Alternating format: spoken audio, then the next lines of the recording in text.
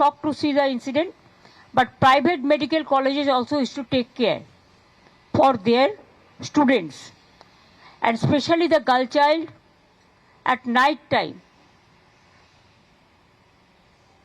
They should not be allowed to come out in the outside. They have to protect themselves also. All right, let's go across to Kishore is joining us live from Republic Bangla Newsroom. Kishore, we have seen already and heard what Mamata Banerjee has said. The BJP has launched a scathing attack on Mamata Banerjee and has questioned the law and order in the state of West Bengal. Well, exactly, and shocking remarks from a woman chief minister herself, where she's saying especially girls should not be allowed to go out at night for their security. This is what Mamata Banerjee, the woman chief minister of West Bengal, is saying in public in a press conference before she is heading for North Bengal, when the whole state is completely so angry. The people are so angry after the incident of Durgapur, where a medical student was gang raped again allegedly, like Arjikor, though we have seen that several other rape cases are also happening, including Jalpaiguri. So Mamata Banerjee has said today that girl child, she's using the word, I think she's wanting to mean that the girl students should not go out at night. They should not be allowed to go out at night. That is what she's saying. And she's saying that it is not possible for the police to go and sit at every home, so everyone has to take care of their own security. She's saying that this is a private medical college, so she's implying that it is not her duty or the duty of the police department, she being the police minister as well, to protect the girls who are studying in a private college, private medical college. This is what she is implying. So people of West Bengal are angry at this remark. The women of West Bengal are bursting out in anger, and also we are getting so many reactions where people are saying, common people are saying that a woman chief minister using such insensible remarks and exposing the severe situation of law and order in West Bengal, especially for women, this is the proof in itself, where the chief minister has to stop, has to say that women should not be allowed to go out at night. This is a severe statement, insensible statement by the chief minister. Right, Kishore, and I just want our viewers to once again hear what Mamata Banerjee had said a short while back. Starting in a private medical college. So all the private medical college, whose responsibility? How they came out in the night at 12:30. And it happens in the, so far I know, forest area. And 12:30, I do not know what happened. Investigation is on. I'm shocked to see the incident. But private medical colleges also used to take care for their students, and especially the girl child at night time. They should not be allowed to come out in the outside. They have to protect themselves also.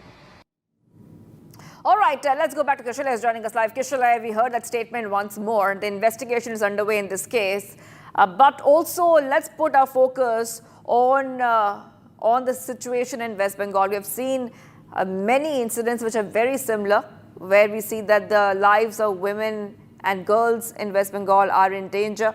We have seen multiple rape and gang rape cases coming in. And the same question keeps getting asked again and again is, why are these incidents coming out from West Bengal again and again?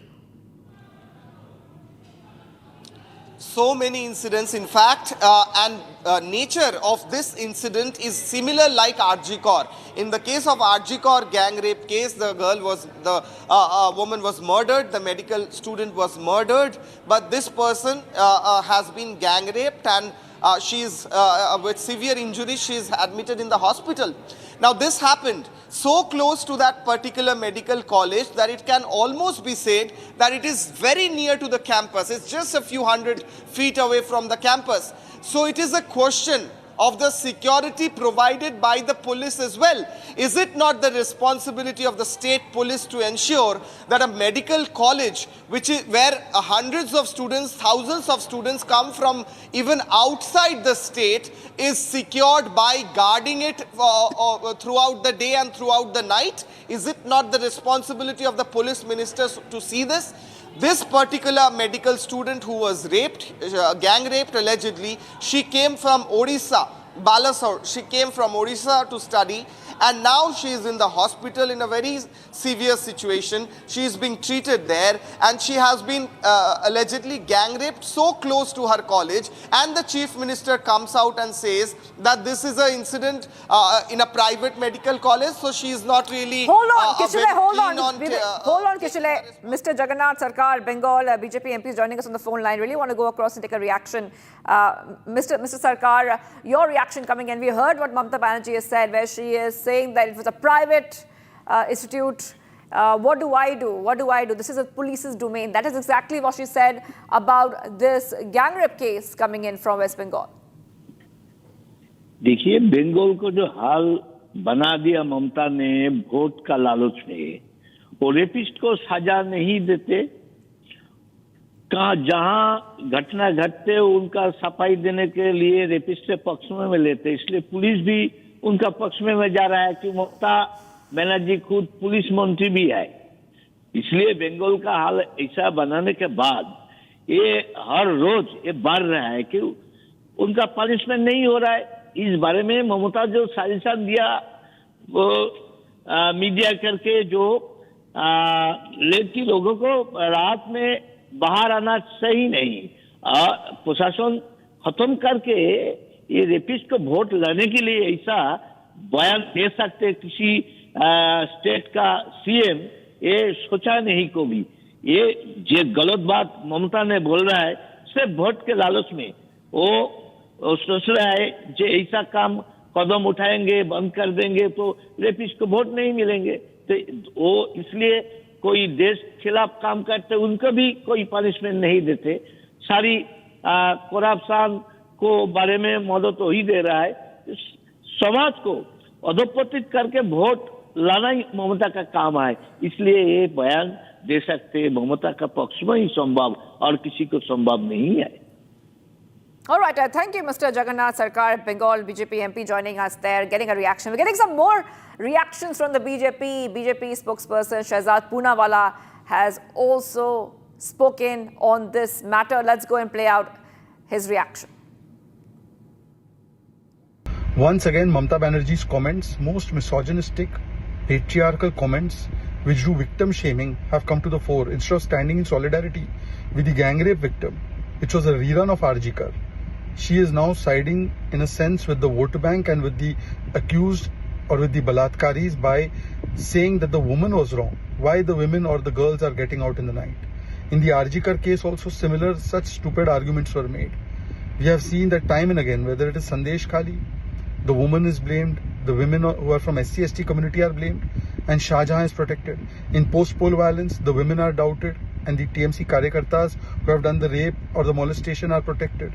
Now in the RG case or in this particular case, the victim is shamed again, victim is blamed again.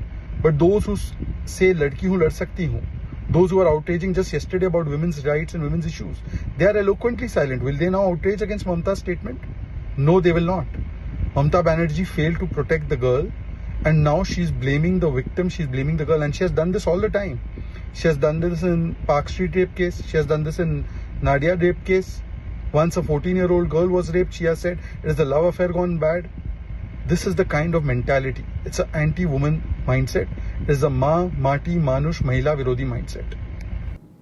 And viewers, Bengaluru South MP Tejasvi Surya inspected the land acquisition site in Lal Bagh in connection with the Tunnel Road project. Here's a quick report. Take a look.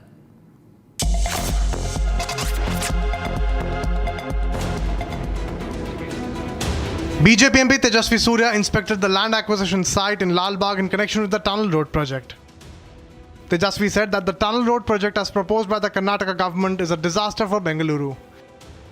Tejasvi further said that the expensive car-only project will not solve Bengaluru's traffic problems. The tunnel road project as proposed by the state government is a disaster for Bengaluru. This expensive car-only project will not solve Bangalore's traffic problems, but it will cause new problems that will haunt generations of people of Bengaluru. Today, I had called the officials of the GBA to come and explain the 6 acres acquisition that they are doing in Lal Bagh. No officials has ever come and made any assessment, any survey or any consultation. I asked them if they have made a environment impact assessment, which is mandatory before a tunnel road project is made.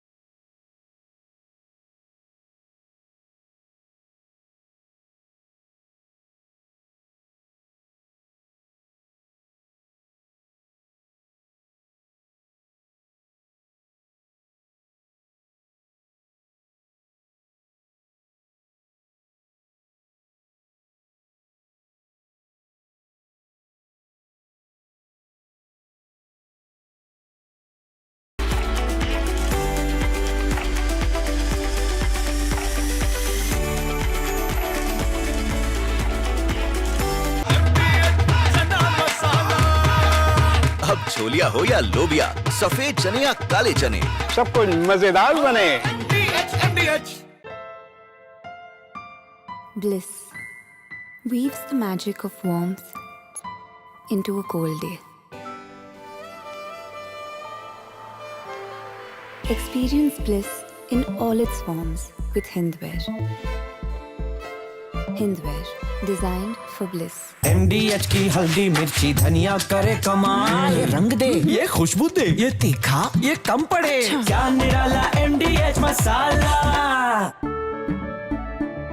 केसरिया से मन जोगी हुआ रे, दिल झूमे देखो मतवारा हुआ रे, केसरिया से मन जोगी हुआ। हर पल मनाओ केसरी त्योहार। विमल, बोलो जुबान Kesari. Are pure suji pasta उबालो मिलाओ और खाओ, 8 मिनट में तैयार। क्या टेस्ट है सबका राजा hardcore masala. Lashkar-e-Taiba's Deputy Chief Saifullah Kasuri, who is believed to be the mastermind behind the Pahalgam terror attack, has openly threatened Prime Minister Narendra Modi in a clip that is now going viral on social media. In the video, Kasuri can be seen praising Pakistan Army Chief General Asim Munir, referring to him as Field Marshal, requesting him to teach a lesson to PM Modi similar to the Pahalgam attack on May 10, 2025. हम सतलुज के किनारे पर इस वक्त मौजूद हैं और ये दरिया सतलुज जो हिंदुस्तान से होता हुआ हमारे जिला कसूर से इसी इलाके से पाकिस्तान में दाखिल होता है। मुझे भी सैलाब के दिनों में ज्यादा वक्त सतलुज के किनारे पे सतलुज की लहरों में सतलुज की ऊपर चलने वाली कश्तियों और बेड़ों में ज्यादा वक्त गुजारने का मौका मिला है और मैं खूब जानता हूं ये सतलुज में जो सैलाब आया है ये कुदरती सैलाब सारे का सारा नहीं था, ये मसनूई था, ये दुश्मन की अदावत थी, ये उसकी गुंडागर्दी थी, ये उसकी बदमाशी थी। और आज भी वो गीदड़ धमकियां लगाता है। 10 मई वो 2025 का 10 मई आज हिंदुस्तान भूल गया। हम कहते हैं अपने सिपह सलार को, अपने फील्ड मार्शल को, आज का ये हजारों का मजमा, ये अपने फील्ड मार्शल को अपने From Asia's largest news headquarters, setting the agenda for Bharat.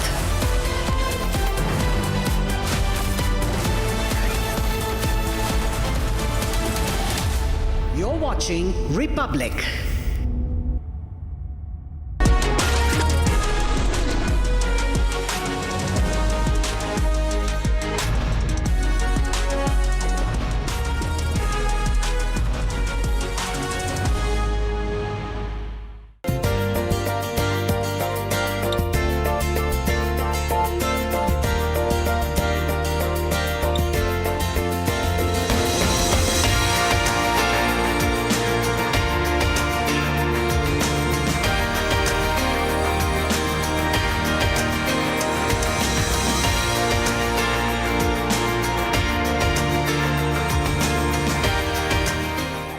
So I'm going to take a moment here and request you to give a nice big round of applause for Mr. Shankar Bala and Bharat Vishwanath, the entire team of Fourth Dimension Media Solutions that has made this happen.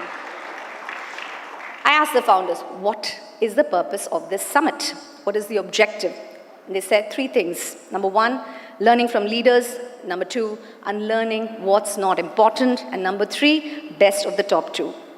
So let's begin the much-awaited summit with the lighting of the lamp. Viravan Tuakamaga, Vilekatral, and for this I invite our distinguished leaders and visionaries whose presence truly elevates this gathering, and through the honors I invite Mr. Satish Kumar T, Chairman and Managing Director at Milky Mist Dairy, Dr. Shanti Duraisamy, Director, Shakti Masala Private Limited, Dr. P.C. Duraiswamy, Founder, Shakti Masala Private Limited, our beloved Vedic scholar, Dushyant Sridhar, M. Krishnan, Chairman and Managing Director, Sri Krishna Sweets, Mr. Ramesh S. Ramakrishnan, Chairman, Transworld. Mr. Mohit Joshi, CEO, Havas Media Network India. Mr. Venkatesh Vijay Raghavan, MD and CEO, TTK Prestige Limited. Mr. M.V. Manigandan, Founder and CMD, Edisa Developers. Mr. Manohar, Director, Pudhiya Thalaimurai. Dr. Rajamani, the CEO of Pudhiya Thalaimurai. May I please invite all of you to join us on stage, light the lamp.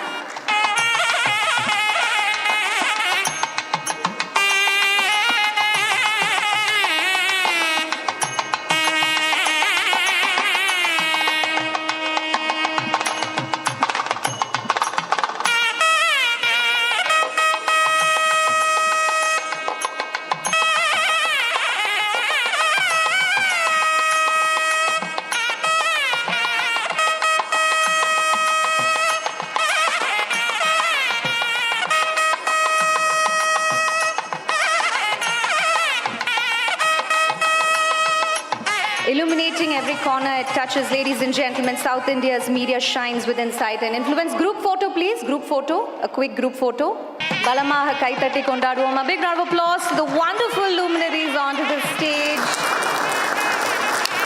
Present the mementos to our wonderful dignitaries on stage. May I please invite Mr. V.K.C. Razak, MD, India's V.K.C. to please join us on stage. Ladies and gentlemen, with a nice big round of applause. Thank you, sir, for joining us. To present it to Mr. Satish Kumar, Tea Chairman and Managing Director at Milky Mist Dairy, to please step forward and accept the memento.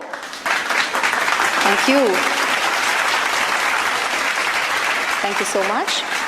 To Dr. Shanti Duresami, thank you for those encouraging words, ma'am. You've been a huge pillar of support. Thank you. To Dr. P.C. Duresami Abargal.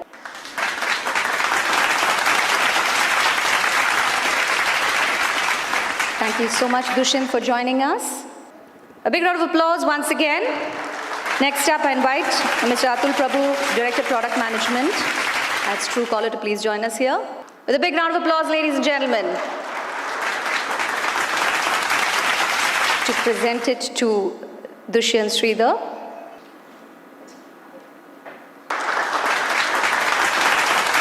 Thank you so very much. To felicitate Mr. M. Krishnan, Chairman and Managing Director, Shri Krishna Sweets. To do the honors, Atul. Thank you. And to felicitate Mr. Ramesh S. Ramakrishnan. Thank you. To felicitate Mr. Mohit Joshi. Thank you, Mr. Mohit, for joining us and making this a huge success with your presence.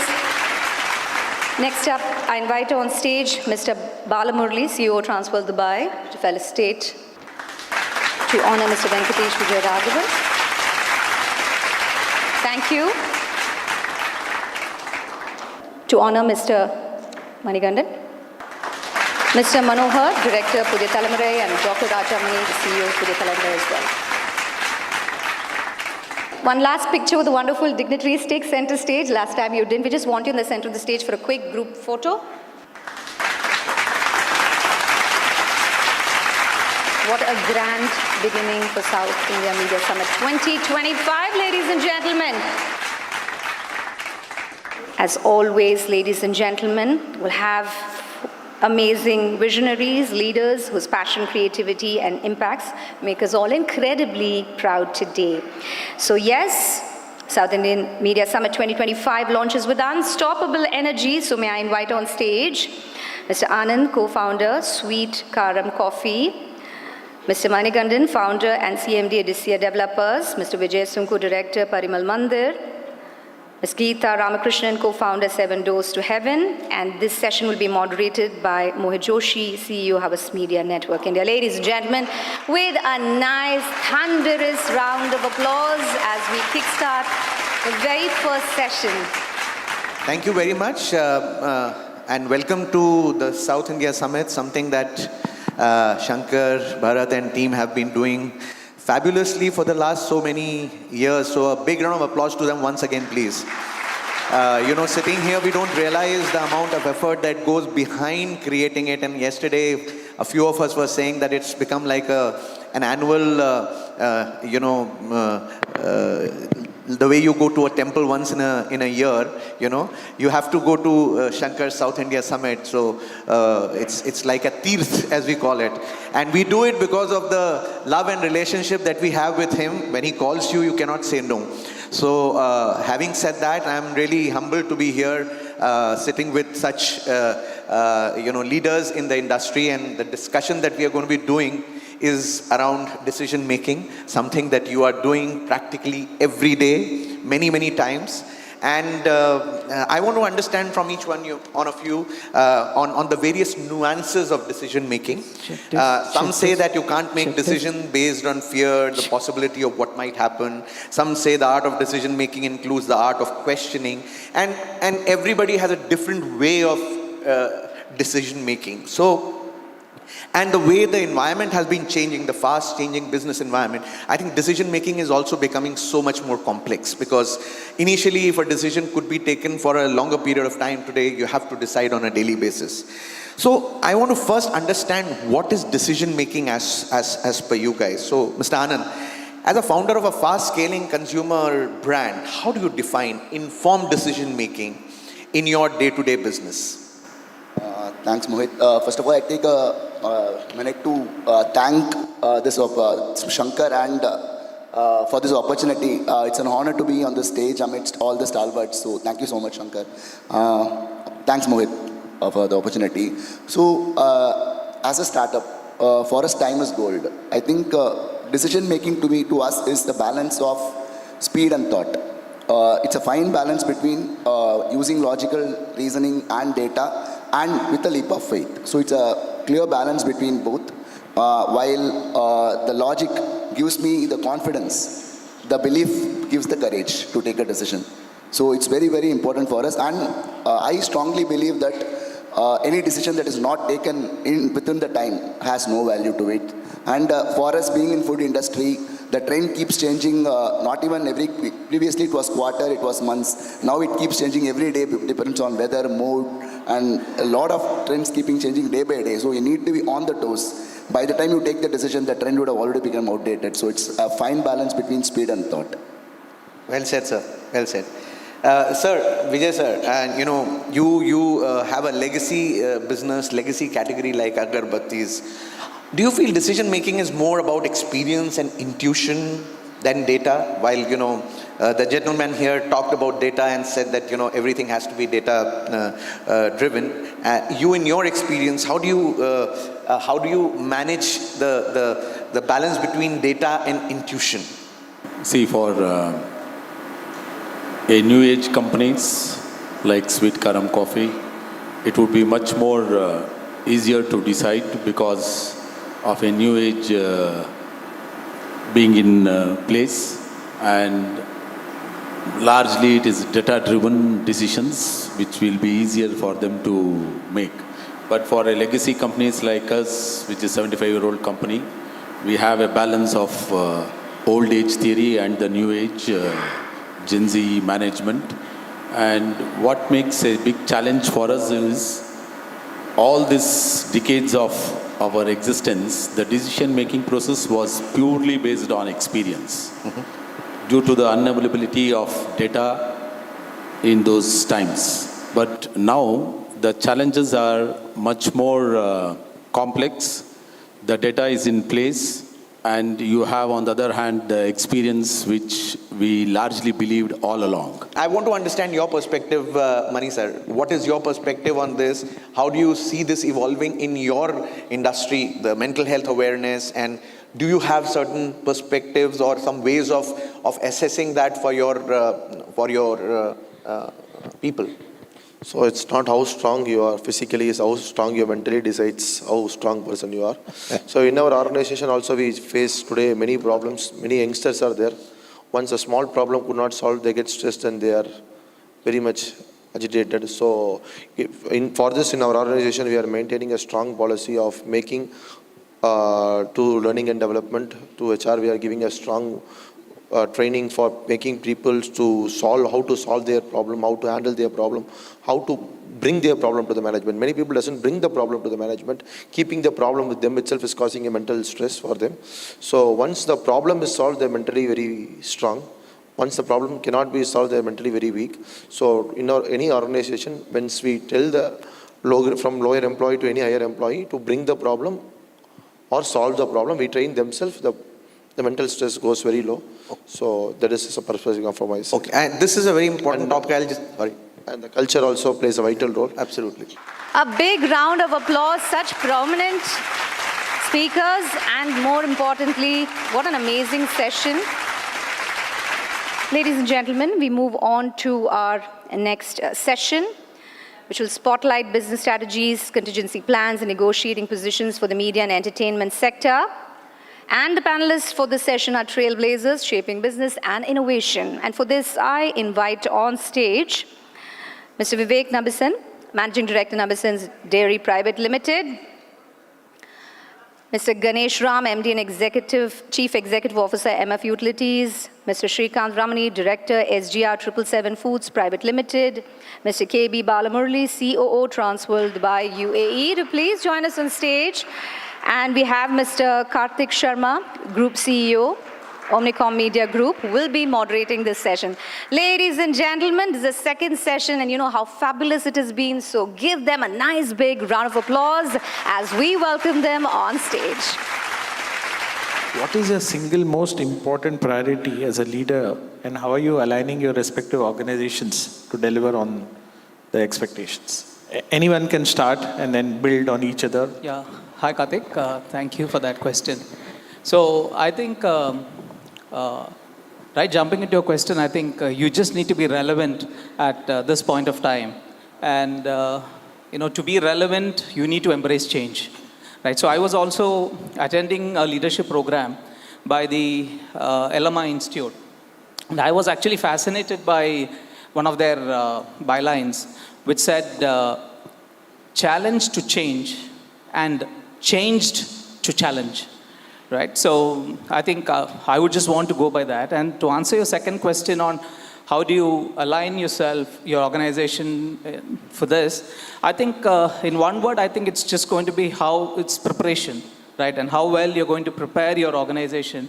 Because I believe that, the will to succeed is important, but the will to prepare is vital. Thank you. The better way is don't look at the market. Right? So just be happy, and if the moment you're going to go to the market, obviously your BP will go up and all those stuff. So better to, but the one good thing is, I just want to ask the audience, as an industrialist, a lot of people are there. How many people have invested or put your money in mutual fund? This portion is not that, this portion is there. Just one disclosure, I'm your customer. I use MF Utilities. No, yeah. So what I'm saying is, I think the better way is to kind of stay invested. SIPs is one of the best. So if you look at India, so it's quite unique. Only 6 to 8% of the household income comes into mutual fund. Whereas in US, if you see, it's around 78%. So there is a huge gap between the Western country and what we have. But I think before COVID, it was not even 1%. Now it has gone to around 8%. I think things are moving on. Actually, of course, profit is important. But when you prioritize the customers, when you prioritize governance, when you prioritize your brand, profit becomes a natural byproduct. Further dwelling into this, prioritizing customers. So we don't provide logistics services, but logistics solutions. So how does the customer and the customer's customer make profit? When you start thinking from that lens, you naturally become the preferred partner for the customer. From a governance perspective, ESG is something very, very important. Sustainability is the key. The customers, the employees of today and tomorrow, they are very much aware of what kind of product they are buying. I know my kids, they don't go to certain retail chains because the labor practices there are not fair. So this is how the Gen Zs and the Gen Alphas are thinking. And talking about the brand image is most important because it's often the customers or your partners pay a premium if your brand value is really at the peak. In terms of the product price per se. So innovation has to keep on happening. So for a company like ours, a recipe of a particular product, to be honest, has to be changed because of the palatability. What kind of food and the taste of the food which my seniors, my fathers or my grandfather had, which we have formulated a recipe, being a 70-year-old brand, would not be in today's generation or to the next generation. So it is not only the recipe per se, it involves all the packaging part, the innovation in terms of product offerings which we do, and also the convenience of the product in terms of the utility of the same product which is being handled. So what we do from our company point of view is we ensure that we retain the core functionality of any particular product per se, but we still keep on changing the finer nuances based on towards palatability. Yes, on doing that, what happens is there's a kind of a cost element which involves, but then the scale most of the time takes care of it. The sourcing strength takes care of it most of the time, and therefore big is always beautiful for us. I also request Mr. John Nair, Chief Operating Officer Trinity, and Princey Roy from ULS Services to please join us here near the stage. Can you pose with the book? We can take a quick photo. Step forward.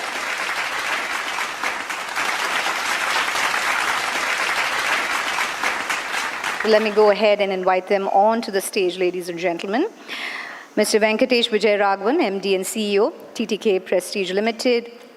Mr. VKC Razak, MD, India's VKC.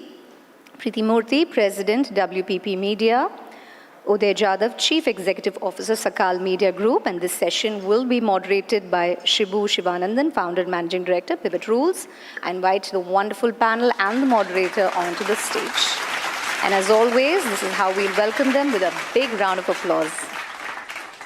Any leader, I think he should have a vision and he should have a strategy. And vision without strategy or strategy without vision doesn't work. So these two things actually, what I would say that he was very good in aligning all these things, and very, very well. And all those big ideas he had, that any leader should have a big idea, and he should have a way to execute that. I've had the opportunity to work with many leaders, many entrepreneurial leaders who've shaped this country as well. See, I think there are two things. A leader, of course, needs to have a vision, but I think the vision needs to be a shared vision that energizes the team, energizes the people, right? And I think most leaders that I've seen succeed is when they're able to actually touch emotionally. You may have your own preferences, you may have your own ideas, but if you're not able to get the emotional connect with the team, energize them, right? And that, I think, is what I see has been the success hallmark of many of the leaders that I've seen. And that's something that I try to personally emulate as well. I think it's very important that you have a vision, the vision gets shared, and you make the people around you believe in that vision, because at the end of the day, it's not your success, it's their success. My cousin brother, my Masi's son, okay. So when he was in college, he wanted a two-wheeler bike for Bombay College bike. So his father gave a 3-4 hour lecture on how he grew up near Trivandrum, how he used to do 2 buses, or he used to sometimes walk one and skip a bus so that he can save money. He said, your problem, your father didn't give you money. Okay, now his son, my brother was buying a car and upgrading his car. His son gave a good lecture on what are you going to do, save that. I don't want your money, I want the car now. Why don't you, instead of this A car, why don't you buy a B car? So this is how the values shift. He says, don't keep for future. You live now, YOLO, FIFO, LOFO, all those jargons come out. On the lighter note, though it is true, I like to say, we in Maharashtra say we normally do 4 mistakes in our life. Or we did 4 mistakes. One, we spend a lot of money in the marriages. Then after the marriage, we normally buy our good flat and we took loan for paying the EMIs. Once we get good flat, we buy car. And if money left, we buy LIC policy. These are the normal mistakes we do. But when I look or interact with the new generations, they are very asset light. They want to, as you mentioned, they don't want to buy a flat. They want to be staying in the rental house. They don't want to buy car. They would like to prefer use Uber or Ola. They don't fall into the long-term relationship. That is also scary. But they are looking for the very short-term relationship, convenient relationship. But I think it's completely changed. They also changed their terminology.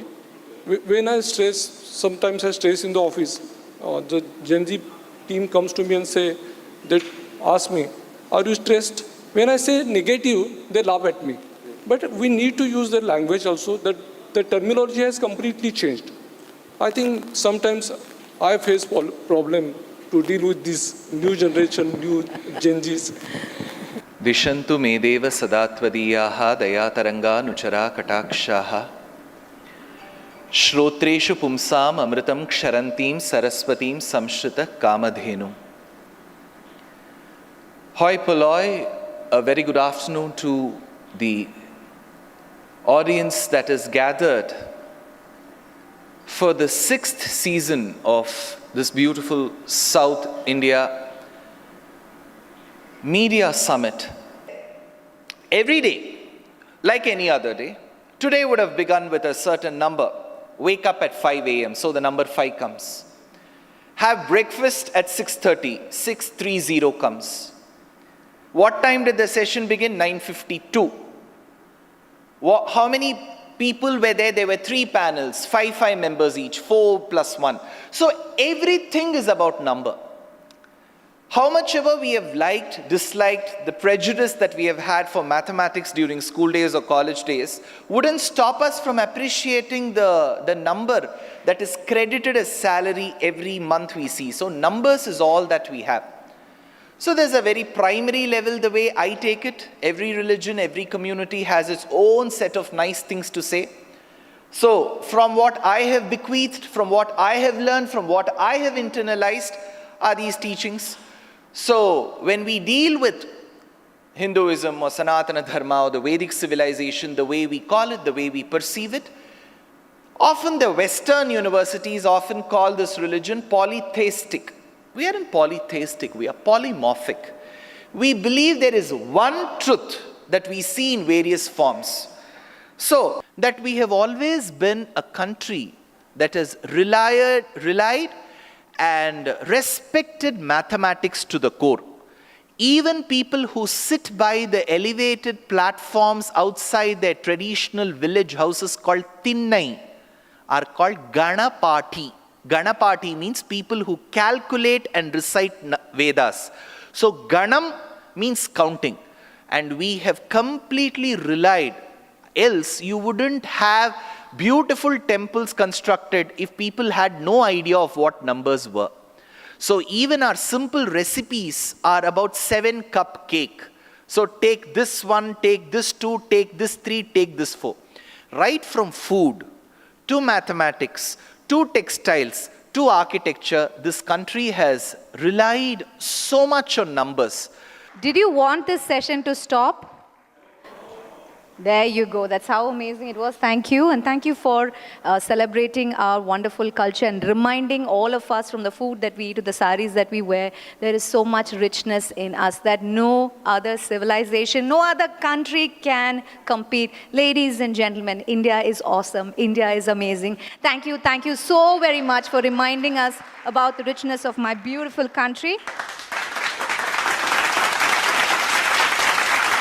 Mohit Joshi, CEO of Havas Media Network India, a leading media agency in our country, and under his leadership, Havas Media Network India has evolved into an integrated powerhouse, aligning media, digital, data, technology and content, and yes, under one cohesive strategic vision. So can I invite Mr. Mohit Joshi onto the stage, affectionately known as Mojo, known for his Mojo selfies. Thank you. And also another stalwart joining this session. His multi-sector experience from FMCG to e-commerce to telecom broadcast gives him a broad view of consumer behavior, media trends, and what works where. He's known for pushing strategic, measured, and creative use of media, and not just run-of-the-mill campaigns. Put your hands together for Jaikishan Chapru, Head Media and Brand PR, ITC. Thank you, Mohit, and thank you, Jaikishan. And thank you very, very much to my dear friend Shankar for organizing this magnificent South India Media Summit. At the start, I would like to say that I am very proud of my association with Fourth Dimension Media and with Shankar. And the way he puts the industry together, the way he's put all of you in one room is truly commendable. So I think we should have a round of applause for this fantastic man. And we're very proud of our association with Shankar. Thank you, Shankar. India Shining, was a slogan given in 2003-2004, coined largely by Pramod Mahajan before the 2004 elections, which ended up being a bit of a flop show for the BJP in 2004. So now every time the opposition also says that they said India shining then, but the results were not shining for them. So when you talk about India shining, there's always a political angle to this. That, the government's trying to give a picture of India shining, but on the ground things are not India shining. On the ground things have not changed. On the ground people are unhappy. And before every election in our country, there is a group of people who call themselves the limousine liberals. Some people from the media who have never gone outside Greater Kailash in Delhi. And before every election, they get onto their chartered planes, they travel around and they say, oh, we've seen the heat and dust of the country and things are not so good. This time I think BJP will lose. This time I think Rahul Baba will come as Prime Minister. So there's a context to that question. Now if I compare, Mohit, it is not 10 years, it's actually therefore 21 years since that slogan of India Shining came. But things are vastly different today. In 2004, on the basis of very little achievement, there was a very big marketing claim that had been made by Pramod Mahajan, and he thought the country will get carried away with it, and unfortunately Prime Minister Atal Bihari Vajpayee gave him the freedom, do what you want kind of thing, and the BJP did not do well. The situation here is very different now. In 2004, yes, you had good growth. So that time also the argument is made, there was good growth then, but the BJP was voted out. There is good growth now, but it's not seeping onto the ground. The difference is in 2004, we had growth of about 6.7, 6.8%. Little marginally different from what it is now. But our inflation was technically 8.2%. Practically, if you would ask people, in 2004, it was almost in double digits of 10%. In this period, now we see the 2014 to 2024 period, I'm not talking of the present, the growth is 6.7, 6.8%. But the inflation is 5%, sometimes under 5%. So you cannot compare 2004 to 2025. I would say things are much better in Modi's India than it was in Vajpayee's India, in terms of for the people. Because Narendra Modi has done a lot of things which previous governments did not. You have a stable economic growth. You have GST. You have GST rationalization. You have demonetization. You have UPI. But most importantly, Prime Minister Narendra Modi understood on day one that the biggest problem in our country is we have a lot of money, it doesn't reach the people. So he did direct benefit transfer.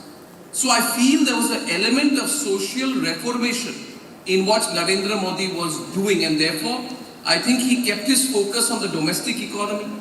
It's not only a marketing focused campaign, and if you were to tell me therefore, shining then compared to India shining now, I would say it's too much to say India shining, but India is far better in 2025 than it was in 2024, which is the reason why when people say, oh, will what happened in Nepal happen in India, will what happened in Bangladesh happen in India? Absolutely not.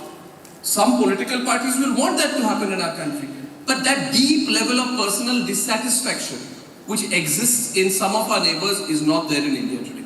So I hope that's a broad answer to your specific question. Absolutely. A big round of applause, ladies and gentlemen. I know you've been enjoying the sessions. Let me read the energy in the room. Over to you, Jackson sir. Given that we have media experts sitting out here and marketeers sitting out here, given the current situation, the media landscape, the shift in viewership patterns, shift from appointment viewing, shift to watching short duration content, I think there are a lot of things that are happening, and I think this is amongst one of the better panels to kind of pose certain questions. And so let's kind of hear from the experts. All right, if I may go, I think one of the core philosophies that, most of the agencies, and I'm talking here about us specifically, I think there is a shift between channel budget allocation to audience budget allocation. I don't think there is anything that is not available on digital. Yet, TV has its own charm. I believe there are fixed ad slots, and the reach is culminating very well. But the measurement, the getting your cohorts right, everything works very well in digital. So for us, it's an integration of screen agnostic planning that's working well. And if I were to keep my answer very short, we would rather be present where the audience is. It can be digital outdoor, it can be TV, it can be print, it can be online video, it could be short form, it could be influencer. Selection is just a function of this. Coming to an advertiser now.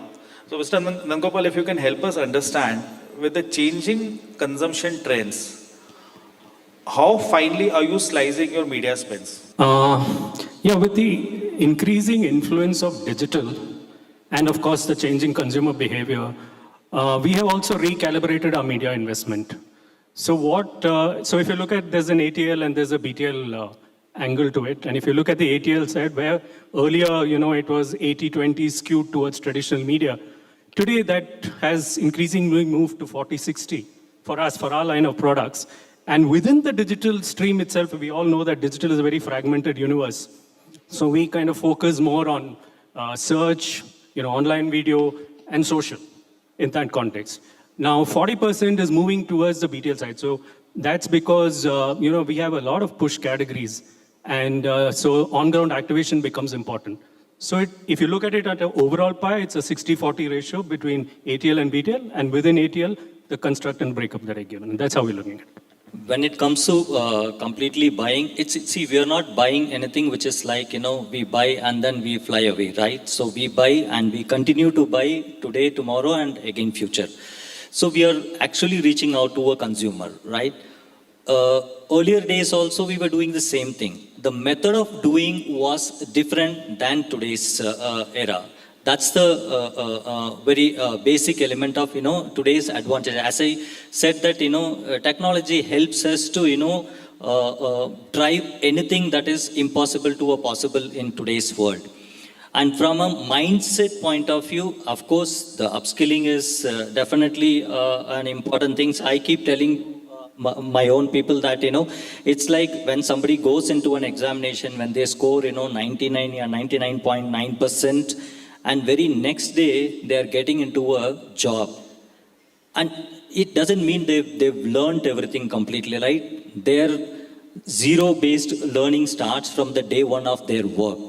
That's how that whenever any medium, any newer tech opportunity comes, that's what actually makes us to learn and to be paced up with it so that, we can actually make use of those platforms, keeping the principles and ethical guidelines and the brand safe guidelines intact. We go and actually, deliver the return for the brands. So I don't think so much of difference, what we have been doing it, but now we are doing it in a better, passionate way, and there are a lot of competition exists around us. If you blink your eyes, and maybe you will get vanished from this place. So you have to be awake and keep delivering. Your own benchmark becomes your own target for tomorrow. That's what it is. Yeah, because one of the key challenges that one would anticipate coming on digital is also the fact that if there's something new coming in, there's no benchmark. Whereas, on television or print, you would always have you will draw a parallel and have an analogy. On digital, it becomes completely difficult to kind of have a benchmark and then justify the rate that's coming in. So my boss is sitting and laughing. When I said my own benchmark becomes my target, now he knows what target to give next year. He's sitting in the front seat and laughing. You did also touch upon some interesting formats on your platform. So 2-3 questions were just kind of floating in my head. One is, what are the typical challenges you face with advertisers? Second is, how does one measure success on a platform like Truecaller? And maybe if you could just give some use case examples, whether it's in examples from India or abroad, it would definitely help understand how we can kind of partner with Truecaller as a platform. My answer might be more than 1 minute, but... I'm used to it. Okay. So, that's a tricky question about the challenges we face. I'm in a room full with advertisers. I better be diplomatic about this one. But I'll just say that challenges happen when one interacts, and I think there are ways that we have found to overcome and move on. Challenges can also drive a certain amount of innovation, and that's exactly what happened with Truecaller ads. We took real feedback from our partners and built out our whole full stack solution offering to them. I mean, I quoted some numbers earlier about the kind of reach and scale that we have. So we were typically known as being a brand, like a mass or a branding format, and at scale. We then built this out into more offerings for middle, your consideration buckets, where you have innovative plays other than display to kind of, tell a story, tell a brand story, something we could refer to as Truecaller Play. And then we do have the lower end of the funnel as well, where brands have clear performance KPIs, and we have different buy models that also facilitate this. And I have to thank the advertisers for actually pushing us in that direction. And now they have a whole portfolio that they can choose from.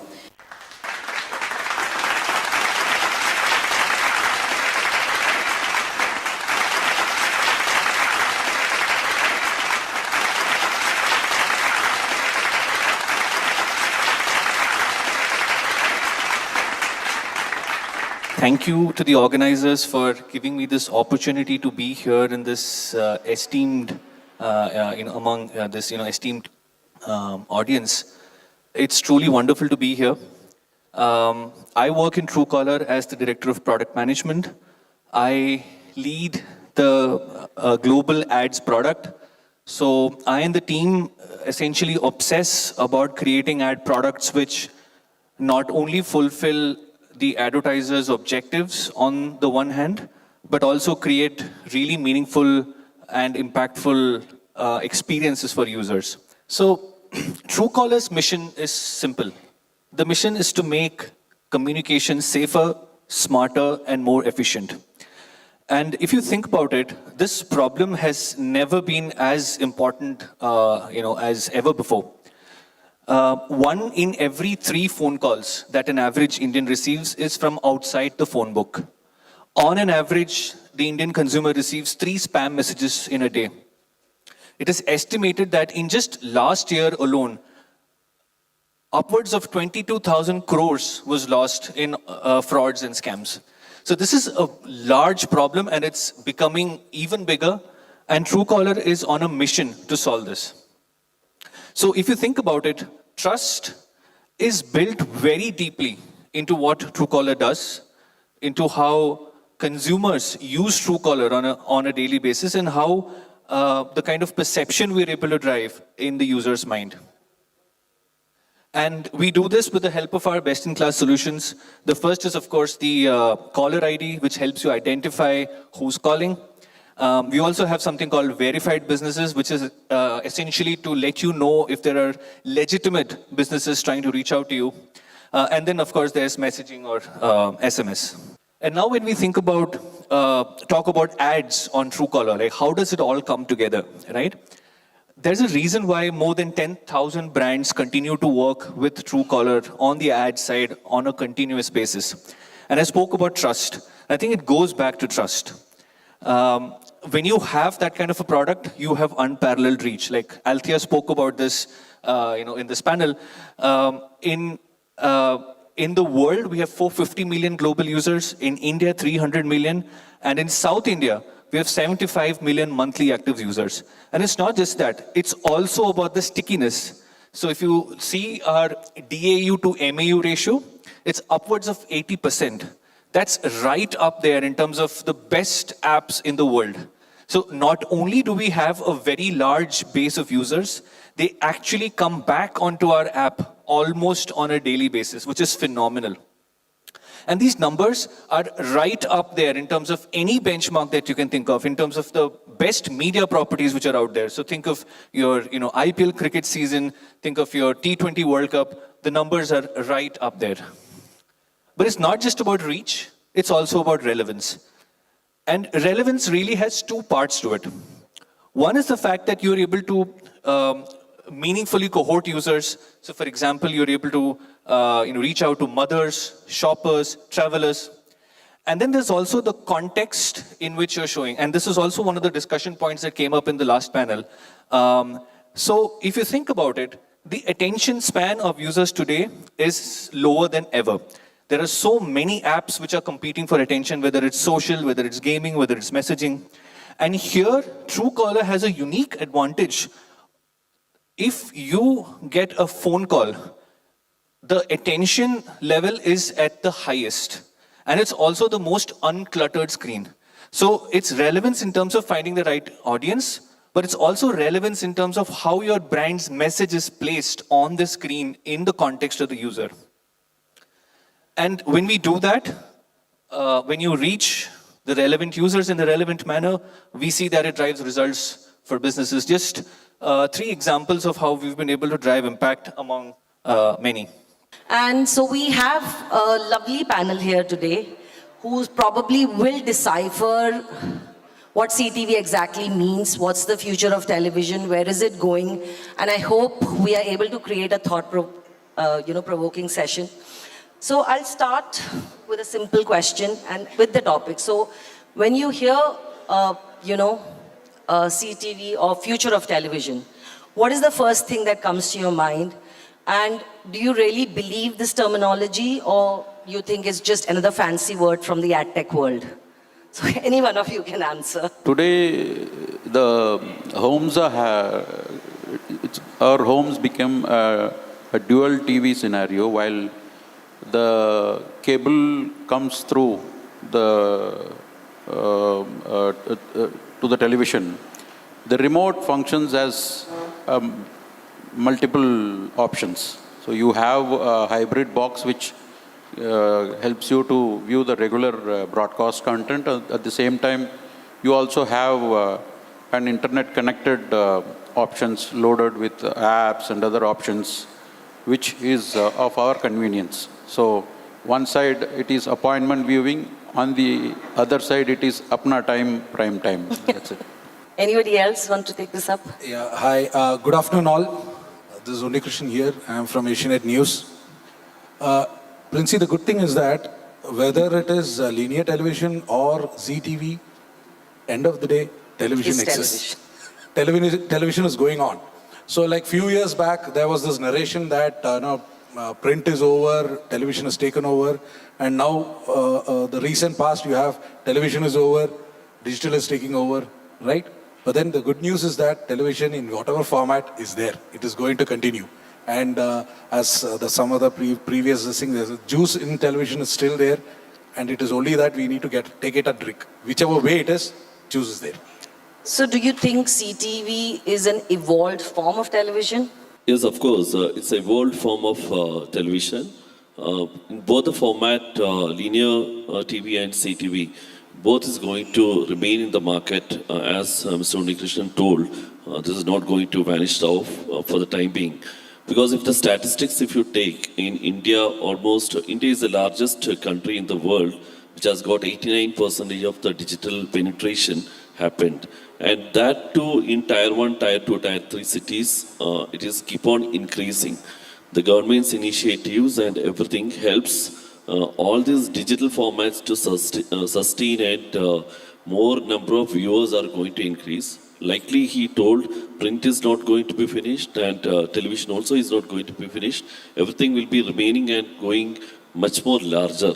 And the kind of innovations with the AI supported and data oriented systems which is generating in the market, which helps customers like us wanted to reach to the right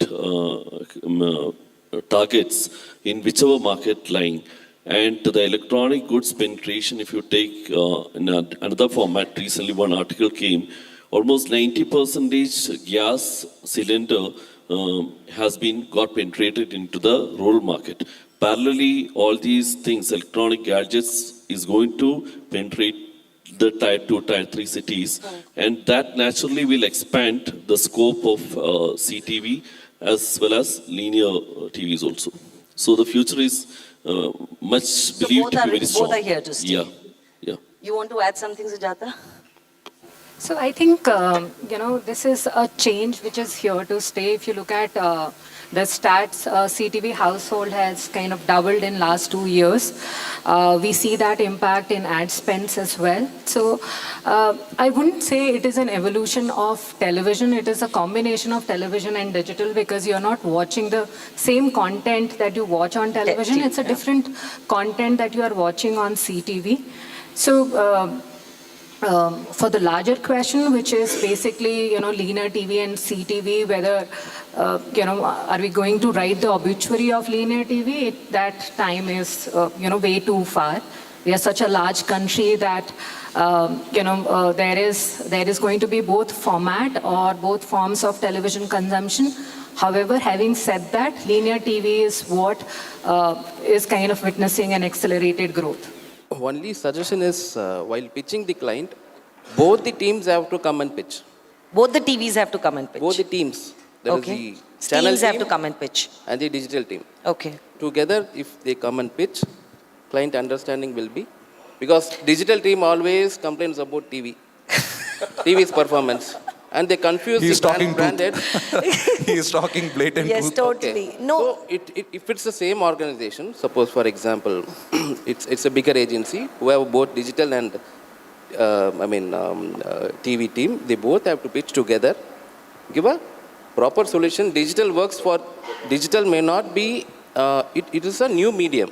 It takes its own time to settle down. Okay. So you should have a proposal, or the team should explain to the management or the brand managers there, 80% or 30% should be digital, 70% should be TV. Some kind of a combo. Should be a combo. The way you're saying, I think it's a very ideal scenario, and I would love, I've been salesperson for a very long time, but unfortunately TV and the discussion around both the things is very different, because TV generally is taken, people think awareness. The moment it comes to digital, it's all about performance. So the journey becomes very different, but yes, completely feedback taken that. TV is a mass medium, no doubt. It doesn't address you think digital is not becoming a mass medium? It doesn't address the right TG. It is throw in the air, TV. But digital, you have that option. You have the option, yes. You can hit whom you want to hit, out to that TG. So it should be a collaborative collaboration, absolutely. I totally agree. Any innovations is always welcomed properly if it been explained by the media people to the clients. That's my only Thank you so much. I think for all the salespeople, ad salespeople, if there are any, you should take this feedback, both offline and online teams. And thank you so much. I think it was a wonderful session. And again, the future of television is very, very bright. Wow, wonderful to hear that. A big round of applause.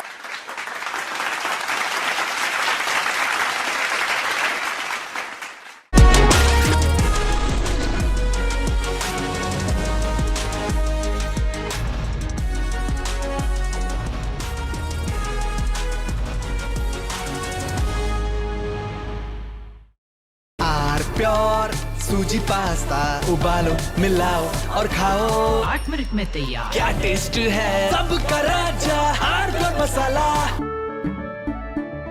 केसरिया से मन जोगी हुआ रे दिल झूमे देखो मतवारा हुआ रे केसरिया से मन जोगी हर पल मनाओ केसरी त्योहार विमल बोलो जुबान केसरी दादी के हाथों का जादू और खुशबू से महकता घर, माँ की मुस्कुराहट और खाने की सुगंध। MDH गरम मसाला, क्योंकि हर रिश्ता है स्वाद से जुड़ा।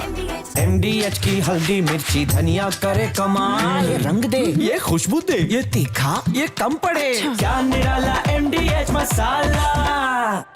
Attorney General Bondi, why did you publicly claim to have the Epstein client list waiting for your review and then produce nothing relevant to that claim? Senator Durbin, if you listen to my entire clip on that, I said I had not reviewed it yet, that it was sitting on my... In February, you made a public claim that the Epstein client list was, quote, sitting on my desk right now for review, end of quote.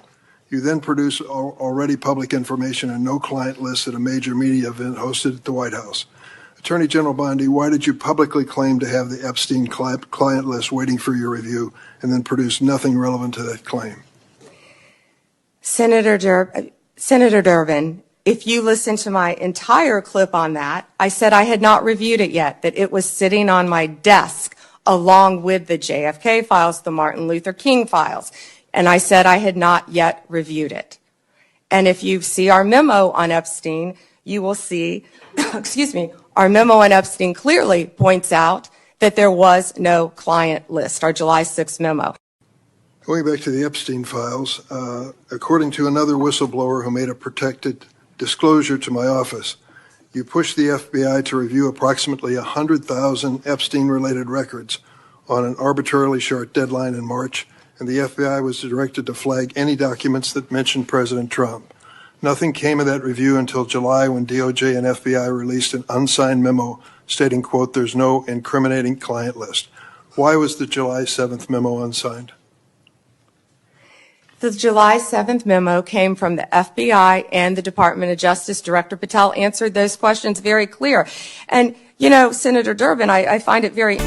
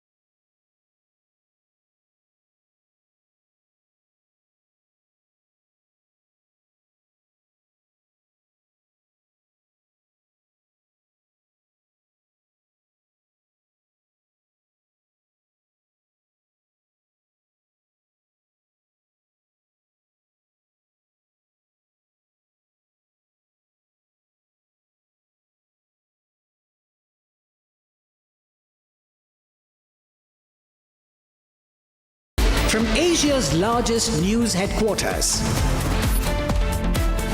Setting the agenda for Bharat.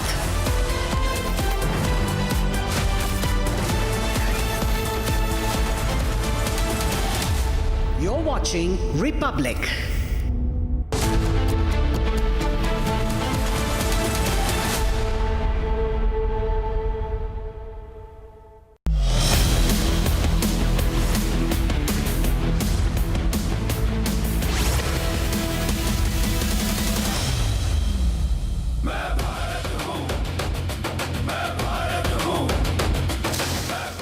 Cristiano Ronaldo has already etched his name in football history with over 900 career goals across clubs and country. But as he continues to defy age and expectations, the burning question for fans is that can Ronaldo reach the magical 1,000 goal mark before he finally hangs up his boots? That's the big question on our sports meter today. Scan the QR on your screen and have your say, because your votes decide the score.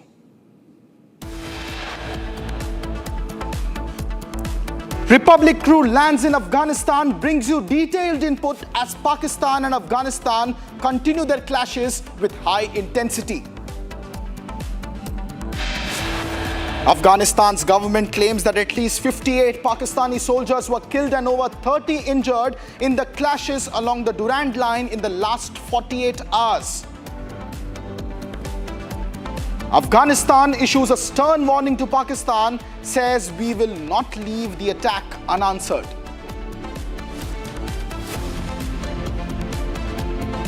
Taliban minister says Pakistan is harboring ISIS terrorists on its soil.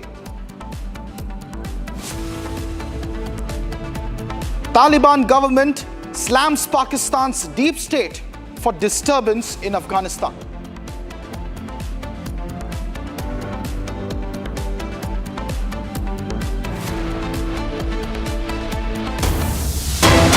Ladies and gentlemen, we are starting this bulletin at 4 p.m. with fresh breaking news input coming in from Afghanistan, the only network reporting from ground zero. These are visuals after Pakistan closed the border crossings of Afghanistan following the clashes and exchange of fire between the two forces overnight, in which Kabul has claimed 58 lives of Pakistani soldiers. In the latest on your screen, ladies and gentlemen, is we have a picture access from today's Pakistani attacks in Kandahar. That's the latest escalation on the Afghanistan-Pakistan war alert in the last 24 hours, when Afghanistan is claiming that more than 58 Pakistani soldiers have been killed by Afghan forces along the Durand Line border. These are fresh visuals that Republic is accessing from ground zero from Kandahar, where Pakistan has reportedly once again struck Afghanistan. As the series of fire escalates between Pakistan and Afghanistan in the last 24 hours, we have seen high-intensity battles along the Durand Line, which is the formal border between the Pakistan and Afghanistan territories, which has a difference of perceptions. My colleague Chandrakala is joining us live on the broadcast with more details on this story. Chandrakala, what's the latest exclusive stills and images that we have accessed now from attacks, Pakistani attacks in Kandahar? Well, absolutely. The strike still continues. And now that we have access picture from today's Pakistani attacks in Kandahar, we have seen we have seen the Afghan spokesperson, Jabihullah, also, of course, giving out a message to Pakistan that Pakistan has turned blind eye on ISIS. Of course, now that, and also has said that, has warned Pakistan to stop, propagating, of course, as far as terror elements is concerned. The Afghan spokesperson has made it clear in his press conference that Pakistan has turned blind eye, and that and the Afghan soil will not be used for cross-border terrorism. Now this retaliatory attacks, now also we have seen the Afghan foreign minister, who is on a visit in New Delhi, has condemned this attack, and of course has said that it wants good relations with Pakistan. And he definitely, he don't want to answer when he was asked about the retaliatory attack that is taking place. He has no answer to that, but has come up with a statement that Pakistan and Afghanistan want good relation with each other, and now this particular, the retaliatory attack between both the countries now continues. And of course, we have seen the Afghan spokesperson also giving out a statement warning Pakistan on this attack. Now, the Pakistan closed border crossings with Afghanistan following exchange of fire between the forces of the two countries overnight, in which Kabul claimed to have killed 58 Pakistani soldiers. So yes, a very, very grim situation right at this moment as far as the clashes are concerned. Now, the foreign minister, this comes at a time when the foreign minister, Afghan foreign minister Muttaqi, is on a visit to New Delhi. This comes at a very, very crucial time when he is here in New Delhi to reset ties with India. So yes, a very crucial developments, and he has now cancelled his visit to Agra, and there are of course he is scheduled to meet the Afghan community here, but given the situation back in Kabul, he might cut short his trip at this moment. When he was asked about this particular attack, he has no answer but saying that Afghanistan wants good relation with Pakistan, and that this continues, and that he has also warned Pakistan about the situation. And we have also seen the Afghan foreign spokesperson Zabihullah giving out a strong message to Pakistan on this. And now we have accessed a picture from today's Pakistan attacks in Kandahar. So yes, the situation is really grim back in Kabul right at this moment. Over to you. Thank you so much, Chandrakala, for tracking those developments. Ladies and gentlemen, those are the latest skills coming in from Kandahar there, where visuals are now of a strike. Meanwhile, more breaking news inputs are coming in on Republic, which is the only network, ladies and gentlemen,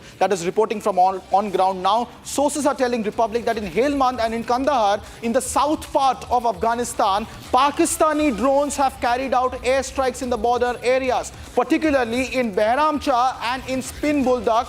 One source to Republic has also said that these strikes took place in Spin Buldak at around 11:30 a.m. this morning on Sunday, that is October 10th. And some other sources have also told Republic that these strikes in Spin Buldak have not just targeted, ladies and gentlemen, military infrastructure, but have also attacked civilians in residential areas in addition to military positions, and that there have been no casualties so far is the input that Republic is receiving from ground zero in Afghanistan at the moment. But the latest series of escalation is that in southern Afghanistan, along the Durand line, in bordering areas in Kandahar and in Helmand, Chandrakala, my colleague, continues to remain live with us. Chandrakala, in Helmand and in Kandahar, now information coming in of drone strikes and even potential targeting of civilian areas by the Pakistan armed forces there. No casualties being reported so far. What's the latest that you are picking up on this story, Chandrakala? Well, of course, the sources are saying that, sources in Helmand and Kandahar in the south of the country say that Pakistani drones have now carried out airstrikes, or retaliatory airstrikes in the border areas of Bharamsha and Spin Buldak. One source is of the view that said that the airstrike took place in Spin Buldak at 11:30 a.m. Today, that's October 10th. Some other sources are of the view that in Spin Buldak, drones have attacked civilian residential areas in addition to military positions, but there have been no casualties so far. Yes. Right at this moment, when the diplomatic, of course, we see that India and Kabul are on the verge of resetting ties. The foreign minister is on a visit, and now, of course, Pakistan is not keeping quiet. This particular visit must have irked Pakistan to an extent that this is happening right at this moment. So we continuously track this development right at this moment, and we have seen the Afghan spokesperson today during the presser has also sent out a message to Pakistan that Pakistan has turned blind eye as far as terror elements are concerned. So yes, a very, very important development right at this moment. And strikes continue. Of course, the situation at the border is not really good. And of course, the Afghan foreign minister is in Delhi. He is continuously monitoring the situation. He might cut short his trip to India. So a very, very crucial development. Over to you. Thank you so much, Chandrakala, for bringing us those details, ladies and gentlemen. The Afghan foreign minister, Amir Khan Muttaqi, is also in India. As you all know, he's on a 6-day visit. So far, indications are that he may or may not cut short his visit, but he is in New Delhi at the moment. He also had a second press conference earlier today. And here's a soundbite of what he has said about Pakistani drone strikes carrying out unabated in Kandahar and Helmand. Listen in to the reaction of the Afghan foreign minister from earlier today. Pakistan के साथ हमारे ताल्लुकात का एक चीज़ वाज़ेह करना चाहता हूँ कि पाकिस्तान का आवाम और पाकिस्तान का जो सियासून है और हुकूमत में भी अक्सर लोग जो है वो अमन पसंद लोग हैं, वो अफ़गानिस्तान के साथ अच्छा ताल्लुकात चाहता है। पाकिस्तानी आवाम और पाकिस्तानी सियासून के साथ हमारा कोई मुश्किल नहीं है। पाकिस्तान में कुछ ख़ास हलके हैं जो हालात को ख़राब करने की कोशिश कर रहा है, तो अफ़गानिस्तान अपना सरहदों का, अपना फ़ज़ा का हक़ महफूज रखे और जैसा कुछ खिलाफ वर्जियाँ हुआ है उसके फ़ौरन जवाब भी दिया। और फिर रात जो इंतकामी ऑपरेशन हुआ तो उसमें हमारा जो हदफ और मतलूब था वो हासिल हुआ। फिर हमारे दोस्त ममालिक जैसा कतर और सऊदी अरबिस्तान उन्होंने ख्वास्ता, उन्होंने तलब किया कि अभी जंग रुकना चाहिए, तो हमारे तरफ से जंग रुका हुआ और अभी हालात कंट्रोल में हैं। तो हम अच्छा ताल्लुकात चाहते हैं, हम मुज़ाकरात के दरवाज़े हमारा खुला है सबके लिए। हम अफ़गानिस्तान में अमन लाया है, हम सारे खित्ते के अमन चाहता है।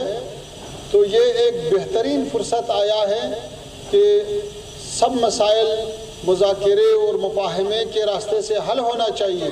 सारे लोग मुत्तहिद हैं और इमारत का साथ खड़ा है। तो इमारत का जो पॉलिसी है वो ये है कि पहले तो मुज़ाकरा और मुफाहमा से सब के सब मुश्किलात हल करना चाहता है। हम ज़ीरो टेंशन के तरफदार हैं और अगर और नहीं चाहता है तो फिर अफगानिस्तान के पास और रास्ते भी है।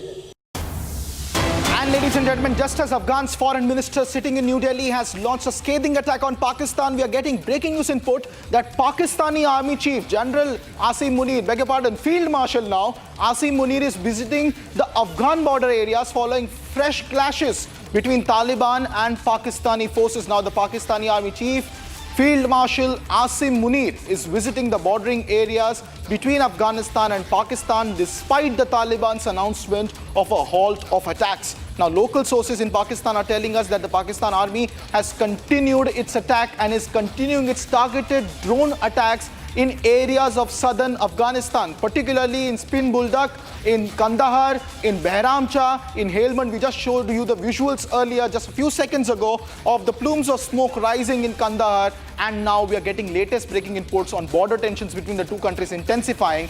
And now even Pakistan's Field Marshal Asim Munir going to the conflict-hit parts. My colleague Chandrakala continues to remain live with us, who has been tracking details on this story. Chandrakala, now Field Marshal Asim Munir rushing to the bordering areas where they are trying to establish air superiority over the Afghan Taliban, and unabated drone strikes are continuing despite calls for de-escalation from the Afghan side following a very fierce retaliation. What is this entire visit supposed to signal? What are you picking up, Chandrakala? Well, a very important visit right at this moment, and the Pakistani Army Chief is now visiting the Afghan border following fresh clashes between Taliban and Pakistani forces, where this sends out a very, very important message. Of course, now Afghanistan has asked for ending this particular clash, but yes, of course, Pakistan continues to retaliate. Now, the Pakistani Army Chief has visited the border areas of the two countries despite the Taliban's announcement of a halt to attacks. Local sources are of the view that Pakistani Army has continued its attacks and its drones targeted areas in Spin, Boldak, Kandahar and Helmand today. Now, border tension has intensified between both the countries in recent weeks, and concerns have absolutely grown about the spread of this conflict. Now, we have seen the Afghan foreign minister also from the soil of, from here in New Delhi, has sent out a strong message to Pakistan. Although he has said that it wants a good relation with Pakistan, but also warned Pakistan to not continue with its terror elements. So a very, very strong message being put out. Although Afghanistan has called for a has announced to halt this attack, but the Pakistani Army Chief has now visited Afghan border to take stock of the situation, and the Pakistani Army continues to attack Afghanistan in different border areas of Afghanistan. Over to you. Thank you so much, Chandrakala, for tracking all those details for us. Meanwhile, ladies and gentlemen, more breaking news updates are coming in from West Asia, where concerns are rising over the Afghan and Pakistan situation. West Asian nations have now expressed concern over the rising tensions along the Pakistan-Afghanistan border. In fact, they are urging both sides to show restraint and resolve dispute through dialogue. The Qatari Foreign Ministry statement is calling for diplomacy and de-escalation in the interest of regional peace and stability. And here's what's happening in West Asia. Even if they are looking at the Israel-Hamas situation, concerns are now high over Pakistan and Afghanistan.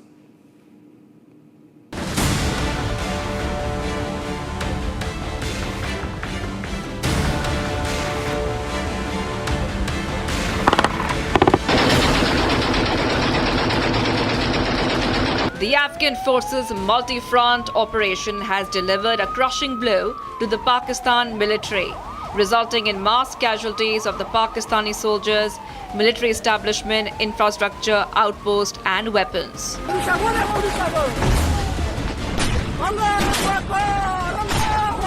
The Afghanistan-Pakistan border witnessed a massive escalation in tensions as Afghan forces launched a full-blown retaliation against Pakistan days after unprovoked airstrikes in Kabul and other Afghan cities.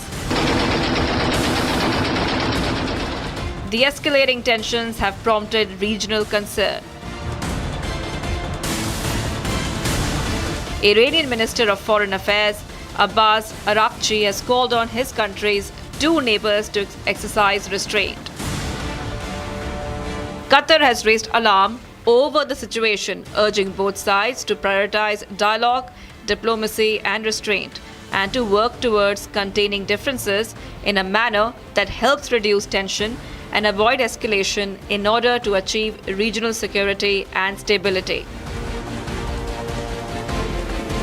The Saudi Arabian Ministry of Foreign Affairs has issued a statement urging both Pakistan and Afghanistan to keep self-restraint to avoid further escalation.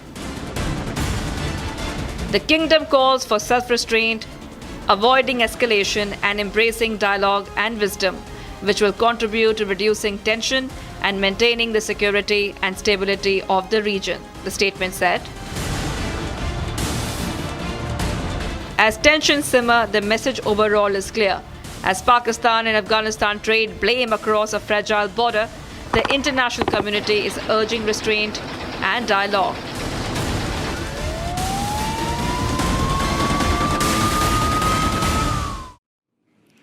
Well, that's the latest coming in from West Asia. Meanwhile, the Indian Armed Forces are also showing their might and preparedness. In a major show of India's future warfighting capabilities, the Northern Command has launched exercise Vidyudh Vidwans, a high-tech tri-services military drill combat testing readiness beyond conventional battlefields. The focus of multi-domain operations is under the lens. Scanning spaces, cyber, electromagnetic and cognitive warfare is the main focus of this operation.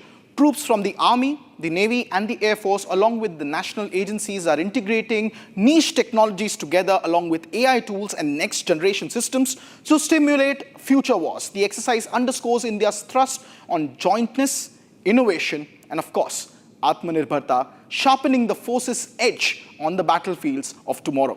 Here's a detailed report on what this exercise is all about.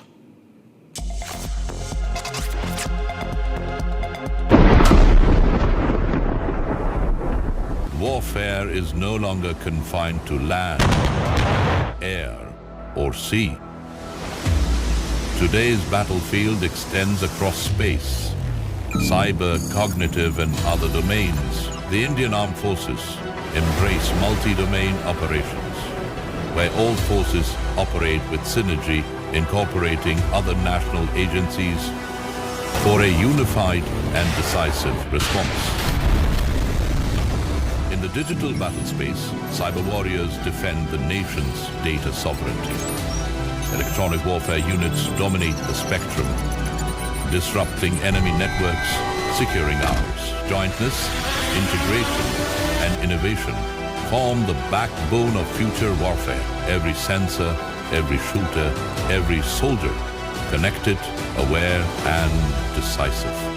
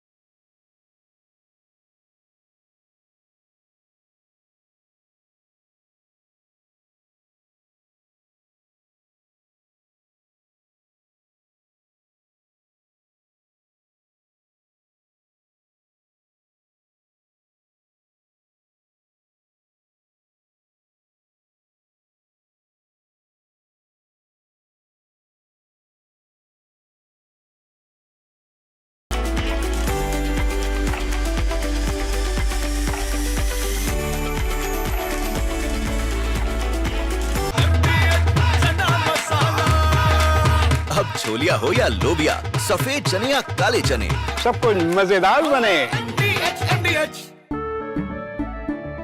केसरिया से मन जोगी हुआ रे, दिल झूमे देखो मतवारा हुआ रे।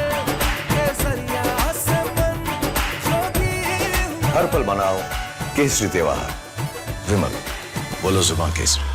थोड़े में ज्यादा स्वाद, यही तो है इसकी खास बात। वाओ मामा, क्या स्वाद है। अरे मेरे राजा। Attorney General Bondi, why did you publicly claim to have the Epstein client list waiting for your review and then produce nothing relevant to that claim? Senator Durbin, if you listen to my entire clip on that, I said I had not reviewed it yet, that it was sitting on my... In February, you made a public claim that the Epstein client list was, quote, sitting on my desk right now for review, end of quote. You then produced already public information and no client list at a major media event hosted at the White House. Attorney General Bondi, why did you publicly claim to have the Epstein client list waiting for your review and then produce nothing relevant to that claim? Senator Durbin, if you listen to my entire clip on that, I said I had not reviewed it yet, that it was sitting on my desk along with the JFK files, the Martin Luther King files. And I said I had not yet reviewed it. And if you see our memo on Epstein, you will see, our memo on Epstein clearly points out that there was no client list, our July 6th memo. Going back to the Epstein files, according to another whistleblower who made a protected disclosure to my office, you pushed the FBI to review approximately 100,000 Epstein-related records on an arbitrarily short deadline in March, and the FBI was directed to flag any documents that mentioned President Trump. Nothing came of that review until July when DOJ and FBI released an unsigned memo stating, quote, there's no incriminating client list. Why was the July 7th memo unsigned? The July 7th memo came from the FBI and the Department of Justice. Director Patel answered those questions very clear. And, you know, Senator Durbin, I find it very interesting that you refused repeated Republican requests to release the Epstein flight logs in 2023 and 2024. You fought that. Did you take money from Reid Hoffman, campaign donations, who was a huge Epstein friend? Why did you fight for years? Why did you fight to not disclose the flight logs, Senator Durbin?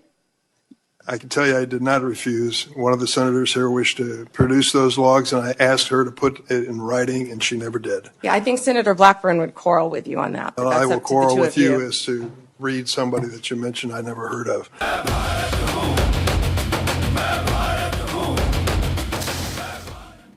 Cristiano Ronaldo has already written his name into football history with over 900 career goals across clubs and country. But as he continues to defy age and expectations, the burning question for our fans is, can Ronaldo reach the magical 1,000-goal mark before he finally hangs up his boots? That's the big debate on our sports meter today. Scan the QR code on your screen and have your say, because your vote decides the score. Our pure Shahi Paneer Masala. Delicious, healthy, every day.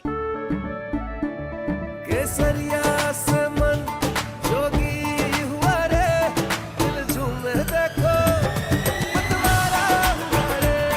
केसरिया से मन जोगी हुआ। हर पल मनाओ केसरी त्योहार। विमल, बोलो जुबान केसरी। आधे bowl दही में 4 चम्मच MDH चटनी पुदीना मसाला डाला, स्टर करो, पुदीना चटनी तैयार। MDH चटनी पुदीना मसाला। दादी के हाथों का जादू और खुशबू से महकता घर, माँ की मुस्कुराहट और खाने की सुगंध। MDH गरम मसाला, क्योंकि हर रिश्ता है स्वाद से जुड़ा।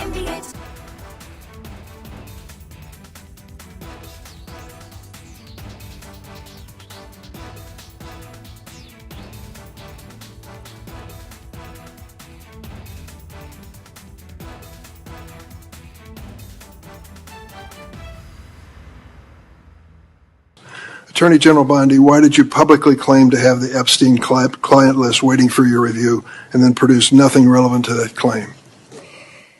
Senator Senator Durbin, if you listen to my entire clip on that, I said I had not reviewed it yet, that it was sitting on my... In February, you made a public claim that the Epstein client list was, quote, sitting on my desk right now for review, end of quote. You then produced already public information and no client list at a major media event hosted at the White House. Attorney General Bondi, why did you publicly claim to have the Epstein client list waiting for your review and then produce nothing relevant to that claim?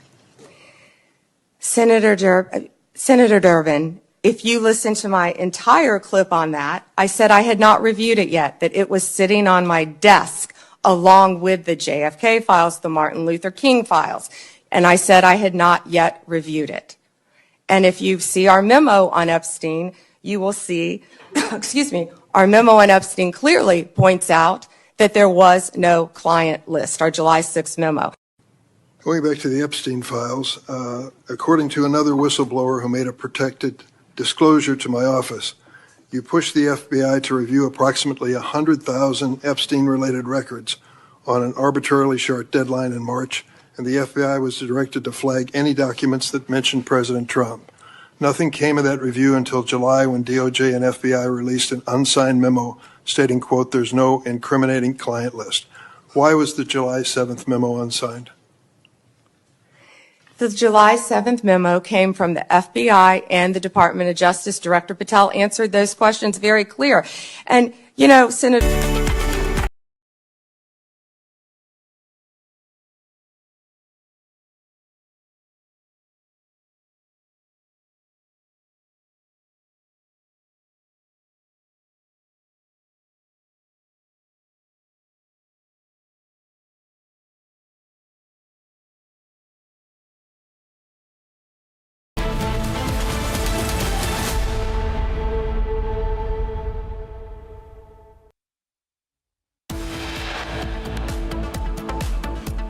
Republic crew lands in Afghanistan, brings you detailed inputs as Pakistan and Afghanistan clash intensify.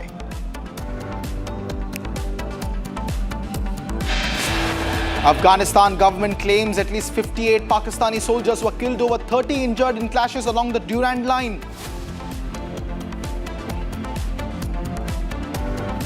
Afghanistan issues stern warning to Pakistan, says we will not leave any attack unanswered.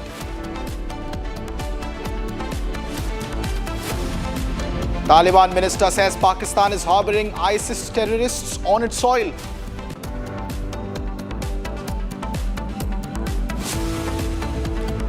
Taliban government slams Pakistan's deep state for disturbance in Afghanistan.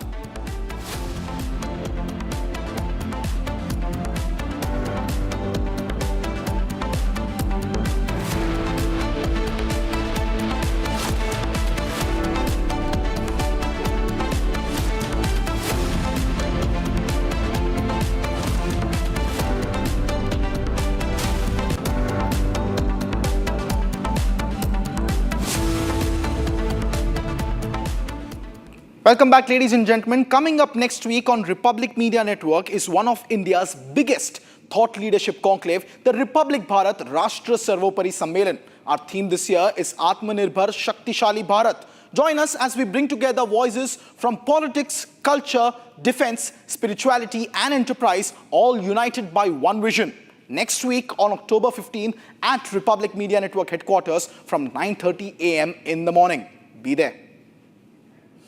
Meanwhile, breaking news updates coming in, ladies and gentlemen, on the situation that's happening between Pakistan and Afghanistan. 58, that's the number. 58 Pakistani soldiers have been killed at the border clashes between Afghan forces along the Durand Line, and the Taliban government has now made it very clear that attacks from Islamabad will not go unanswered. Republic's crew has landed in Afghanistan, and we bring you the detailed report from the ground, the only network in the entire nation reporting from ground zero in Afghanistan. Take a look. Jai Hind, ladies and gentlemen, and this is an undisclosed location somewhere near the Kunar province, and there is another province called Nangarhar. So these are making the bulge. So I am at somewhere near a province called Kunar, and as you can see, this is a area which is adjoining Pakistan's Gilgit-Baltistan area, and a huge number of Taliban fighters have started their infiltration from the Kunar province. And as you can see from my right, you can see a little entrant from there. So that is one of the locations where there has been a lot of activity and entering into the forested areas beyond this ridge into Gilgit-Baltistan. And one of the major reasons why this area has been selected by the Taliban to ramp up their operations is because of its mountainous features. There is also vegetation onto the other side of the ridge, which accommodates to getting cover. So basically what has happened is there is a bulge which is from Nangarhar and to the Kunar province. So this bulge is actually giving the advantage to Taliban for attacking the Pakistani posts, and they are at a vantage point, so they have advantage for infiltration and spreading their resources and attack in the Kunar province. So if we tactically see, the Kunar province is adjoining POK, that is Pakistan occupied Kashmir, and with the unrest which has been taking place in Gilgit-Baltistan, so it is imperative that there can be some connection between the freedom fighters in Gilgit-Baltistan and the Taliban fighters. So it is a matter of great concern that if this conflict increases, it is going to cause a lot of ramifications, a lot of geopolitical issues. And one of the main issues that the Taliban has been facing is most of their posts are made up of shelters. So these shelters are basically fiber reinforced plastic and metal sheets. So most of them have been destroyed by the Pakistan forces, and whereas the Pakistan posts are concerned, they are fortified, they are cemented, but they are isolated. That is the advantage that the Taliban is taking and doing the infiltration surrounding these posts. And since last 3 days, they have inflicted a lot of casualties and have destroyed a large part of these posts, which are now rendered unserviceable and cannot be guarded or occupied by the Pakistan forces. So this is the situation which is unfolding in the northwest border of the Taliban and the Pakistan forces, which has been taking place. Yes, the Taliban is on the back foot at few locations, at Helmand and few more provinces, where Pakistanis are using night vision thermal enabled drones for attacking Taliban, who are trying to tactically place their positions to counter and to surround the hostile Pakistan forces. And as far as the Hepta incursions are concerned, they are regular and they increase with the frequency after 8 in the evening. So it is imperative that the attack Heptas and the drones that the Pakistan forces are using are enabled with night fighting capability and high caliber weapons. And at the moment, the Taliban has the firepower, but they do not have anti-aircraft weapon systems. So probably that is what is holding them back. But at night, they avoid moving right now at the moment. They prefer moving during day, because at night it is really becoming difficult for the Taliban to move in towards the Kunar border and expand its operation into Pakistan-occupied Kashmir. This is Major Samar signing off from an undisclosed location near Kunar. Thank you. Meanwhile, ladies and gentlemen, a big breaking news update is coming in from Pakistan, where the ISPR, the Inter-Services Public Relations of Pakistan's ISI, is now admitting to Pakistani casualties along the Durand line after fighting the Afghan Taliban. They say that the Afghan Taliban and Khawarij, Fitna al-Khawarij, has launched an unprovoked attack on Pakistan along the Pakistan-Afghanistan border last evening. And now the ISPR is admitting that 23 soldiers of Pakistan have embraced what they call Shahadat while defending the territorial integrity of their nation against the actions that also led to 29 soldiers being injured. So now big statement coming in from Pakistan's DGISPR that Pakistan is admitting finally to 23 fatal casualties in the border skirmish with Afghanistan. 29 soldiers also injured. So big numbers coming in. Pakistan slowly but surely admitting that it is bleeding on the Durand line. The Afghan-Pak border is operationalized and it is bleeding on there. 23 Pakistani soldiers have lost their lives is what the ISPR is admitting. 29 injuries, ladies and gentlemen. The number that we are putting out is well over 50. But Pakistan now finally admitting that it is losing blood on the front lines. My colleague Gursimran joins us live on the broadcast with more details on this story. Gursimran, finally, the DGISPR admitting 23 fatal casualties. What's the latest that you're picking up? See, it's almost 16 hours after the skirmish that has taken place on the Afghan-Pakistan border. ISPR has finally broken the silence and has come out with the statement in which they have tried to put the onus as usual, the rhetoric that every time DGISPR follows. This time also ISPR press note that has been issued trying to blame it on India and Afghanistan, saying that these Khwarij, that is the Tehreek-e-Taliban Pakistan terrorists, they are trying to enter from the Afghan soil into the Pakistan territory, and they were planning to launch a major assault on Pakistan that was averted as being claimed by ISPR. But one major thing that has come out of this is that ISPR has for the first time has admitted the casualties that have taken place. They have said that the total number of casualties is 42, out of which, if we speak of the 52, out of which the fatal casualties is 23 and the non-fatal casualties are 29. So this takes the total number somewhere close to the casualties that have been claimed by the Zabiullah Mujahid when he was addressing the press conference this afternoon in Kabul. So the numbers of the fatal casualties have now been accepted. 23 fatal casualties have been accepted by the Pakistani army, which clearly shows that the magnitude and the attack that was carried out, the retaliatory strikes that have been carried out by the Afghanistan Defense Forces, that was way higher than Pakistan has expected. Though Pakistan in its statement has claimed that they have been managed to capture some of the posts of Afghanistan, but it also mentions a word that it was briefly captured, physically captured briefly for a short while. So this is also something that is being said by the DGISPR in its handout that has been released, and also some of the videos, a 7-minute long video has also been released by the DGISPR claiming that they have done extensive damage to the installations of the Afghan Defense Forces. But and also one more thing that they have claimed, the number of the casualties on the adversary side, they have said that it is more than 200. On ground, what it seems that the claims that are being made by the DGISPR, they are somewhat far from the reality, but at least what is the major proportion of this handout is that Pakistan has admitted the casualties to the Afghan side, because what they are terming as a terror attack that has been admitted by the Afghan, that it was their armed forces that have carried out an assault as a retaliatory strike to the Pakistani aggression that has taken place earlier this week, when we saw Pakistan carrying out airstrikes in the garb, stating that it was aimed at the leadership of Tehreek-e-Taliban Pakistan, but it could not actually fetch some good results for Pakistan.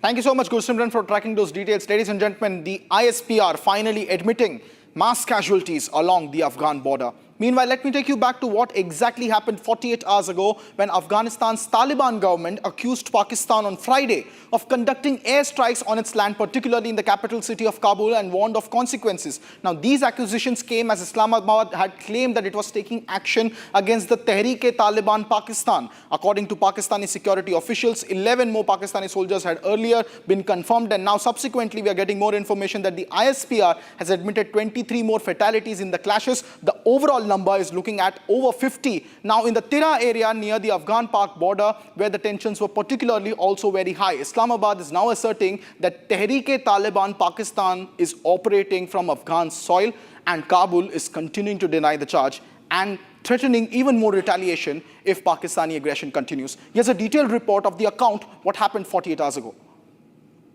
Ferocious escalation of violence along the Afghanistan-Pakistan border was not a mere spontaneous flare-up.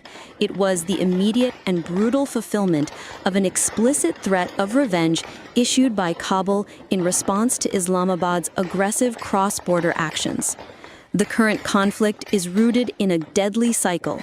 Earlier, the Pakistani military announced that its forces had avenged the killing of 11 soldiers by ambushing and killing 30 militants, elements often accused of operating from Afghan soil in the Orakzai district. However, the subsequent alleged Pakistani airstrikes on the Afghan capital of Kabul and Paktika province were what broke the barrier of direct hostility. Immediately following the explosions in Kabul, which were widely attributed to the Pakistani military, the Afghan Defense Ministry issued an unambiguous public condemnation. The ministry condemned the action as an unprecedented, violent, and provocative act that violated Afghanistan's sovereignty and warned of serious repercussions. The threat was specific and unequivocal. This cowardly attack will not go unanswered, and if the situation escalates, the responsibility will be of the Pakistani military. This official warning was swiftly followed by a high alert decree from the highest levels of the Islamic Emirate. In a move signaling full military readiness, Taliban chief Mullah Akhundzada reportedly released a statement asking soldiers to be on guard 24/7 and ordering all province chiefs to patrol at night. This command served as the public mobilization order, preparing Afghan forces to execute the promised revenge. Within hours, the Taliban operationalized their threat. The Afghanistan's 201st Khalid bin Walid Army Corps launched full-scale retaliatory strikes on Pakistani outposts in Nangarhar and Kunar. The results of the swift offensive, which rapidly escalated to artillery exchanges across Kunar, Dangam, Burkot, and Paktia, delivered the threatened consequences. The Afghan Defense Ministry claims that Taliban Islamic Emirate forces captured several outposts from the Pakistan Army. In Khost's Zazi Maidan area, Afghan border guards cut the border fence wire and seized multiple Pakistani posts, capturing military weapons in the process. Reports confirm mass casualties on the Pakistani side, with initial tallies claiming at least 8 Pakistani soldiers were killed in the intense clashes. Afghan forces also reportedly destroyed 2 Pakistani outposts across the Durand Line in Kunar and Helmand provinces. The ongoing border fighting is thus framed not merely as a security incident, but as a direct, promised act of revenge following a clear diplomatic warning.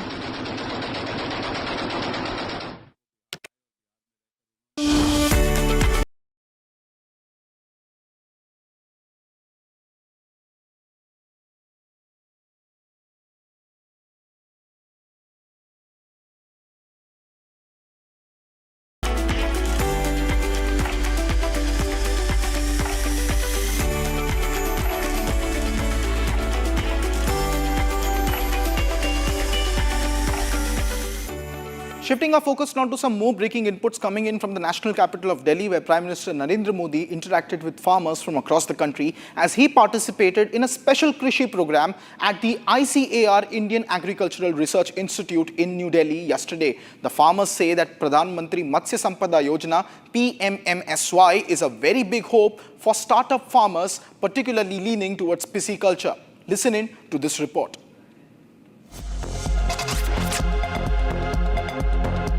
मैं सरायकेला में हाथीमारा गांव में वहाँ पे 125 गरीब जनजाति और जाति फैमिली को अडॉप्ट कर लिया और वहाँ पे मेरा इंटीग्रेटेड फार्मिंग का हमने आयाम चालू। आपकी पढ़ाई भी इसमें हुई है, पहले से कहीं ट्रेनिंग ली, कैसे मन कर गया इसमें? सर आप मेरे आदर्श रहे। अरे भाई आपने देश को आह्वान किया था कि जॉब सीकर की जगह पे जॉब गिवर बनो।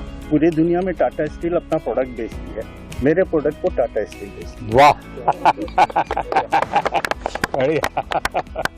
जी मैं सखी ऑर्गेनाइजेशन से जुड़ी हूँ और हमारा सफर 20 महिलाओं से शुरू होकर आज 90,000 महिलाएं 90,000 जी सर 90,000 महिलाएं काम कर रही हैं और वो दूध बेचकर एक अच्छी इनकम ले रही हैं और हमने आज तक 14,000 प्लस लखपति दीदियाँ भी बनाई हैं। आप तो सर मेरे कल बता रही हो। मेरा बस यहाँ अच्छा फिशिंग बोट है, मच्छी वाला हूँ। अभी आपका स्कीम का वजह से प्रधानमंत्री मत्स्य संपदा योजना स्कीम का वजह से आइस प्लान भी हुआ, कोस्टर जी हुआ। कितने लोग काम करते हैं आपके साथ? मेरे साथ काम करते हैं 100 लोग काम करते हैं। अच्छा, और भी ऐसे लोग हैं जिनको ये विचार आता है? जी सर, इन लोग अभी दूसरा लोग अभी अंडमान जो पहले हम लोग जो ठीक से हम लोग को ये फिशिंग बोट जाने नहीं सकता सर। आपका स्कीम का प्रधानमंत्री मत्स्य संपदा योजना स्कीम का वजह से अभी बोट भी चल रहा है, अभी आइस भी मिल रहा है सर, यहाँ मच्छी रखने का जगह भी मिलता है सर। मैं कश्मीर से आ रहा हूँ। मैंने एक प्रोग्राम के जरिए आपकी स्कीम के बारे में सुना थी MMSI, तो वहाँ पे जाके मैं उससे मशगूल हुआ, तो मैंने ये कल्चर स्टार्ट किया 3 रेस्टे से। मेरे अभी 14 एम्प्लॉयज है, 14 एम्प्लॉयज है और 15 लाख का मेरा मुनाफा हो रहा है साल भर का। बहुत अच्छा मार्केट मिल रहा है और इसके साथ औरों को भी फायदा मिल रहा है। अब तो ये ट्रेन से भी आपका गुड़ जा रहा है, तो बहुत जल्दी से आपकी चीजें पहुँचेगी। बहुत ज्यादा डेवलपमेंट हो रही है, वो तो आपकी वजह से हो रही है, और मुझे नहीं लग रहा कि ये सब चीजें किसी और प्राइम मिनिस्टर की वजह से। नहीं, जम्मू कश्मीर के नौजवानों में बहुत ताकत है भाई। कश्मीर में आपके दौरान, आपकी हुकूमत के दौरान, गवर्नमेंट के दौरान हुई है। Meanwhile, ladies and gentlemen, a lot more is making news across Bharat. Let me take you through all those updates in the next 2 minutes. Here's a Bharat in 2.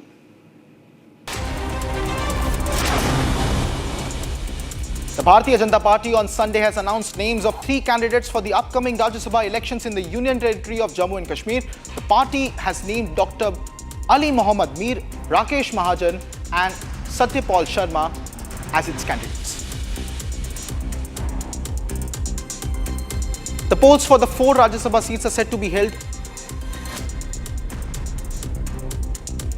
An accused in the alleged gang rape case of a teenage girl in Lucknow sustained injuries in an encounter with the Uttar Pradesh police, while another accused has been arrested. According to Deputy Commissioner of Police Nipun Agarwal, the accused injured has been identified as Lalit Kashyap. The second accused with Kashyap has made the run successfully, while a third has been arrested and has been involved in incidents which is now under further investigation.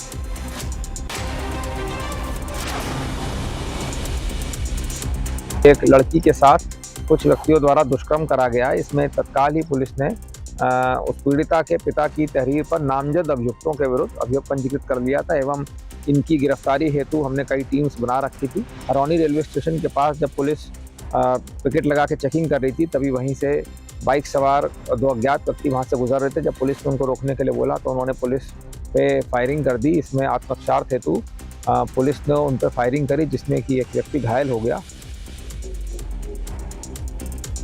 The Bengal police have arrested 3 accused in connection with the alleged gang rape of a medical student from Odisha in Durgapur. According to the medical student's father, she had stepped out with her classmate to get something to eat. However, when 2 or 3 men arrived, her classmate fled and she was raped. Earlier on Saturday, the student was reported to be in stable condition in her recovery.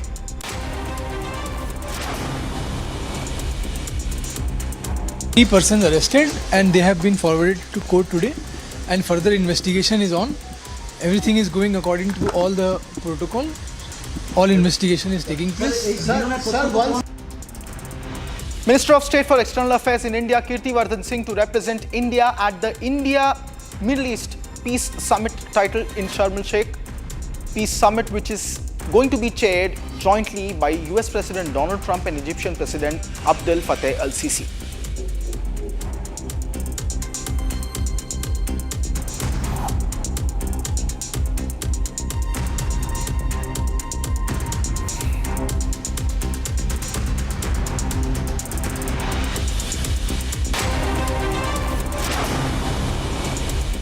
Meanwhile, ladies and gentlemen, more breaking news details coming in on the Afghan-Pakistan war. Now, Taliban has claimed to have captured Pakistani checkpoints. The groups have forced captured more than 40 Pakistani border checkpoints along the Durand line on Sunday evening, killing at least 58 Pakistani soldiers. That's the big breaking news update coming in. Zabihullah Mujahid, a spokesman for the Taliban administration, has described the operation as revenge and has added that 9 Taliban affiliates were also killed with several others wounded in the clash. The Taliban's claim comes as border tensions between Afghanistan and Pakistan have escalated in recent months, particularly in the last 24 to 48 hours, leading to repeated exchanges of fire between the two sides. Now, the Durand Line is the main official border between Afghanistan and Pakistan, which has seen various points of contention and now various checkpoints. At least 40 by the count of the Taliban have been captured. Gursimran, my colleague, joins us with latest details on this story. Gursimran, more details coming in of Afghan forces capturing critical border checkposts and Pakistani posts along the Durand Line. What's the latest you're picking up? Yes, as per the statement that has been issued by the Afghan government through its spokesperson Zabiullah Mujahid, the government has said that they have captured some 40 critical checkposts that were there on the Durand Line. They have been captured by Afghan after they carried out the retaliatory strikes on Pakistan. These strikes were in response to the Pakistan's act in which they carried out the airstrikes in Kabul, where we saw that it was intent to target Noor Wali, the leader of Taliban Pakistan, but they have failed completely and there was no damage to any of the leadership or infrastructure of the Taliban Pakistan that day. But that very given day, the statement has come from the Taliban that they reserve the right to respond to the sovereignty of Afghanistan, and they have done so.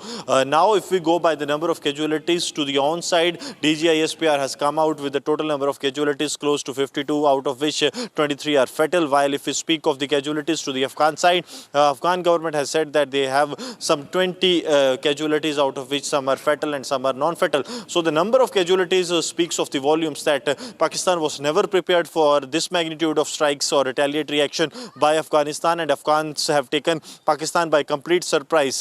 That has led to many of their critical checkposts going to the hands of Afghan, because see what Afghans have said that they have captured these points, but when it comes to the DGISPR, they have said that they had briefly physical control over these posts. So that is very clear that Pakistan do not have the control over any of the locations that they had, but if we speak of the Afghan, they are having control over 40 critical points.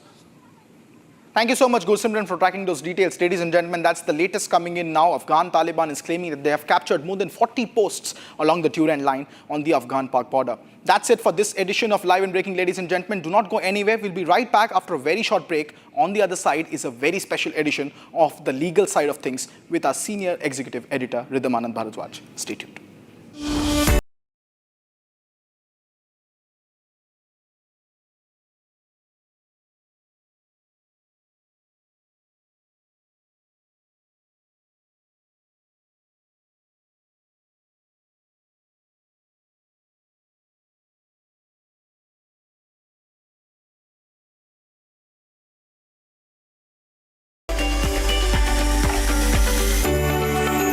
दादी के हाथों का जादू और खुशबू से महकता घर, माँ की मुस्कुराहट और खाने की सुगंध। MDH गरम मसाला, क्योंकि हर रिश्ता है स्वाद से जुड़ा। Bliss. It dances on your skin like first rain.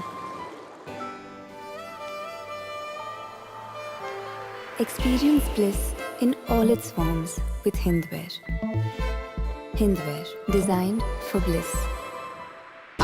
Pure suji pasta उबालो मिलाओ और खाओ 8 मिनट में तैयार। क्या टेस्ट है सबका राजा आरनब मसाला। थोड़े में ज्यादा स्वाद, यही तो है इसकी खास बात। वाओ मामा, क्या स्वाद है? अरे मेरे राजा, Lashkar-e-Taiba's deputy chief Saifullah Kasuri, who is believed to be the mastermind behind the Pahalgam terror attack, has openly threatened Prime Minister Narendra Modi in a clip that is now going viral on social media.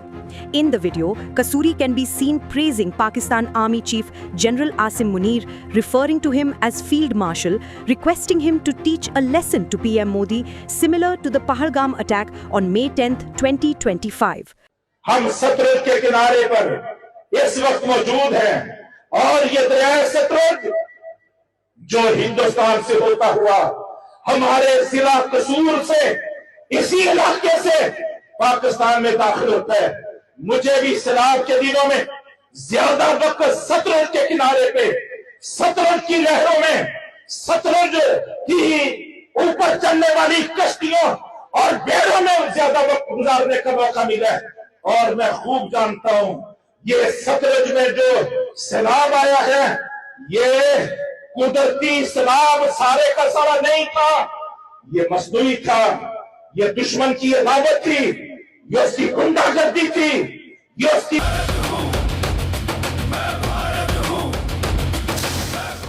Cristiano Ronaldo has already etched his name in football history with over 900 career goals across clubs and country. But as he continues to defy age and expectations, the burning question for fans is that can Ronaldo reach the magical 1,000 goal mark before he finally hangs up his boots?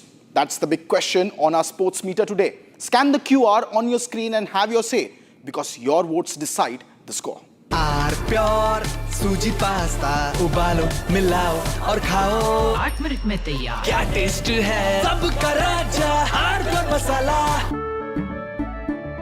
केसरिया से मन जोगी हुआ रे दिल झूमे देखो मतवारा हुआ रे केसरिया से मन जोगी हर पल मनाओ केसरी त्योहार विमल बोलो जुबान केसरी MDH की हल्दी मिर्ची धनिया करे कमाल ये रंग दे ये खुशबू दे ये तीखा ये कम पड़े क्या निराला MDH masala.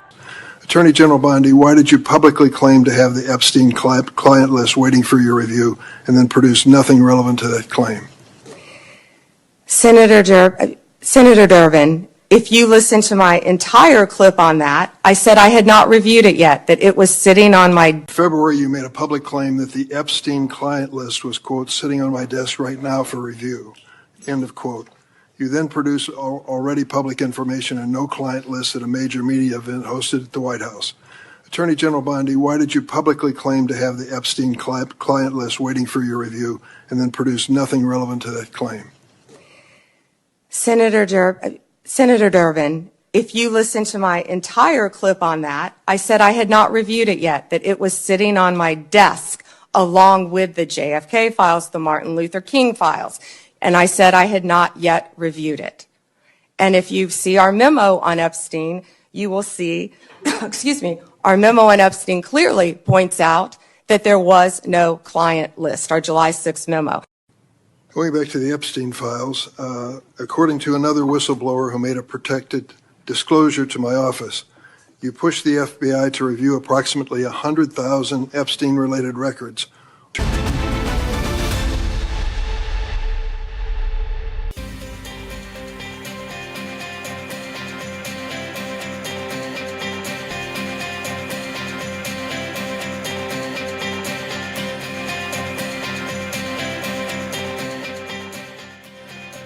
Hello and welcome to the legal side of things. Our guest on the show today is often called Rainmaker, master strategist, also the managing partner of Karanjawala and Company, Mr. Ryan Karanjawala. Mr. Karanjawala, as I thank you for being on the legal side of things today, I want to begin not at the start, not with your years at St. Columbus and SRCC and GLC, but starting with the latest and the biggest inheritance battle in the company. I'm surprised you're not a part of the Karishma Kapoor-Priya Sachdeva battle. So, the answer to that question is yes and no. Earlier, when she was fighting with her husband Sanjay, Karishma had been a client of ours and we'd appeared for her in her divorce and so on and so forth. Then, after they'd settled, years went by and Sanjay came as a client of mine in his fight with Mandira, his sister, over the trademark of Sona steering. So, we are appearing in that matter. The possibility is that when Sanjay died, Priya Sachdev's side may have come to us. But at that stage, something happened which sort of has kept us out of the matter. Namely, Mrs. Jaya Bachchan is a very close personal friend of Rani Kapoor. And she was very sympathetic to her situation and she sort of spoke to Manik and hinted that, if you stayed out of this litigation for Rani's sake. Who spoke to you?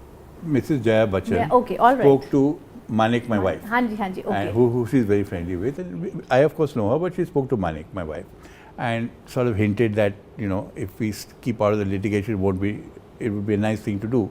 So then we listened to her and we stayed out of this litigation. That's the reason why we're out of the litigation. In the meanwhile, one or two intermediaries have approached me and I have suggested to them what I think is a fair settlement, at least vis-a-vis the mother. And they also thought so. But I don't know whether the situation is such that the matter can be settled at this point of time.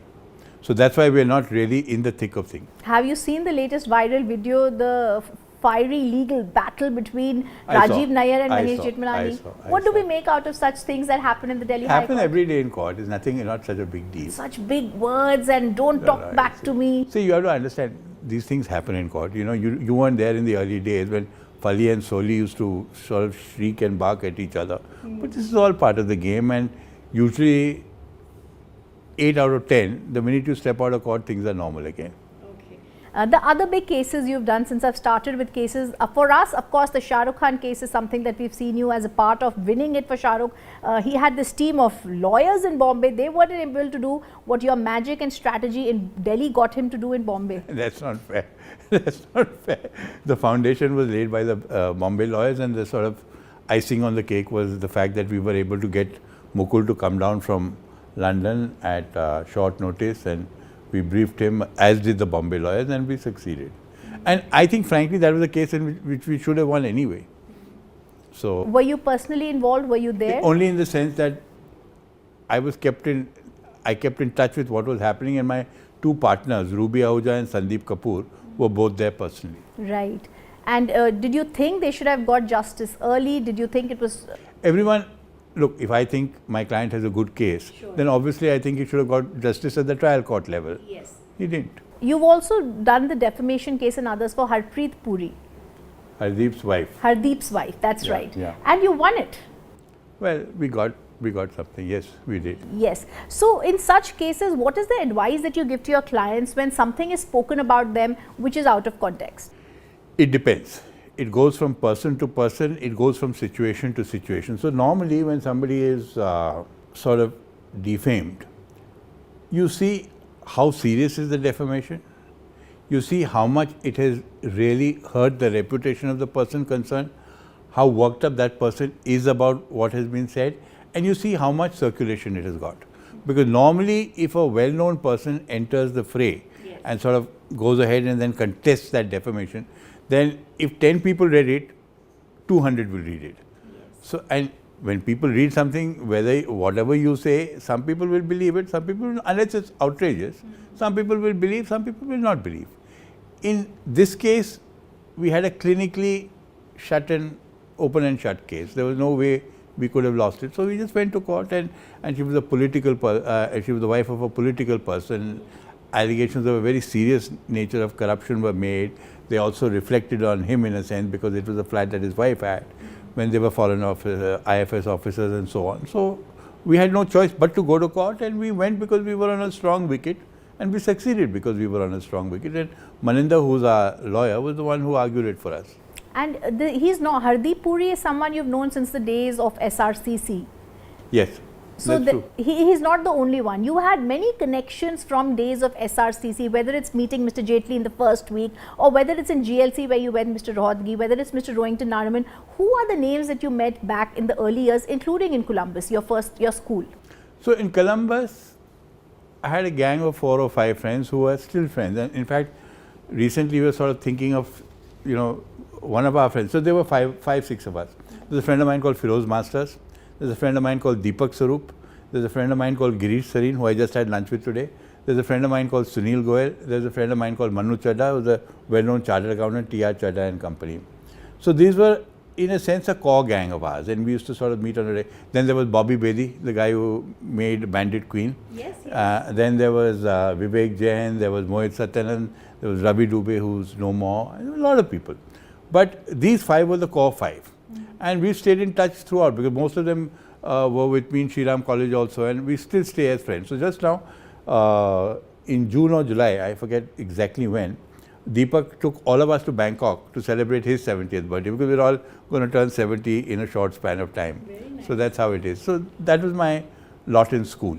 I just interviewed Dr. Singhvi. He told me from KG to 8th in the St. Columbus, he was a topper. Did you know him at St. Columbus? No, he's much younger than me. Okay, It's okay. considerably, 1959. And you see, unlike in boarding, Yes. where you know people 4 batches lower than you, Right. in Columbus school you barely knew people in your own class, and maybe some in other sections, but you knew your own batch. You don't really know, unless they were very well known, you don't really know batches either junior or senior to you. I remember Republic's first summit that happened around 2018. I remember how Mr. Arun Jaitley was there, and you had a key hand in welcoming him in Mumbai in the Trident Hotel for us there. You were with him. I remember both of you discussing shawls. I've forgotten that, but look, Arun was one of my closest personal Take friends. us through that friendship. How did it start? It started in Shriram College.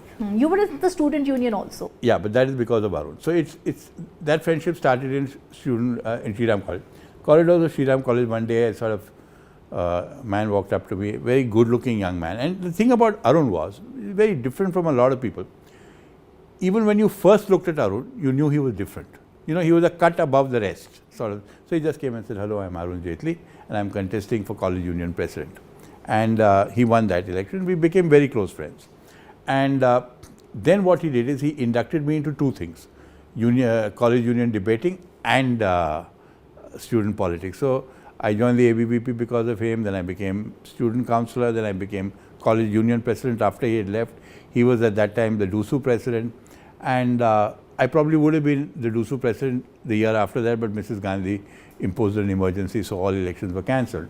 So that's how I met Arun, and we were just, Rohit and I met a year later. He was in college, and many others. Vijay Goyal, very close friend of mine. Even till today, we sort of meet regularly. Very, very close friend of mine. A lot of other friends I made in Shriram College, all of whom we look upon with great fondness. Even and Mr. then, Pawan Verma and all of them were there. No, Pawan was not in our college. You see, Okay. now people like Hardi, people like Pawan Verma, people like Shashi Tharoor, people like Ramu Damodaran are all people I met because I was in the debating circuit. Yes, They and were you were all- the captain of the I was the debate? captain of, no, I was not the captain when Arun was there. Okay. So I was with Arun. Arun was the captain of, we won the Andrews together. But later on, after he left, yes, I was the captain of the debating team in Shriram College. Suresh Kumar, who was, I think, in Barack Obama's administration and so on. So a lot of people in DU. You see, DU had a lot of articulate people in those days. They were all good debaters, Hardeep himself.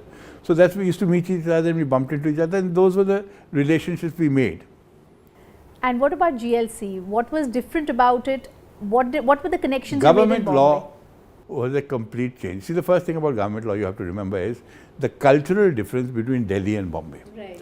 In those, see, the first thing is that I still remember when we were dating somebody in Bombay, I saw the bill came and I said, I just pay. And she said, no, we'll go Dutch. Which is something that never happened in Delhi in those days. It may happen now, I don't know, because we don't go on dates anymore, but in those days, it never happened. In Delhi, it was assumed that if you took a girl out, you paid. In Bombay, it was always assumed it was Dutch, equal. Amazing. And the great thing about Bombay was that you could be very rich and you were always very simple. I know people who were super rich, I mean, you know, industrial wealth, Mukund Iron and Steel and so on and so forth, Alka Shah and so on and so forth. But either they would come driving up in a car or they very often hop a bus. In Delhi, it was unheard of. I remember my friend Rakesh Jain of Jain Sons had a Chevrolet Impala and very often he used to give me a lift. So we used to sit in his car and go. The whole university used to be looking at the car when we walked in. So it was very, very, culturally Delhi and Bombay, especially in those days, because now money has caught up with Delhi. Delhi is also a richer city and so on and so forth, and there's a certain behavioral similarity. But in those days, it was culturally so different that I think it did a lot of good to me. Right. And meeting Mr. Rohatgi, how did So that Mukul happen? was like this. So I had a friend of mine called Anip Sajde. We called him Tony Sajde. Yeah. So Tony Sajde and us were, I knew him from the 10th standard school, college, and he was also had gone to government law. He knew Mukul. So he introduced me to Mukul and we became like a gang of 3. We became like 3 musketeers, so to speak, you know. And in an average on a weekday, we'd spend 5 days together. Mukul had a car, none of us had a car. Mukul had a car, his uncle used to live with his uncle, Mamas. His mamas used to live in the same joint house, and we were always hopping into his car and going somewhere or the other, and we had a great time together, and we were very close. And then we came to Delhi, and all of us joined the profession. Obviously, all of us had gone to study law. So I brought into our group Arun, who I knew from college, and Tony Sadeh brought into our group Rajiv Nayak, who he was working with in Khaitans. So we became what they mischievously call us the Panch Pandavas. Ah, very nice story. I haven't heard that one. 1979, you came to Delhi, you joined the bar, you started working with Praveen Parekh, whom you call Praveen Bhai. This was a time when you said he was a hard taskmaster, but it taught you a lot before you started your own practice. See, in fairness to Praveen Bhai, he was not a hard taskmaster in terms of shouting and screaming, not at all. Yes. But he gave you a lot of work to do and he expected. I still remember, you know, I was to join Jimmy Dadachandji, and Fali spoke to him and Rohinton spoke to him, and Fali said, no, Jimmy, you have to help him. If we Parsis don't help the Parsis, then who will help the Parsis? Of course, Fali, of course.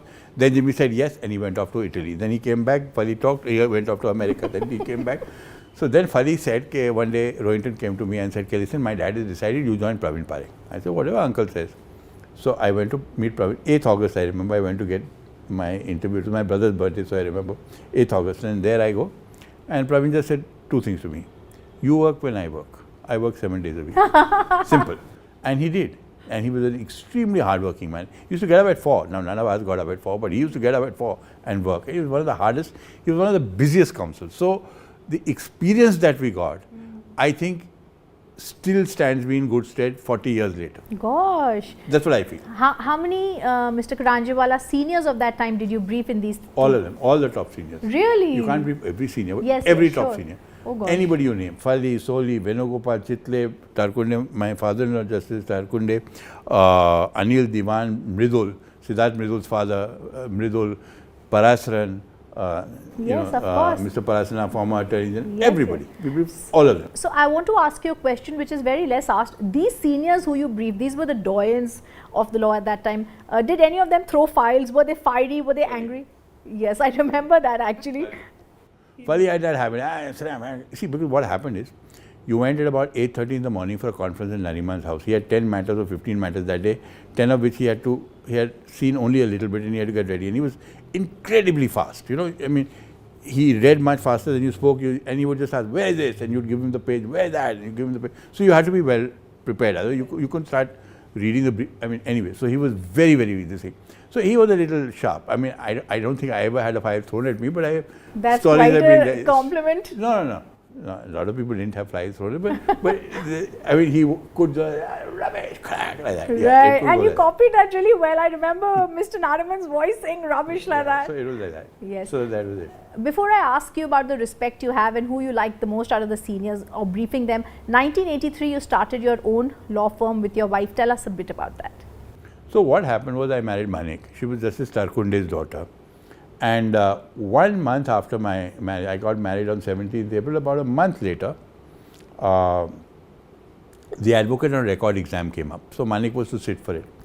So she was a little hesitant. But her father told her, look, this is the best excuse, even if you don't do well. But I mean, my daughter maintains, we're not sure that she topped that exam. Wow. And I mean, Manik denies it, but I think my daughter checked it out because my daughter also topped it.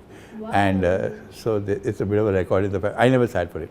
So anyway, then she became an advocate on record, and then this was somewhere in, we married in April, this was in May, and in February 1st we started. How were those years? Where did you start? What was that time like? Those years were great fun. My first office was in my father-in-law's, my father-in-law had a rented premise in B17 Marani Bagh. It was a very well-known house as far as lawyers were concerned, because earlier to that, Dadachandji had lived in it. Earlier to that, Niran De, who was the Attorney General of India, had lived in it. So my first office was on the Barsati floor of B17 Marani Bagh. And I stayed in for 2, 3, 5. No, I was in that office for 6 to 7 years. I shifted out in 1990 when Indian Airlines, Air India came as clients and we needed a bigger premise and so on. Which was the first successful case, Swadeshi Polytech, that you did? Which is the one that comes to your mind? Swadeshi Polytech was an unsuccessful case. We lost it. Okay. But it was one of the biggest cases of that time. Exciting cases. Yeah, it was one of the biggest cases of that time. So that was the And you did the Indian Express case in which Guru Murthy was a part. So the answer to that is a yes and no. I initially did the Indian Express case when I was in Praveen Parekh. Okay. It was Praveen's client. Right. Arun Shuri had sent the case to us, and I remember meeting Ramnath Goenka in those days. I knew him well. I knew Ramnathji quite well actually.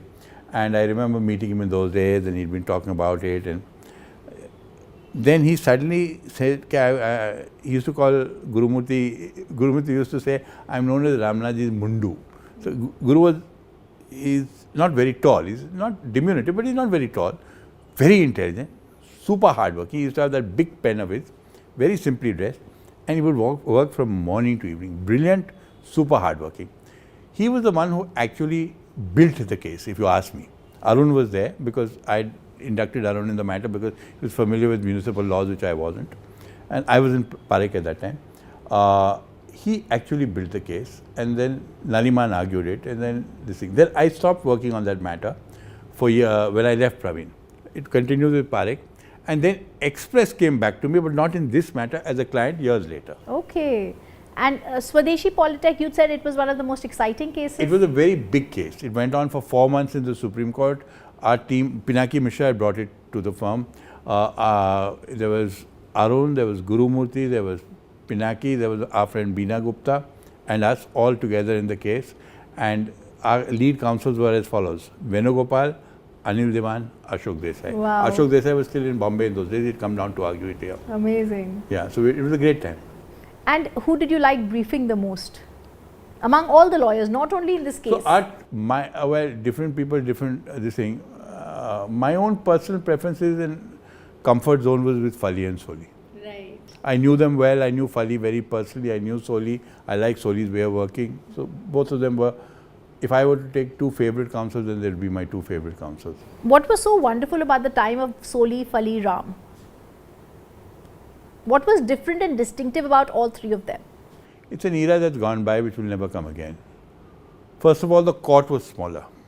So people could focus on a few and the attention span. That's very so interesting. Yeah, that's true. The court was smaller. I mean, if you have 7,000 people arguing, then how are you going to, you get the point. So the court was smaller. You could focus on it. Those were very exciting times. And those were less commercial times. You know, everybody was not in the rat race of making money, either paisa maro, either paisa maro. Yes. No. It was an idealistic. I mean, public interest litigation grew up before me, in the sense that Justice Bhagwati propounded the concept of taking a letter written to the court and converting it into a writ petition. What he would do is someone would write him a letter saying, I'm in jail and I'm been treating badly. So he'd take it, convert it into a writ petition, appoint somebody as an amicus. The person he used to appoint in the early days as an amicus the most, and that sort of was Kapil Sibal. A young Kapil Sibal was appointed amicus. He would come and argue the cases, and then between him and of course the larger contribution was Justice Bhagwati's, the whole law on public interest litigation developed in India. Hugely fascinating. Did so not that's know how that. it is. That's amazing, because PIL is something that is the heartbeat now of... PIL is just PIL, but in those days it evolved in front of us. So we saw it evolving in our eyes. Those were very idealistic times also, you know. Yes. Even now the political discourse is sharp. In those days it was equally sharp, but in those days it was at a more pleasant level. I agree. I've heard that often. What are the key milestones in your journey that you think led to the Karanjawala and Company being one of the leading law firms in India? So let me just do a hop, skip and jump, because that's the only hop, skip and jump from one big case to another big case to another big case to another big case. Because according to me, it is those prominent cases that give you the profile, that give you other clientele. Of course, you have to do well along the way. You have to do well in your day-to-day matters. So, I mean, I virtually sort of memorize this because I've said it so often. So I can just rattle off. So Swadeshi Politics was the first big mine. So then when VP Singh became a client, he was the defense and former finance minister of India. He'd just gone out. He was the Thakkar Natarajan Commission had sort of issued him an 8B notice. He came to us through the Indian Express group as a client. I took Soli to him, and that's how Soli became Attorney General in his time. Lovely. Yeah, in his time. Then, so that was the second. Then third would be when Indian Airlines, Air India came as a client. Then the fourth would be when Lufthansa came as a client. They came to me in the Modi Luft matter. And those days, it was so funny, you know. I was one of the few people, early people to get a mobile phone. So I was sitting in Taj Hotel, I get a call. We are from Lufthansa, and then we got, had we not been so easily available on the phone, we don't know whether we'd have been there. So then Lufthansa came as a client. Then the Tatas came as a client in the Ulfa case, where that's how I got into the Tatas. Then again, Tata Motors came as a client. Then years later, then we started doing a lot of work for the Tata Group. So they then became this thing. Then And then it just kept on rolling. Then, I mean, you know, one client after another big client after another big client. So we did the Mystery Tata fight. We did the, in recent times, as far as the IBC is concerned, we did ArcelorMittal, which is the biggest, I think, stake that was fought out in that particular forum. Then we also did the takeover of Bhushan Steel for the Tatas. So that came, and then, of course, Shah Rukh Khan's case is always around to be talked about, and so on. And so then, you know, as you reach a, yeah, JSW came recently, where about 3 months ago, 4 months ago. So as you reach a certain critical mass, then many important cases come your way, and they don't stand out in such isolated splendor as they do in the earlier years. You know, one Swadeshi politic in those years, I mean, could give you bragging rights for 5 years. Today, I mean, it'll come, JSW is a much bigger case than Swadeshi politic was, even in terms of the stakes involved. But, I mean, you know, they come and they go. But you've also always been called a rainmaker, a master strategist. How do you pull yourself back from a case and are able to understand all the pieces? First of all, I don't really think I'm a rainmaker. People like to say it and I don't like to deny it too much, but today all our partners get work. It's not just, and unlike what people think, I'm not a networking person. I have a natural... Really? Yeah, but I do think you have a natural So I have a huge network of friends. Yes. And I like people and people like me and I get along with them. But it's not, I never try, or I don't think I consciously try to convert it into a commercial relationship. A lot of my very close friends are not my clients and they're still very rich. I know a lot of people in the country who are extraordinarily rich. I never go to them for work. I never pitch, if you know what I mean. I personally believe that you don't need to do a beauty parade. People like you, they'll come to you, and God is, touch wood, always been kind to me. Yes, yes. I remember you saying that one of the persons that you really admired was Ram Jethmalani, and you think there's not been anyone like him. In criminal law, according to me, and obviously I wasn't there to see it, but according to me in criminal law, India has not seen a lawyer of Ram Jethmalani's caliber. He was a genius. He was super hardworking. He had tremendous stamina. He had tremendous stamina. You know, he could sort of work through the night, argue the matter the whole day, work through the night again, and he drank hard, he lived life hard. Actually, he was the one who really lived life king size. Ah, well said. That's true, actually. And he's the only guy we know of who had officially 2 wives. Yeah. So I remember once I told him, I said, Tony was not married in those days, Mahesh Jethmalani was not married in those days. I said, Tony की शादी कब करवा रहे हो uncle? Yeah, कहाँ बेटा, Tony is not the marrying kind. I said, neither were you uncle, but you married twice. So he started laughing and he said, beta, you don't know me. There's a lot of difference between Tony and me. He said, I am sentimental about all my friends. All my old girlfriends also today, when they meet me, I'm always nice to them, I'm always sentimental. And he was. He was one of the most lion-hearted and large-hearted people I've ever met. Money didn't matter to him too much. पैसा आया, पैसा गया, पैसा आया, पैसा गया, इसलिए मांगा, उसको दिया. He was a unique person and superbly courageous. I've seen him in those days. It was just outstanding. Did you do any cases with him that Of course, we did so many. Yeah. So many. We did Gurumurthi's bail. When we did so many cases with him. Yes, of course. We know him because we did so many cases with him. Yes, the bail matters and all. No, there is no doubt about it. I also want to ask you, what is the spiritual side of being a lawyer? Is there any emotional turmoil that one goes through? Now also So I'll tell you, many years ago one day, Manik was appearing for a husband who wanted custody of the child, and he had run away, and then he'd come back and the child's custody had been taken away from him. So Manik came home and was crying, ma'am, I said, what happened? So, no, the custody went. I said, listen, it's not our kid. What are you getting so worked up about it? Chill. Anyway, after that, for many long years, I refused to take any divorce matter into the firm. I said, I don't want this emotion. I can't bear this emotional turmoil. You know that, wo bacha idhar ho gaya, he's being treated badly, Manik is crying at home. I said, leave it, boss. Now, of course, we do, because now it's a large office, so somebody will do it in some corner of the office. But yeah, so there are emotional turmoil, but I've always sort of anticipated myself from that. Right. Who are the favorite lawyers that Karanjawala and company like to take on board and like to brief?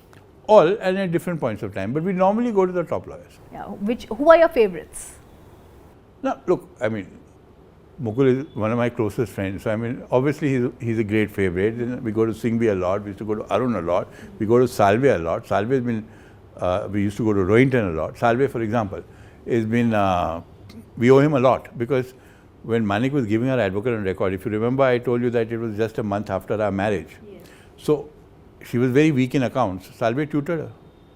Okay. Harish tutored her because he was a chartered accountant also. So, we were all friends. So, he tutored her and then she, I think she passed because of him. Very so, you nice. know, we've had friendships all over. And because we've also been a well-known firm. And we also keep very good relations with the other big firms. So, Shardul was with me in college. Okay. Cyril is a very close person. Shardul and Pallavi are very close persons. So is Cyril. So is Zia. So is Behram. Ajay was with me in college and brilliant. Ajay was absolutely brilliant in our college. Then he went into CA, then he did law. A lot of the leading, Mahesh Agarwal is in a sense one of our biggest rivals, but we are very good friends. So a lot of people we have kept on good relations with. But you know, I find this very interesting, Mr. Karanjawala, because I did speak to Dr. Singhvi for another episode for the legal side of things, and he was telling me the issue with litigation is we're in touch with all the competitors at an eye's length. So you meet your competitor and there are stories being spread about you right in the court and everyone's able to see everyone. So what happens is, among senior counsel, because there's a cutting edge of argument, it gets a little competitive because, you know, as you saw now, Tony and Rajiv, so kitch, pitch. Yes. So you won't come away totally smiling after that. But when we are advocates on record, it's not so personalized. That's true. And I've never let it be personalized. Even when I deal with I've always been very particular about my firm that whoever the opponent is, he has to be treated very well with a lot of respect. If you made a commitment to him, okay, yes, I'll agree to the adjournment, then even if your client is against it, you have to agree. So there's a certain fairness of interplay which we keep, and as a result of which we don't have that bitterness in our relationship. I go to a case that started in 2013 and I remember it caused headlines everywhere, the Tarun Tejpal case. Today it went to the Goa Mapusa court, it's gone to the Bombay High Court. There are observations and observations. You were at the very helm of it. So you know so what happened in that case was that there was this guy called K.D. Singh, I think his name was K.D. Singh. He used to own, he was a friend of Tarun's and I think he owned, I don't know whether he had a share or whatever. So he called me up, yaar, apne dost Tarun ka kuch karna hai. So I said, chalo, theek hai, kar lenge. So I took the case. Oh my God, I mean, every party I went to, it was like a whack at my throat. Yeah, people are just going for my throat. How did you take it? How did you take it? You know, technically, you're supposed to take, anyway, you know all the theories, yes, so I won't get into all that. Anyway, so that was the case. But that was a bit of a learning also, you know, because I realized that in political matters, don't appear for people whose broad politics and yours slightly differ. Because I'll tell you why I say it. Because I remember, at least with Tarun, I felt, he never said it, but I felt that very often when I'd give him advice in the early days, in the early stages of the matter, he would wonder, is he saying this because he's not really pro this thing? Is he saying this for this reason? So it's always safer to do the political cases of the people whose ideology you're broadly with. Because otherwise there's a lot of suspicion, you know, when a man is under a lot of pressure, he's very quick to suspect. So that's one lesson I learned for myself. And I've been careful in the future. You know, when people have come on sensitive matters on the other side, I've sort of ducked them by saying, hey, better that you go here. Yes. Because you know what will happen? I will give my views the way I think are my views. Yes. I always give advice as to what I feel is correct, what I genuinely believe. Now, he may not agree with it, and he will then there will be 15 people telling him, because in all sensitive matters there are 20 people who jump in saying, I mean, hundreds of people jump in, idhar kaise phas ke tum? Ye to bilkul dusri side ka aadmi hai. So, you know, that's one lesson I learned from that case. Tarun and I are friends, of course, and we stayed friendly, and I think Tarun also later on realized that a lot of what I said made sense. But this is where it is. I'm going to quickly ask you a few questions, quick lighting. A case you'll never forget. The Jain Commission, where I appeared for VP Singh, it went on for 5-7 years. I cross-examined Mani Shankaraya, V. George, so many people in that matter, personally cross-examined. So that's That's yeah, because it was right there, Rajiv Gandhi's murder, this, that, conspiracies, this, that. So that's a big case. Did parts of it and parts of the cross-examination personally, which I normally don't. So that's one you won't easily forget. A client who has surprised you. In what way? Maybe taken you aback, maybe hidden facts from you, maybe you shaken you. No, nothing that I remember. Maybe happily surprised you. No, nothing that I remember. Nobody happily surprises. Nobody shook. A colleague who you learned the most from. Many. And you imbibe from different people. Like from Arun, we tried to emulate his moral compass. From Kapil, I learned that when you approach a case, don't be too negative. I realized that with Kapil. At a very early age, Kapil would his success was disproportionate to his age. And part of the reason was his attitude. When people came with a case to him, he didn't say, no, you have no case, you have this. He said, don't worry, we'll do it. It's a can-do attitude that makes a difference from all the counsels, the top counsels I briefed. You learn a little bit of this and you learn a little bit of that. There's no one person who gives you a life lesson. Now, yes. I don't know whether I fully learnt it, but I think the wisest advice anyone has ever given me was Jimmy Dadachandji. I don't know if you know who Jimmy Dadachandji owned India's biggest firm. When Mrs. Gandhi lost the Allahabad case and came to the Supreme Court, she went to Jimmy Dadachandji as a client. When Mrs. Gandhi nationalized the banks, the bank nationalization case, Jimmy Dadachandji. Jimmy or Jamshed? Jimmy Dadachandji was his. Yes. Jamshed may have been his full name, but he was known as Jimmy Dadachandji. So, Jimmy Dadachandji, bank nationalization. Madhavrao Sindhya, the Privy Purse case, lead advocate on record firm, Jimmy Dadachandji. Keshav Nanda Bharati, lead advocate on record firm, Jimmy Dadachandji. Minerva Mills, again constitutional, Jimmy Dadachandji. He had everyone as his client. There was nobody, like he had the Prime Minister of India as his client, sitting Prime Minister. And I have never met Union Carbide came. They could have gone to any firm in India. They could afford it. They came to him. So I've never met a man with so much contact, so much goodwill as he had. And he was silver-tongued, he was golden-hearted. So one day, I used to eat in the Machan in those days for lunch. I was sitting alone, he was sitting alone. And I said, Jimmy uncle, avi jao nahi? I used to call him Jimmy uncle because his father, my father and he were friends. Came and joined, come Ryan, come. So we sat. And I asked him one question. I said, Jimmy uncle, you have had the top clientele of the, you've had kings, you've had prime ministers, you have ministers, you have captains of industry. If you were to distill it and you were to tell me, what is the essence? What is the secret of success? He didn't waffle and say, no, Ryan, you have to be hardworking, you have to be lucky, you have to be this, you have to be that. He just looked at me and said, Ryan, it's simply a matter of managing people's egos. And you don't realize how wise he is till you actually put it into practice. And then you realize how deep the man was. I've never seen better advice in my life than from him. Explain that to us. So, I'm working with you. Right. You're my boss, I'm a subordinate. And suddenly I say, that was very well put. You really made a good point. I never knew how important flattery was. And managing egos is also partially flattery at times, saying the right thing in a right way in a such a way. Till people flattered me. It's only then. So, so there are always these, I don't know whether I should share this story. Please do. So there was this, no, I'm not going to share this because but anyway, the long and short. Change the names. No.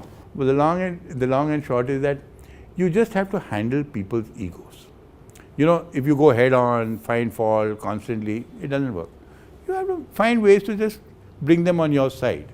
And you'll find it works. You'll find it works every time, everywhere, in any place. Everybody is human. Everybody has the same insecurities. That's a lesson even for us. Elon Musk will have a key. Yeah. You just have to find that key. Very interesting. That's a lesson for all our viewers. If not a lawyer, Mr. Karanjawala, what would you be? So I wanted to be either a CA or an MBA by way of studies pursuant to BCom, but I got a 3rd division. So that was knocked out straight. So then I went to law. But it turned out so wonderfully. I mean, it did. I come to lighter questions. What's on your bucket list? So I've always said to be healthy at 90 and rich at 45, and I'm way behind on both. I don't think you are not rich at 40. You don't know it, but I am. I know it. So you need to be richer? I need to get rich, forget be richer. But anyway, let's not get into that. So that's You I've are always one said. of you are one of India's largest So the whole thing is that law firms. I'm a bit like Jethmalani. I earned a lot, but I spent a lot. Okay. You know, Ram was also like that, and so Right. am I. I'm very shocking. Right. And it's a sort of, I mean, I basically, I mean, as I always tell my wife, that my mother never spoiled me. I only spoiled myself. That's how it is. What are your different shocks? So I have sporadic, you know, for a short period of time or a long period of time, depends on what it is, I will be sort of into something for the moment. So like, I'm always into clothes, you know. It's a lovely so suit I'm always that you're wearing. wearing, I love the navy blue. I'm always wearing suits. So I mean, I always joke and I say, you know, among the builders there is a saying that at any given point of time, the builders have some work or some repair or some construction going on in one of their temples. That's the story about the builder. So at any given point of time for the last 35 years, I've always had something getting stitched for myself. That's lovely. So that's, you know, so it's so clothes, then there will be shirt. At one stage I was very fond of shirts, I still am, but so I went to all the three, the mecca of shirt making is, there are 3 basic great outlets for shirts in the world. Yes. So there's Turnbull Asser in London, there's Charavet in Paris, and there's Ascot Chang in Hong Kong. Yes. So I used to go to all 3, and so on and so forth. I have a passion for ties. I always wear a tie because of that. So I have so many ties that I better wear them. So stuff like that. So coming back to the money, I once introduced Sachin Vaish, who's my tailor, Vaish, at Rivoli, and to Manik, my wife, and I said, Babi is my wife's nickname, and I said, Babi, this is the man who holds the family fortune. Good one. Ties, where do you like your ties from? Everywhere. And I have a large, I mean, I have all the top brands, and I mean, my favorite brand, of course, closed down, which was a guy called Avi Rosini. So this I owe a debt of gratitude to Rohika Mistry, Cyrus Mistry's wife, because she once told me, we were friends at that stage of our lives, and she told me, okay, when Palan uncle, Palan was her father-in-law, Palan Mistry, when he goes to this thing and he wants to shop in a top shop, he always goes to Avi Rosini. Oh. It is the most expensive shop I've ever been to as far as clothes are concerned. Okay, that's awesome. Ties, pens, of course. I went to Mr. Rothke. So we have a pen collection. Yes. Yeah, we have a pen Got collection. it from you. All lawyers have pen collections. You see, Yes. where in Bombay, you go to the Bombay High Court. I don't know if you've seen it. So there were two people outside we used to buy our pens from. Yes. Rhythm Corner and OK Pen Mart. Those were the 2 people we used to go to in those days. Then of course Montblanc came and yes, of course. Dilip Doshi started Montblanc, so we used to buy the Montblanc pens and so on and so forth. Yes. So, but lawyers somehow have that sort of passion for pens, you know, and like Gautam Patel, the judge, had a passion for inks and pens. He used to love a thick nib, but, you know, he used to mix his inks. I remember him telling us and things like that. So a lot of lawyers, because maybe there's a lot more scribbling or somehow you know, and if you see in the criminal bar, they always flaunt their cut. The brand is right outside on the, because it's a way of sort of establishing. Yes. Hum bhi hai. Hum bhi hai. I completely agree. Travel. Do you like traveling? Not really. Okay. I travel, but I'm not a travel person. My wife is, but I'm not. I want to know about your family, your daughters, your wife. Are you a close-knit family? Yes. What are your Definitely. daughters doing? I know, of course, they are lawyers, but tell us a little bit about them. Well, I mean, I'm a very biased father, so I think they're fantastic. But so Manik and I, we were very lucky that we were both in the same profession. You know, when we founded Karanjawala and Company, we founded it together, and in the early years, she was doing all the work. So I remember when our eldest child was born, Tahira, Manik took a few years off because, you know, she had to sort of look after the kid. So all my friends, our own, everybody, got a bit nervous कि यार इससे काम संभाला पाएगा क्या? Because Manik was a hard worker. I was always been a bit lazy. So all of them were genuinely worried कि my God, will Ryan be able to handle the practice now that Manik has to sit at home? But then life was kind and everything went well for us. So both my daughters are lawyers. Both of them work with me. One of them is a partner, Taira. Niharika is my younger daughter. And I think they're very well brought up girls, and I give the credit to two things. One is, of course, their mother, who is a very sensible person and brought them up well. But the second, I give the credit to the school. They went to Carmel Convent. I went to Carmel. Well, so did they. But the thing about Carmel, I love Carmel. Probably in your time and probably in theirs was, it was a school which did not put the value of money into you. It was a very simple school. You know, you prayed to God and you were, as Tyra once said, between Carmel and Amity, there was such a contrast. Amity is a very commercial place. Within, I think, the first week of them being in Amity, they did a slideshow saying, if you're a lawyer and you're Mukul Rohgi, then you will earn 2 lakhs. I mean, those days they were charging that, but 2 lakhs appearances. Fali Nariman, so much. Arun Jaitley, so much. So I told Mukul, have you gone mad? You realize what they're doing in Amity? They're putting it up on a chart, saying how much you guys are earning. So what? I said, yeah. So you see, in Carmel, they only taught you one thing. Be good and pray to God. I agree, which was also quite a stretch because we never knew our best friend could have money or not money. We just didn't know. Which is a good thing. Which is a good thing, but it makes you very naive. Yeah. It makes so that those are two things. So what happened was that you never had this showing off. You never said this summer Switzerland. Yes. You went where you went. You went with your parents. Okay, that's true. But the problem with that school and Columbus was that all of us grew up a little fearful. If you're in modern school, you're a daredevil. You know, ye kar lenge, wo kar lenge, don't bother. So modernites have much more gusto and much more chutzpah, as they say, than the Columbans do. So that's how it is. But I think they grew up very well because they went to that particular school. What do you attribute your success to? What do you think kept you apart from everyone else? What was that one factor?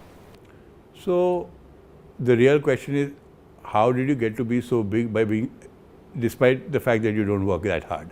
Because that is the, you know, a lot of people I think you're being modest when you say you don't work that hard, Mr. Karanjawala. I remember once Zia told me, Zia is a very close personal friend, Zia Modi. So she said, Taru to model unique chai akhi dunya ma, because he has a workaholic, you know, and she could just never understand what is he up to, you know. Taru to model unique chai akhi dunya ma. So let's just say it's a secret sauce, which I'm not sharing. It's like your grandmother's recipes to be given only to the daughters, not even the daughter-in-law. But I'll say one thing. The Karanjawalas come happy and go lucky. That's so nice. I want to ask you to mimic some more people for us, please. I'm not a mimic, not good at it. Zia is easy to... Somebody, Fali, Ram, Soli. Soli was also easy. No, Soli was okay. Yeah. Kitch. Yeah, he's very particular at one point of time.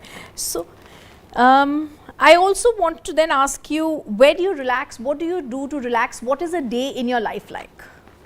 A day in my life is always relaxed. So it starts easy and it goes well. So because, you know, I'll tell you, very honestly, I own the firm in a sense. I mean, of course, it's shared with the family, but it's owned by me in a sense. And it's a large firm, and it's a successful firm.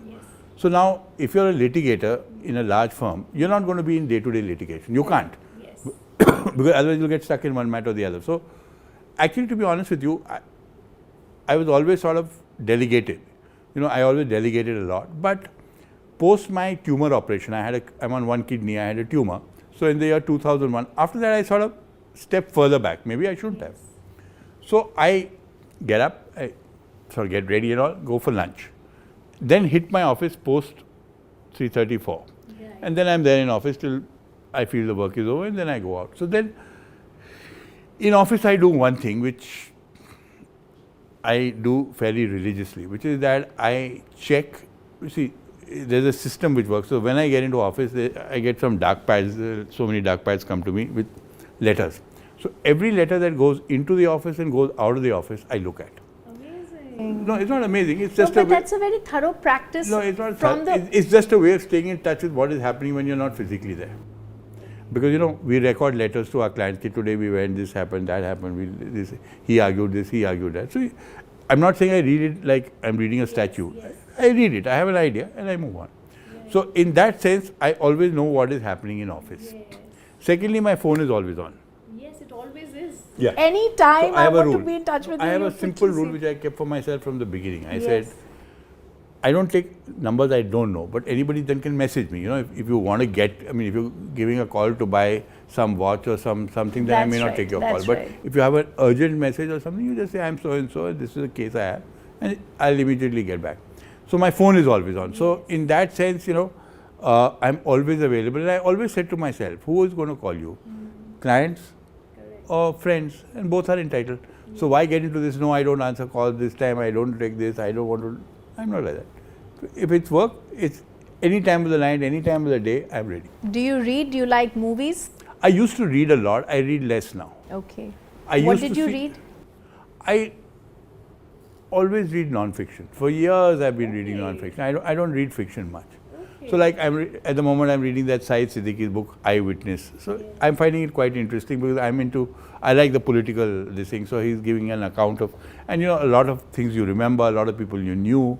So it's interesting. So I don't like, I stopped reading fiction many years ago. So as a kid I was a voracious reader. Okay. Yeah, but I sort of, all the usual things you read. But I stopped reading. I prefer non-fiction. And what do you watch on TV, Mr. Karanjawala? Well, we watch shows these days. So we are again watching something called Only Murders in the Building. It's a comedy show and so on and so forth, up and down. So is that something you enjoy? It's yeah, I don't watch unless I enjoy. Yes, comedy thrillers or something. Okay. Any genre. I like spy. I like thriller. Okay. I like suspense. Right. I prefer those, but I enjoy comedy also. Right. All right. We're going to end this part of the interview right here. I thank Mr. Karanjawala for being with us. We're now going to take a look at his collection of ties, if we are permitted, and also some of the art collection or something in his entire drawing room to understand the passion for art as well. Tell us a little bit about the wonderful art in your drawing room that we've been looking at since such a long time. So, the real person who should have been here and should have talked to you about it is my wife. Because I'm not that passionate about art. I have a sporadic liking for it. But, so our interest in art came up in a very strange way. Several years ago, I shifted to my office at 7 Factory Road. Now, the owner of the office is a person called Nitin Bhayana. Nitin Bhayana is an art collector. He's not only has a very large art collection, but he's very knowledgeable and he also deals in art.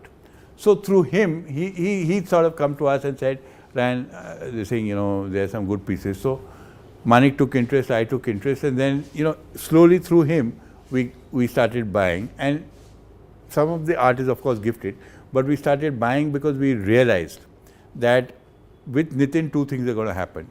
You're going to get a genuine piece and you're going to get something which he thinks is worth keeping in the long run. Right. So all the Souzas, and I'm particularly fond of these Souzas. I loved the Souzas, all yes. All these Souzas were given to us by Nitin, and there's some others upstairs and so on. So that was, my other favorite piece is the Hussein out there.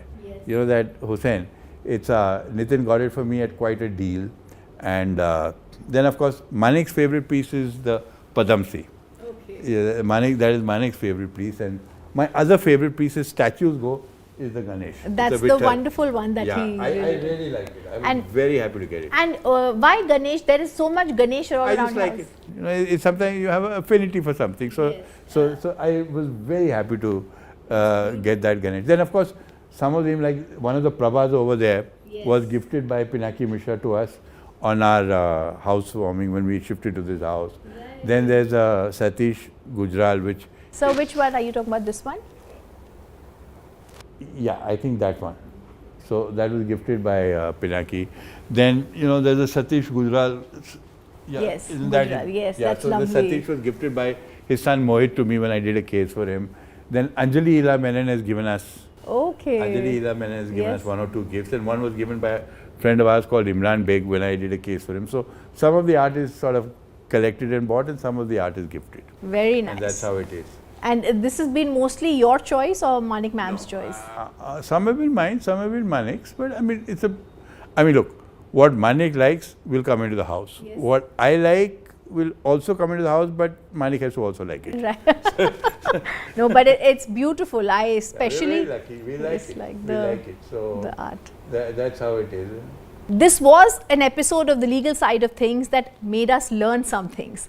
How to be, how to get clients, and also how to live our lives without egos. I thank Mr. Karanjawala for a very wise episode on the legal side of things. Thank you, sir. Thanks. It was lovely speaking to you, and it's always a pleasure to interact with the Republic. Thank you, sir. Thank you.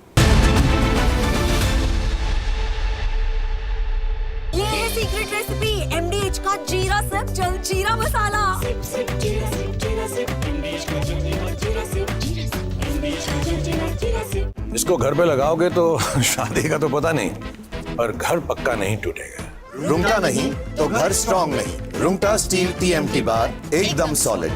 पहाड़ों में एक hiking ship भी बन सकती है।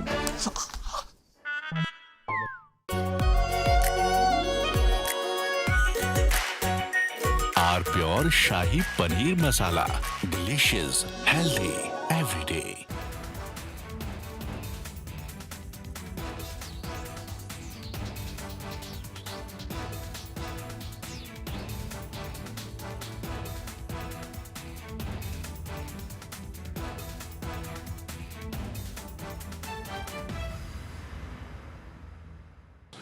Attorney General Bondi, why did you publicly claim to have... थोड़े में ज्यादा स्वाद ये हित तो है इसकी खास बात। वाओ मामा क्या स्वाद है। अरे मेरे राजा राजा R pure masala. Bliss weaves the magic of warmth into a cold day. Experience bliss in all its forms with Hindware. Hindware, designed for bliss. MDH की देगी मिर्च, देगी मिर्च का तड़का, अंग अंग फड़का। MDH की देगी मिर्च। आधे बाउल दही में 4 चम्मच MDH चटनी पुदीना मसाला डाला, स्टर करो, पुदीना चटनी तैयार। MDH चटनी पुदीना मसाला। MDH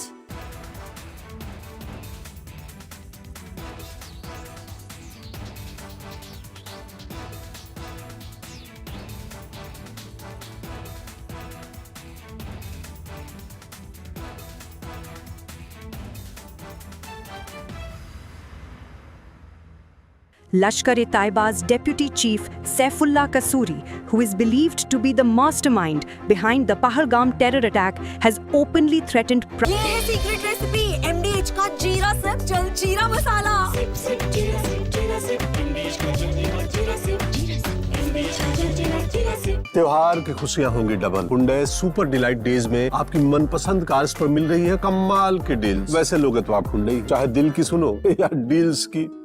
थोड़े में ज्यादा स्वाद ये हित तो है इसकी खास बात। वाओ मामा क्या स्वाद है। अरे मेरे राजा राजा आर प्योर मसाला।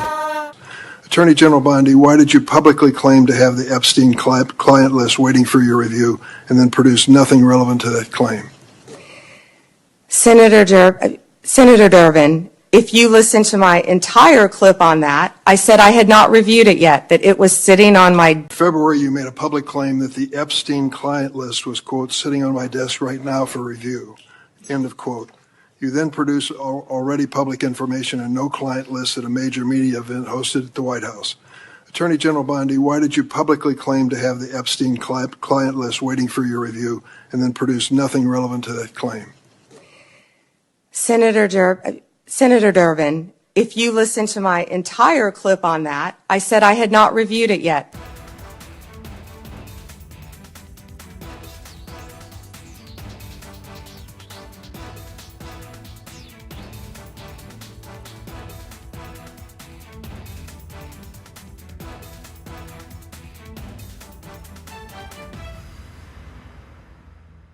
MDH की हल्दी मिर्ची धनिया करे कमाल। ये रंग दे, ये खुशबू दे, ये तीखा, ये कम पड़े। क्या निराला MDH मसाला। थोड़े में ज्यादा स्वाद ये हित तो है खास बात। वाओ मामा, क्या स्वाद है? अरे मेरे राजा, राजा और pure masala.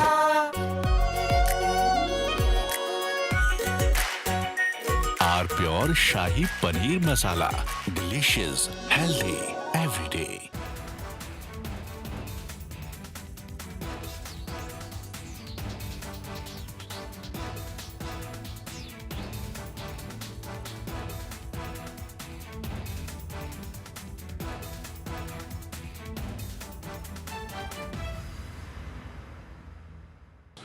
Attorney General Bondi, why did you publicly claim to have the Epstein client list waiting for your review and then produce nothing relevant to that claim?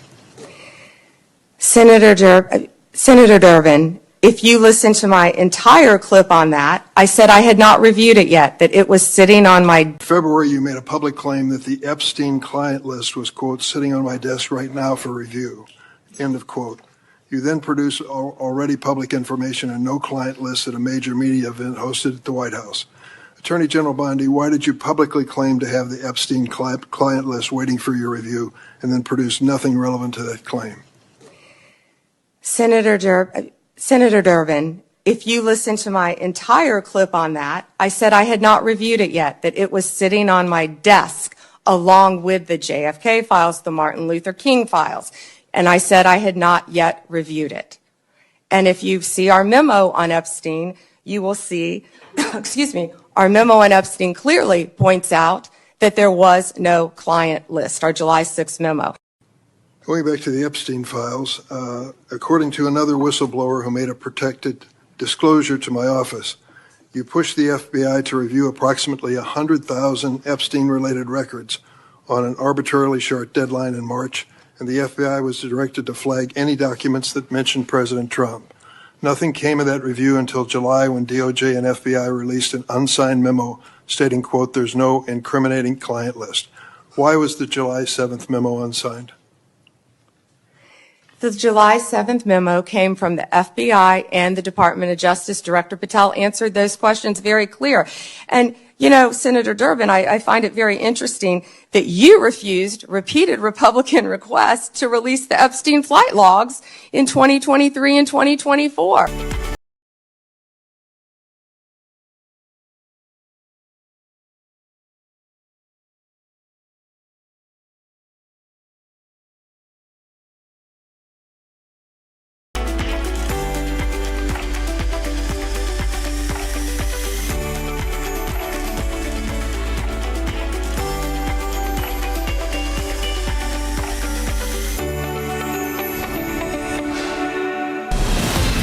From Asia's largest news headquarters, setting the agenda for Bharat.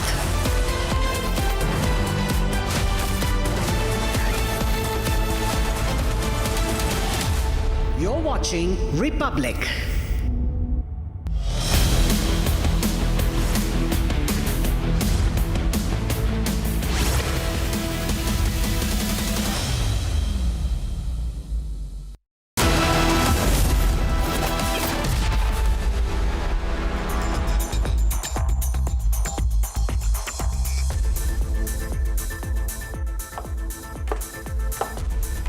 Welcome, ladies and gentlemen. You're watching 6 Stories at 6 with me, Tanisha Awasthi. Tonight, ladies and gentlemen, the big focus is going to be on the escalating Pakistan-Afghanistan war. Story number 1. Republic brings you the exclusive ground report from the heart of war zone. We are the only Indian network reporting from the war zone area from Afghanistan, tracking every development from the front lines. As the battle intensifies, story number 2, ladies and gentlemen, captures the narrative war that is erupted between the two nations, each blaming each other for the bloodshed. Story number 3 takes us to the Middle East, where regional powers are now stepping in, calling for calm and restraint, even as story number 4 sees Iran breaking its silence, demanding an immediate and hostilities. Back home, story number 5 shifts to what's happening in the state of West Bengal, where Chief Minister Mamata Banerjee has sparked complete outrage yet again for questioning the integrity of a gang rape survivor, blaming her instead of acting against the crime. And finally, story number 6 comes from Karnataka's power corridors, where speculation of a major cabinet reshuffle and a possible chief ministerial change in November is gaining momentum. I am Tanisha Avasthi, and these are your 6 stories at 6. Let's get started. All right, starting with story number 1 that we're focusing here on Republic. There have been clashes between Afghanistan and Pakistan forces along the shared border. Now, Afghanistan's Taliban forces launched armed reprisals against Pakistan soldiers, accusing Islamabad of carrying out an airstrike on its soil. The situation is tense, with both sides exchanging fire and suffering casualties. The Afghan foreign minister has expressed a desire for good relation with Pakistan, while also warning of an alternative measure if Pakistan does not engage in dialogue. And amidst all of this, Republic is the only Indian network reporting live from Afghanistan. Watch this exclusive ground report.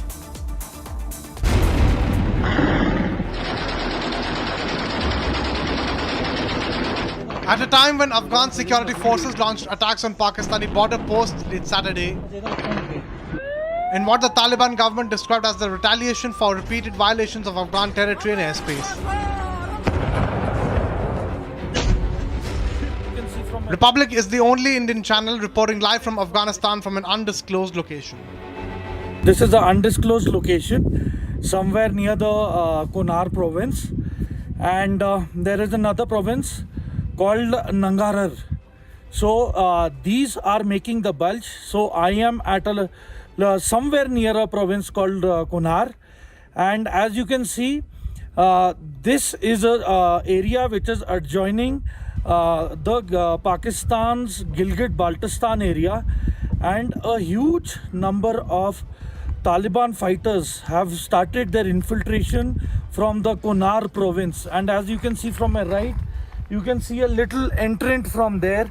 So that is one of the locations where there has been a lot of activity and entering into the forested areas beyond this ridge into Gilgit-Baltistan. And one of the major reasons why this area has been selected by the Taliban to ramp up their operations is because of its mountainous features.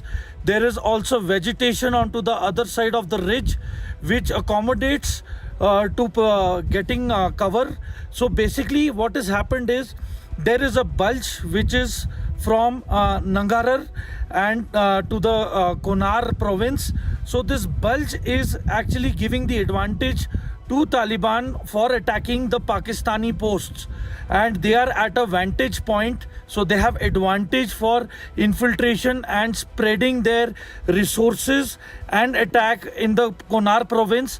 So if we tactically see, the Kunar province is adjoining POK, that is Pakistan occupied Kashmir, and with the unrest which has been taking place in Gilgit-Baltistan, so it is imperative that there can be some connection between the freedom fighters in Gilgit-Baltistan and the Taliban fighters. So it is a matter of great concern that if this conflict increases, it is going to cause a lot of ramifications, a lot of geopolitical issues. And one of the main issues that the Taliban has been facing is most of their posts are made up of shelters. So these shelters are basically fiber reinforced plastic and metal sheets. So most of them have been destroyed by the Pakistan forces, and whereas the Pakistan posts are concerned, they are fortified, they are cemented, but they are isolated. That is the advantage that the Taliban is taking and doing the infiltration surrounding these posts. And since last 3 days, they have inflicted a lot of casualties and have destroyed a large part of these posts, which are now rendered unserviceable and cannot be guarded or occupied by the Pakistan forces. So this is the situation which is unfolding in the northwest border of the Taliban and the Pakistan forces, which has been taking place. Yes, the Taliban is on the back foot at few locations, at Helmand and few more provinces, where Pakistanis are using night vision thermal enabled drones for attacking Taliban, who are trying to tactically place their positions to counter and to surround the hostile Pakistan forces. And as far as the Hepta incursions are concerned, they are regular and they increase with the frequency after 8 in the evening. So it is imperative that the attack Heptas and the drones that the Pakistan forces are using are enabled with night fighting capability and high caliber weapons. And at the moment, the Taliban has the firepower, but they do not have anti-aircraft weapon systems. So probably that is what is holding them back. But at night, they avoid moving right now at the moment. They prefer moving during day, because at night it is really becoming difficult for the Taliban to move in towards the Konar border and expand its operation into Pakistan-occupied Kashmir. This is Major Samar signing off from an undisclosed location near Konar. 58 Pakistani soldiers and 9 Afghan soldiers were killed in the overnight fighting between the two sides along the shared border. As tensions escalate along the Durand line, both sides remain on high alert. The latest exchange marks one of the deadliest confrontations in recent months, raising fears of a wider conflict in the region, and the story is far from over. And even as we speak, there is a big escalation that is shaping up between Kabul and Islamabad. Afghanistan has sent out a direct warning to Pakistan, saying that no attack will go unanswered. Hours after its retaliatory strikes, the Taliban government has accused Pakistan of harboring ISIS on its soil and backing those groups that destabilize Afghanistan. Kabul has blamed the ISI for fomenting trouble in Afghanistan. Here's a detailed report on all that you need to know about how the blame game has completely shifted.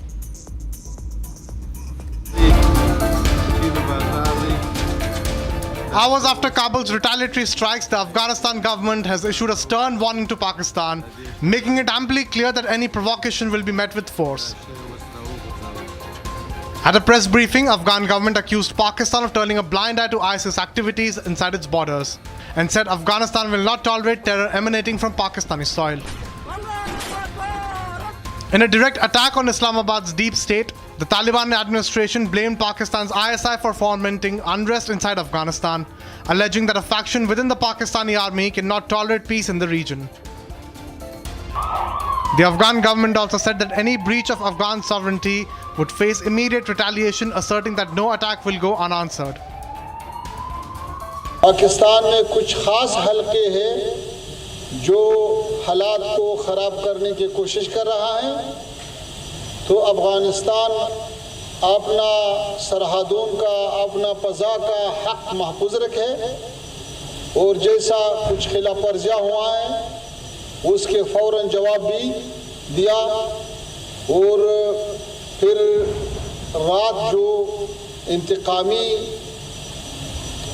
Operation हुआ तो उसमें हमारा जो हदफ और मतलूब था वो हासिल हुआ। फिर हमारे दोस्त ममालिक जैसा कतर और सऊदी अरबिस्तान उन्होंने ख्वास्ता, उन्होंने तलब किया कि अभी जंग रुकना चाहिए, तो हमारे तरफ से जंग रुका हुआ। It added that at least 58 Pakistani soldiers have been killed and 30 others are injured in overnight cross-border operations by Afghan forces. The strike that it calls a legitimate defensive response. The situation on the Durand line remains tense, and with the latest posture from Kabul, Pakistan should be ready to face music for any misadventure it plans.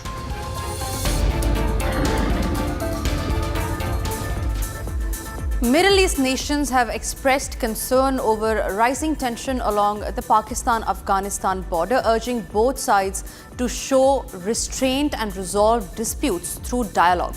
The Qatari Foreign Ministry's statement calls for diplomacy and de-escalation in the interest of regional peace and stability. Here's how the Middle East is reaching out.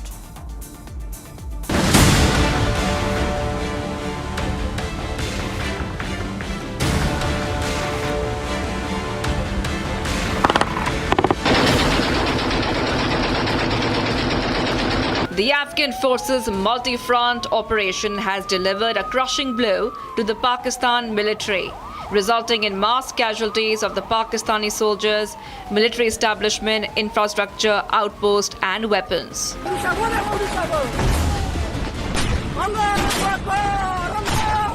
The Afghanistan-Pakistan border witnessed a massive escalation in tensions as Afghan forces launched a full-blown retaliation against Pakistan days after unprovoked airstrikes in Kabul and other Afghan cities. The escalating tensions have prompted regional concern. Iranian Minister of Foreign Affairs Abbas Araghchi has called on his country's two neighbors to exercise restraint. Qatar has raised alarm over the situation, urging both sides to prioritize dialogue, diplomacy and restraint, and to work towards containing differences in a manner that helps reduce tension and avoid escalation in order to achieve regional security and stability. The Saudi Arabian Ministry of Foreign Affairs has issued a statement urging both Pakistan and Afghanistan to keep self-restraint to avoid further escalation. The kingdom calls for self-restraint, avoiding escalation and embracing dialogue and wisdom, which will contribute to reducing tension and maintaining the security and stability of the region, the statement said. As tensions simmer, the message overall is clear. As Pakistan and Afghanistan trade blame across a fragile border, the international community is urging restraint and dialogue.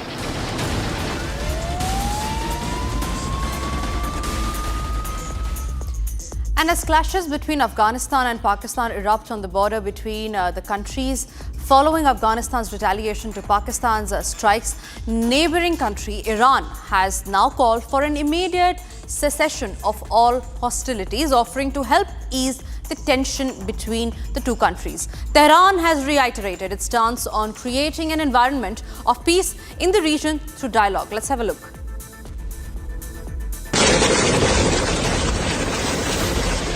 Heavy clashes erupted along the Afghanistan-Pakistan border as the Afghan forces launched a retaliatory attack against Pakistan following alleged unprovoked airstrikes in Kabul. The tensions have called in for critical responses from the neighboring countries. Iran has expressed its readiness to help ease tensions between Pakistan and Afghanistan. Iran's foreign ministry has called for restraint and the immediate start of dialogue between both the nations. This with the goal of de-escalating tensions and resolving disputes through diplomacy. Expressing concern over recent developments between the two countries, Iranian Foreign Ministry underlined the need for mutual respect for the territorial integrity of both neighbors. The ministry emphasized that Islamic Republic of Iran attaches great importance to maintaining peace and stability in its surrounding region. Iran also said that it stands ready to offer any assistance that could help reduce tensions between the two neighbors. The incident has pushed the long-standing tensions between the two neighbors to an unprecedented level, prompting strong reactions from Afghan political leaders and security institutions. As per the latest, several Pakistani soldiers have been killed in the retaliation by Kabul. Hitting back after Pakistan's recent airstrikes in Kabul, Afghan forces targeted Pakistani posts in several provinces. Afghanistan's Defense Ministry also announced end of retaliation in the Pakistan-Afghan border conflict. But the ministry warned that any escalation would have consequences for the Pakistani military. In the recent months, TTP militants have escalated their attacks on Pakistani security forces, particularly in the mountainous regions along the Afghanistan border. Islamabad has accused the Afghan Taliban government of failing to expel militants who use Afghan soil to stage cross-border attacks, an allegation that Kabul denies. And back home, let's tell you what's happening in the state of West Bengal. There's outrage in Bengal tonight. Chief Minister Mamata Banerjee has shocked the nation with her insensitive and tone-deaf remark on the Durgapur gang rape. Instead of showing empathy to a 23-year-old survivor, what Mamata Banerjee is doing is blaming the victim, questioning why she was out at night and even dragging other states to deflect the blame. Is this leadership or blatant victim shaming? A young woman is battling trauma. Her family fears for her safety and Bengal's chief minister is busy making excuses. This political callousness at its worst. Here's the story.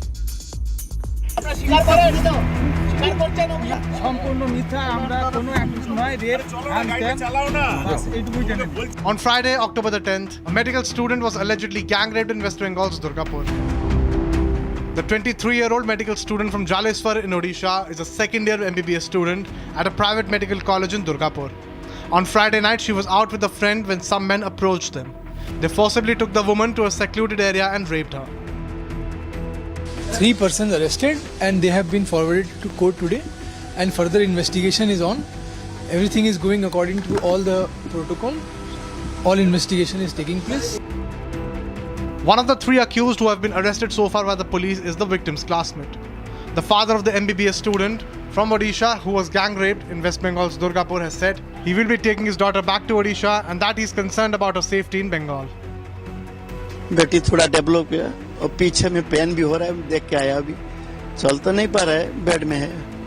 वो तो बहुत help कर रहा है, chief minister भी हमको phone किया, DG, SP, collector सारी हमको हेल्प कर रहे हैं, वो कैसे है सब, every moment he has taken my opinion, आश्वासन दिया। हम उसको चीफ मिनिस्टर साहब को भी मैं रिक्वेस्ट किया, क्योंकि हम देख रहे जहाँ यहाँ लड़की सिक्योरिटी नहीं है, इसलिए हम उसको रिक्वेस्ट किया जहाँ हम हमारा भुवनेश्वर में हमारा लड़की को ले जाओ, नहीं तो यहाँ से कभी भी मार भी देंगे, वो हमारा अभी विश्वास टूट गया। However, Chief Minister Mamata Banerjee, when asked about the alleged gang rape of the MBBS student, called for the Odisha government to take action on the matter and went ahead to shame the victim. She was studying in a private medical college.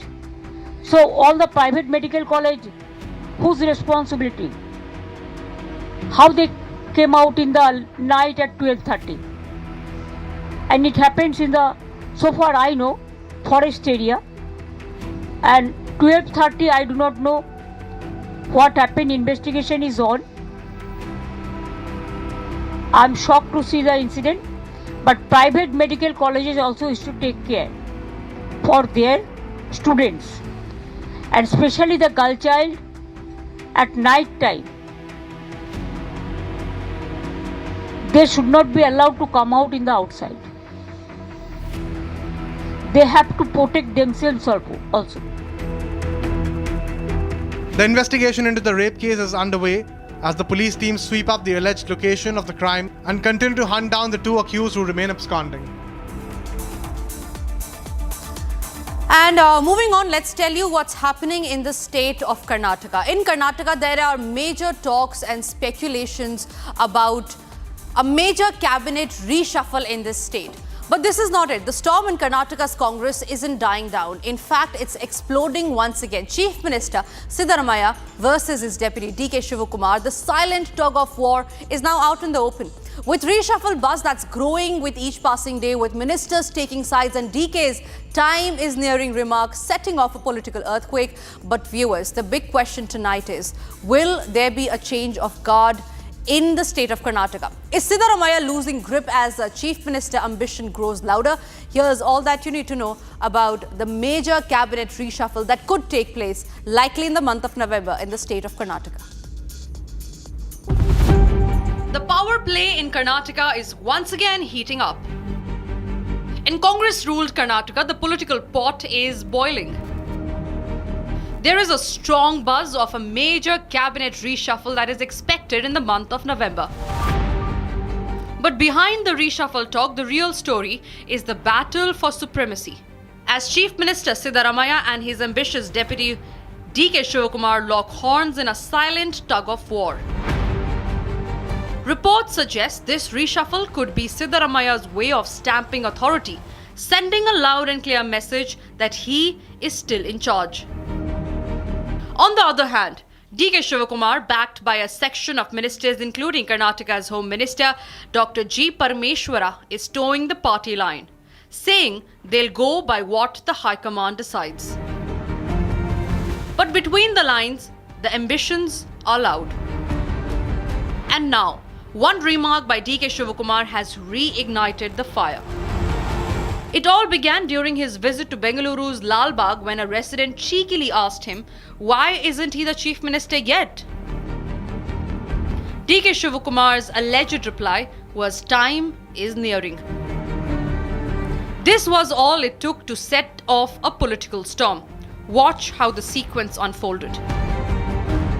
Sir ಕಷ್ಟಪಟ್ಟು party ಬೆಳೆಸಿರೋ 40 ವರ್ಷದಿಂದ ನೀವು CM ಆಗ್ಬೇಕಲ್ವಾ sir ನ್ಯಾಯವಾಗಿ ಹತ್ರ ಬಂದಿದ್ಯಾ ಹಳೇದಿತ್ತು sir ಇತಿಹಾಸ ತುಂಬಾ ಚೆನ್ನಾಗಿತ್ತು ಇತಿಹಾಸ 100 ವರ್ಷದಲ್ಲಿ ಅದನ್ನು ರಿಮೂವ್ ಮಾಡಿದ್ರೆ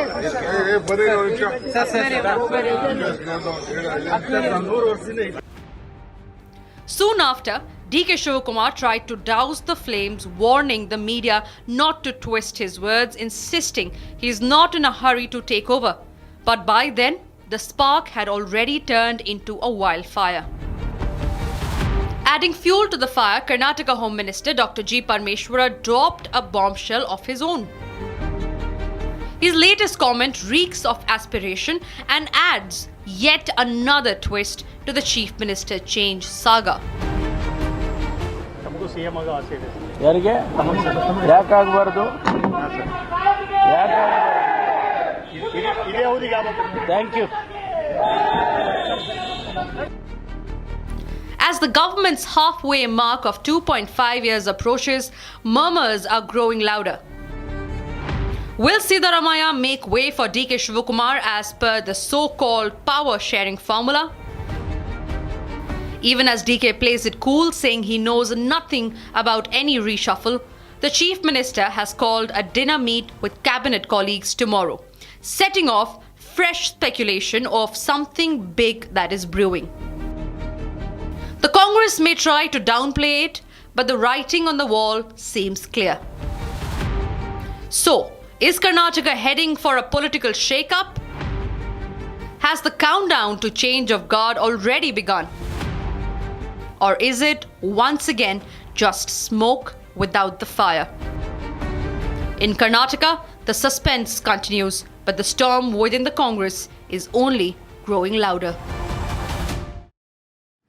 And before we end this edition, ladies and gentlemen, there is some extremely important breaking news that we have to get to you, and this is on the Bihar elections. And finally, the BJP has ironed out the flaws. It has put out the seat-sharing pact that is now complete. And we have the full list here. The BJP and the JDU is going to contest on 101 seats each. The LJP gets 29 seats, that is Chirag Paswan's party. The RLM gets 6, and HAM, that is Jiten Ram Manjhi's party, gets 6 seats. So RLM and HAM have been bottled down to 6 seats each. BJP and JDU to 101 seats each, and LJP, which is Chirag Paswan's party, gets 29 seats. The seat-sharing pact, ladies and gentlemen, has finally been sealed. NDA has finally done it. The murmurs and the speculations that were there on how the NDA could likely break up before the elections are coming because of the mismanagement in the seat-sharing pact has finally been solved. The NDA has put it out officially that it is going to fight together. The seat-sharing pact has now finally been put out. The BJP has confirmed that news. The first phase of election, ladies and gentlemen, is the 6th of November. The second phase is on 11th, and 14th of November it's going to be result day with Arnab, where we are finally going to get to know if Nitish Kumar is going to continue as the Chief Minister of Bihar, or will there be a change in guard as far as the Bihar elections are concerned. A very interesting election that we are going to see in the month of November. It's going to be a power-packed show. The India Alliance, however, is not clear on who is going to be the Chief Minister face, but very likely, as talks are going on, as Republic is getting the biggest political scoop from the state of Bihar, that Nitish Kumar will stay as the Chief Minister if NDA wins Bihar.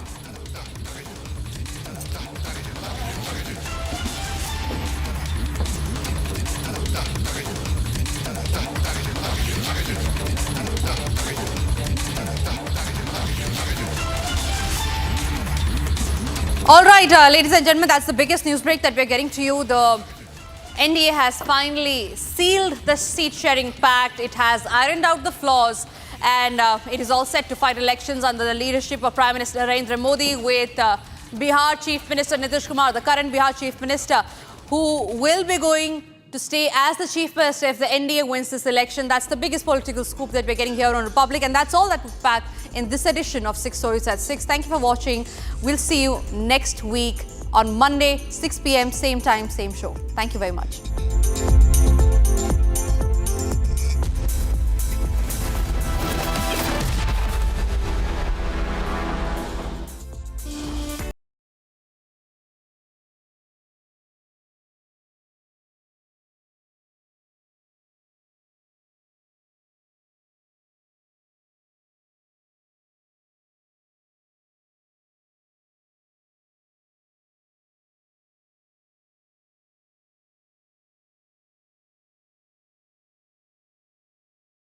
स्वाद ये ही तो है इसकी खास बात। Wow मम्मा, क्या स्वाद है? अरे मेरी राजा।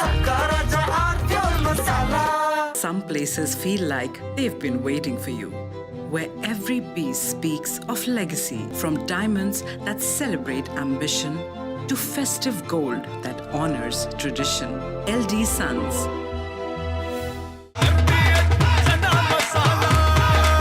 अब छोलिया हो या लोबिया, सफेद चने या काले चने, सब कुछ मजेदार बने। Some places feel like they've been waiting for you, where every piece speaks of legacy, from diamonds that celebrate ambition to festive gold that honors tradition. LD Sons. Lashkar-e-Taiba's Deputy Chief Saifullah Kasuri, who is believed to be the mastermind behind the Pahalgam terror attack, has openly threatened Prime Minister Narendra Modi in a clip that is now going viral on social media. In the video, Kasuri can be seen praising Pakistan Army Chief General Asim Munir, referring to him as Field Marshal, requesting him to teach a lesson to PM Modi similar to the Pahalgam attack on May 10th, 2025. हम सतलुज के किनारे पर इस वक्त मौजूद हैं और ये दरिया सतलुज जो हिंदुस्तान से होता हुआ हमारे जिला कसूर से इसी इलाके से पाकिस्तान में दाखिल होता है। मुझे भी सैलाब के दिनों में ज्यादा वक्त सतलुज के किनारे पे, सतलुज की लहरों में, सतलुज की ऊपर चलने वाली कश्तियों और बेड़ों में ज्यादा वक्त गुजारने का मौका मिला है। और मैं खूब जानता हूं ये सतलुज में जो सैलाब आया है, ये कुदरती सैलाब सारे का सारा नहीं था, ये मसनूई था, ये दुश्मन की अदावत थी, ये उसकी गुंडागर्दी थी, ये उसकी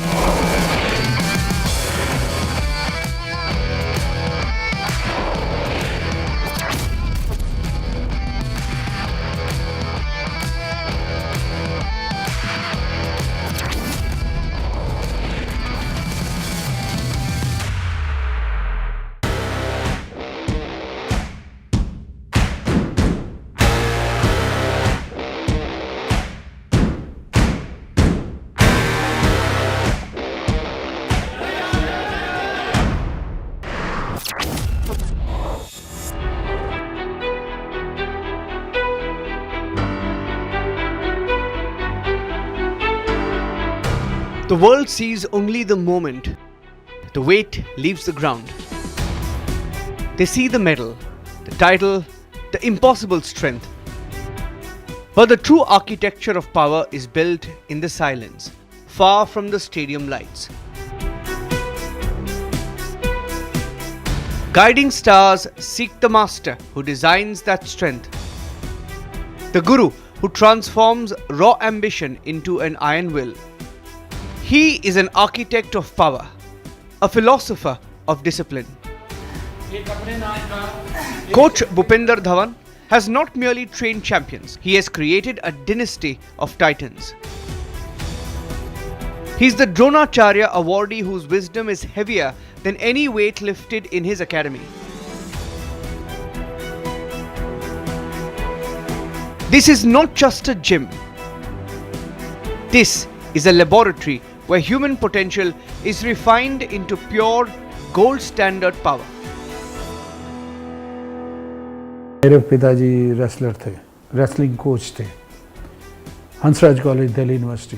he was 32-33 years old. Father वो कोचिंग देते थे बच्चों को. तो एक दिन मैसेज आया कि वो बीमार हैं. मेरी मदर बहुत छोटी थी, 28-29 साल की थी. तो पता लगा कि उनका हार्ट फेलियर हो गया. तो फादर की तो फिर डेथ हो गई 1968 में. तो मुझे कोई और रास्ता मिला नहीं. मम्मी को जॉब मिल गई फादर की जगह छोटी. और मम्मी बड़ी दुखी थी कि कुछ मैं करता नहीं हूँ. मुझे करना था स्पोर्ट्स.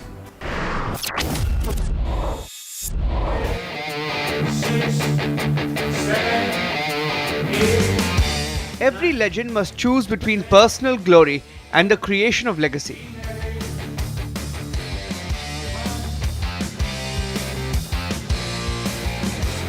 मैं यहाँ से पैदल चल के रात को, तब नाइट सर्विस नहीं होती थी, 4 पराठे बना के अपनी सिस्टर से, यहीं से 20 किलोमीटर पड़ता है, रात को 2-2:30 बजे विदाउट टिकट फ्रेशा कोटला में घुस जाता था.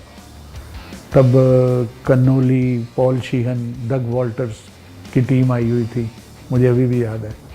मैं जाके वो सारा क्रिकेट मैच विदाउट टिकट देखता था और शाम को घर आके फिर मार खाता था. फिर फुटबॉल का मैच होता था तो अंबेडकर स्टेडियम में मैं जैसे 4-5 बजे शुरू होना है तो मैं 1 बजे 1:30 बजे पहुंच जाता था. जब सफाई वाले पहुंचते हैं तो उनको लगे कि मैं सफाई वाला हूँ और विदाउट टिकट जाके देखता था. पर मैं फुटबॉलर और वो नहीं बन पाया, घर के लिमिटेड सोर्सेज थे. देन आई स्टार्टेड, मैंने कहा थोड़ी ये ढका व्यायामशाला इधर गांव है, उसमें वर्जिश करता हूँ. वर्जिश करते करते मुझे थोड़े डोले शोले बनने शुरू हो गए. Then I started lifting wait.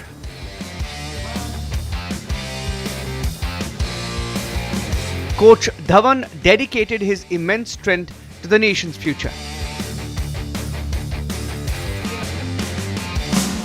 Then I went to Hansraj college. और हंसराज कॉलेज की टीम में कंवर मंगल सिंह थे, डायरेक्टर फिजिकल. उन्होंने मुझे हेल्प की कि इसके फादर, मेरे फादर की डेथ वहीं हुई थी. तो उन्होंने बोला यार इनके फादर नहीं है, इसको जूस ज़्यादा दे दिया करो, इसको 2 एग्स ज़्यादा खिला दिया करो. तो मुझे लगा कि ये बहुत बड़ी बात है. कभी ट्रैक सूट दे देते थे उस ज़माने में, बहुत बड़ी बात थी. तो मुझे लगा यार ये मेरे को पीठ थपथपा रहे हैं. LK दास एक्स ओलंपियन है, 1960 और 64 टोक्यो और रोम ओलंपिक में वो गए थे. वो मुझे इंटर यूनिवर्सिटी जब मैं गया मद्रास खेलने दिल्ली यूनिवर्सिटी की तरफ से, तो मैंने देखा यार उनके साथ बड़े लोग फ़ोटो खिंचवा रहे हैं. मैंने कहा ये कौन है? उन्होंने बोला ये LK दास हैं, लक्ष्मीकांत दास. तो मैंने कहा ये क्या है? कह रहे ये 2 बार ओलंपिक गए हैं. ओहो, मैंने कहा ये तो बहुत बड़ी बात हो गई. मुझे ऐसे लगा कि यार ये मुझे अपनी तरफ खींच रहे हैं. तो देन मैं उनके क्लोज चला गया. होते होते मैं कलकत्ता चला गया उनके पास मैंने थोड़ी ट्रेनिंग भी की. और फिर उन्होंने मुझे एक चैलेंज है उनको एक ओलंपिक में. वो क्या करते थे जब ओलंपिक गए, वो रेलवे इंजन क्लीनर रेलवे में जॉब लगे थे. तो जब वो ओलंपिक में गए मिल्खा सिंह जी के साथ, तो वो जो सीवर के चक्के नहीं होते उसमें रॉड डाल के उससे वेट उठाते थे, क्योंकि पहले वेट नहीं होता था, इंडिया में नहीं था. और उससे वो ओलंपिक में पहुंच गए. तो उन्होंने बोला भाई उनका इंटरव्यू हुआ, भाई तू कैसे पहुंच गया यार? उन्होंने बोला मैं चक्कों पे कलकत्ता में, हावड़ा में वो चक्के बना लिए मैंने, उससे वेट उठाता हूँ. तो वहाँ की एक कंपनी थी अलीको, उन्होंने बोला तुझे ना एक ऐसे करते हैं, तुझे एक रॉड गिफ्ट करते हैं. इटली की कंपनी. उन्होंने रॉड बड़ी खुशी खुशी ले ली कि अब मैं और अच्छा प्लेयर बन जाऊँगा. जब एयरपोर्ट पे आए तो उन्होंने वो रॉड नहीं आने दी, वहाँ पे आने नहीं दी इंडिया में. उन्होंने बोला नॉट अलाउड. तो उन्होंने आके फिर एक कंपनी का नाम रखा चैलेंज, वो आज भी है. उसको ओलंपिक एसोसिएशन ने पास किया और उन्होंने फिर चैलेंज का सेट बनाया. उन्होंने मुझे 1980 में वो एक चैलेंज सेट गिफ्ट किया. फिर वो मैं अपनी छत पे ले आया और छत पे मैंने अपने भाई को और एक छोटे बच्चे को ट्रेन करना शुरू किया. 5, 6, 7, 8, 9, 10, He saw raw potential being wasted on shortcuts.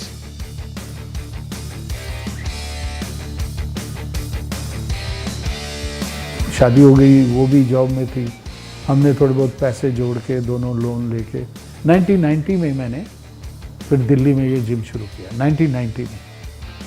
Then I converted into बच्चे तैयार करने, थोड़ा एक्सपीरियंस से करते करते करते करते फिर वो 94 में मेरे को पहली बार इंडिया टीम का कोच पावर लिफ्टिंग में. देन 99 में मैंने बॉडी बिल्डर भी बहुत तैयार कर दिए थे. 99 में मैं फिर बॉडी बिल्डिंग का भी नेशनल कोच बन गया. 2 गेम का पहली बारी ओलंपिक बुक रिकॉर्ड्स में भी आया कि I am the only Indian to become a national coach for body building and power lifting.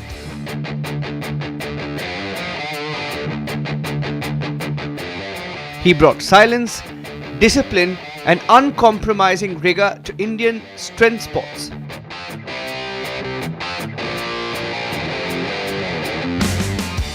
मेरे घर में 20-22 खिलाड़ी रहते थे. खुद मेरा हॉस्टल था 80 गज के घर में ही. एक पोर्शन में 2 80 गज के पोर्शन थे. एक पोर्शन में खिलाड़ी हैं, एक पे मैं उनका खाना भी बनाता था रोज 20-25 आदमी होगा. उधर से ट्रेनिंग करा के आता था, फिर उधर से मैं करता था. मतलब मुझे नींद नहीं सताती थी, मुझे परफॉर्मेंस सताती थी कि यार ये परफॉर्म कैसा करेंगे. नींद तो छोड़ो, बात की सेकेंडरी थी है, पूरी उम्र नींद हो जाएगी, आदमी मर के भी सो जाता है, वो तो बाद में देख लेंगे, लेकिन पहली है परफॉर्मेंस. तो वो मुझे जोश और एनर्जी देती थी कि इनकी परफॉर्मेंस क्या आएगी, कि गांव से आए हुए हैं, इनको आगे लाना है, इनको आगे लाना है, इनको आगे लाना है. वो आगे आते थे, मुझे लगता है मैं भी आगे आ रहा हूँ. मैं हमेशा बच्चों को बोलता हूँ, स्टूडेंट्स को बोलता हूँ कि अगर दुनिया में सारी ब्लैकआउट हो जाए, हर जगह अंधेरा हो जाए, तो एक बात याद रखना, एक जगह जोत जलती मिलेगी, वो आपके टीचर के चरणों में और आपके माँ बाप के चरणों में. वहाँ आपको रास्ता जरूर दिखाई देगा.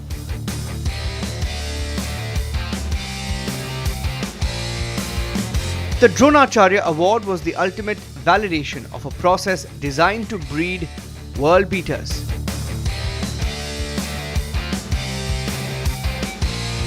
अवार्ड्स आपकी पीठ थपथपाते हैं, लेकिन आप अवार्ड्स के पास सारी उम्र बैठ के रजाई में गुजार नहीं सकते.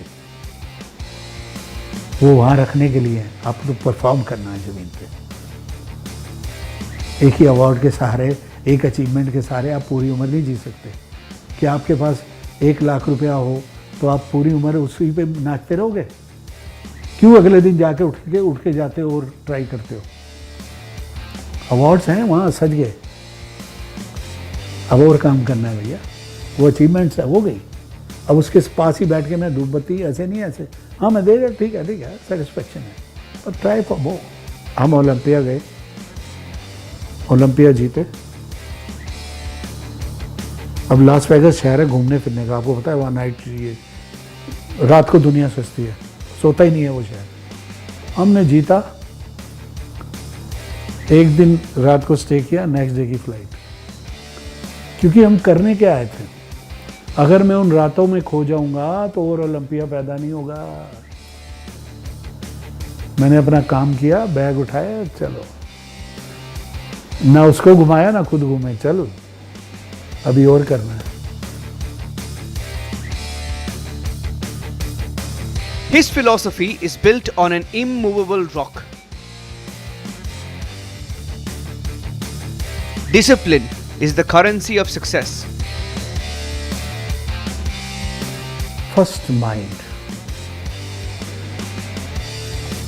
इसके मसल होना बहुत जरूरी है. मैं क्या करूंगा, पहले आपके माइंड को ट्रेन करूंगा. नॉक कि भैया बॉडी पे आ रहे हैं, ध्यान रखना.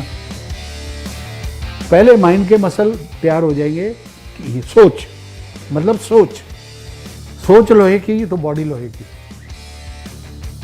सोच लकड़ी की तो बॉडी भी लकड़ी की. सबसे बड़ी टेक्निक जो है, मेरी ट्रेनिंग जो मैं बोलता हूं, जब तक आपका माइंड आपके कंट्रोल मुट्ठी में नहीं है, तब तक आपकी शरीर भी नहीं है, वो वैसे एक्ट ही नहीं करेगा. He teaches his athletes to become scientists of their own bodies. Meticulously tracking nutrition, ensuring joint health, and cultivating absolute mental clarity. In these brutal sports, the true battle is won in the mind. The spirit must always be heavier than the weight on the bar.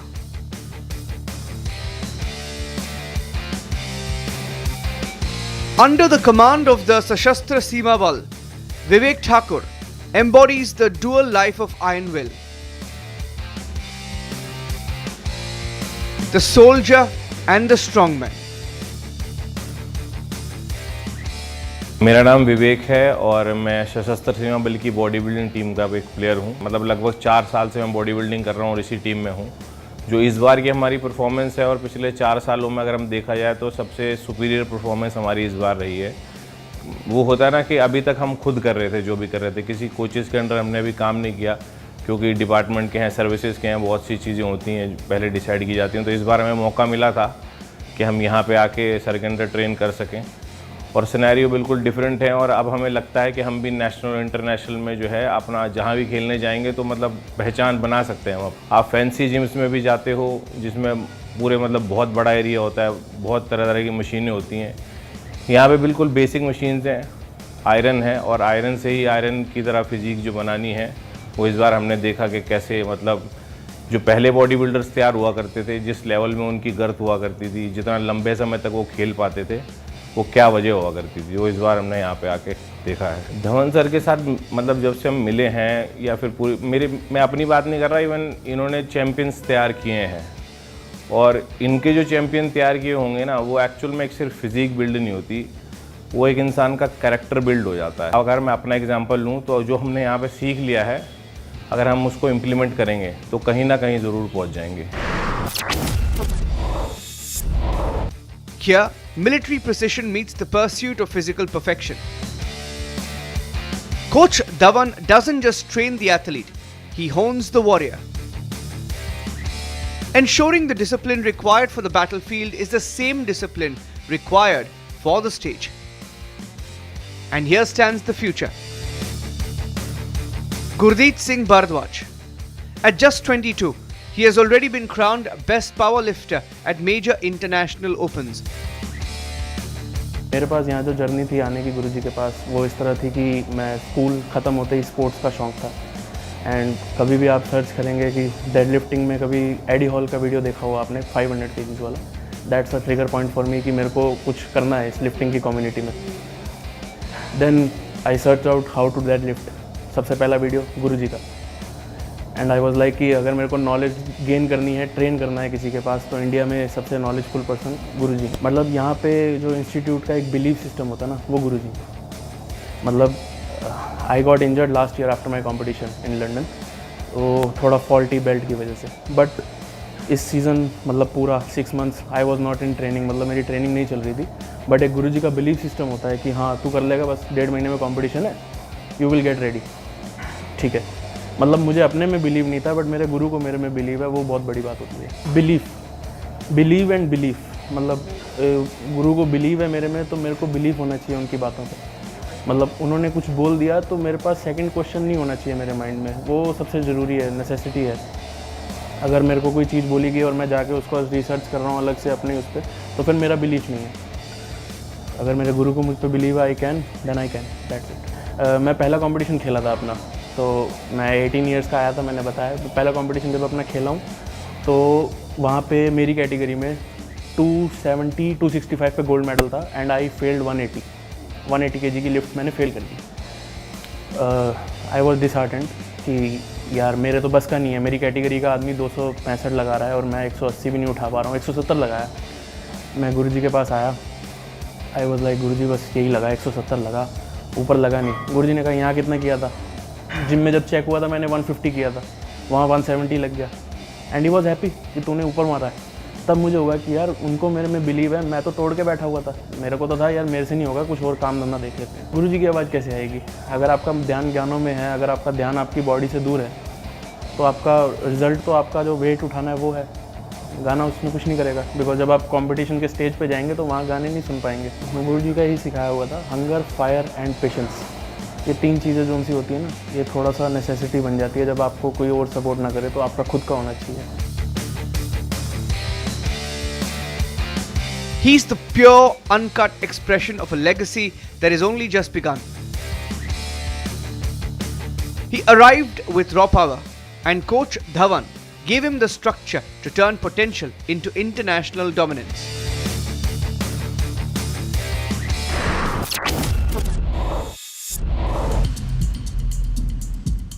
The core of this tradition is the sanctity of the Guru-Shishya relationship. It's not a mere transaction. It's a profound transfer of consciousness. The student must possess the absolute blind faith to follow the instruction, and the Guru must have the unparalleled wisdom to know exactly how far to push the boundary of human endurance. Coach Dhawan trains them to respect their sacrifice and to carry the torch of integrity for the sport. To the next generation seeking greatness, his message is clear. Stop looking for the shortcut. For there are no secrets in strength. There is only work. Be disciplined. Be patient. Dedicate yourself entirely to the uncompromising process. The reward is not just a medal. The reward is the champion you become. You know, when success comes, then so many people to clap you. When success is not there, and you have to clap yourself. चलो चल बेटे चल बेटे, अपने आप को clap करना है और फिर दुनिया को प्रूव करना है।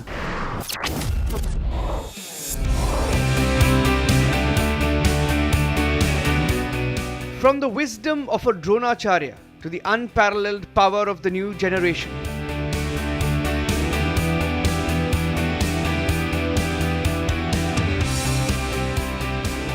जो कोचेस थे, जो दुनिया में नहीं रहे, जिन्होंने ये शिक्षा बांटी, अब वो ड्यूटी हमारे को दे गए हैं।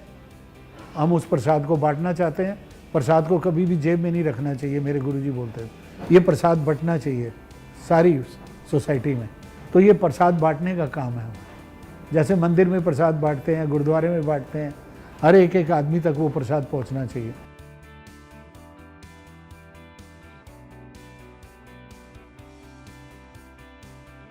The legacy of strength is eternal. Vivek Thakur continues his disciplined pursuit, and Gurdeep Singh Bharadwaj stands ready to conquer the world stage again and again. Never waste time in your life. Always invest time.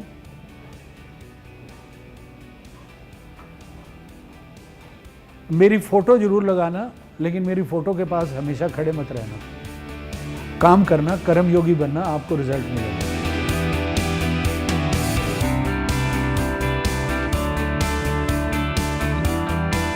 He is the architect of strength, the philosopher of discipline, the guiding light for India's power elite.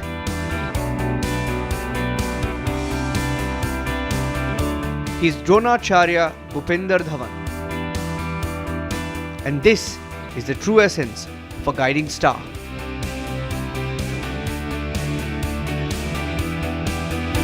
मैं 1994 से बाहर जा रहा हूँ।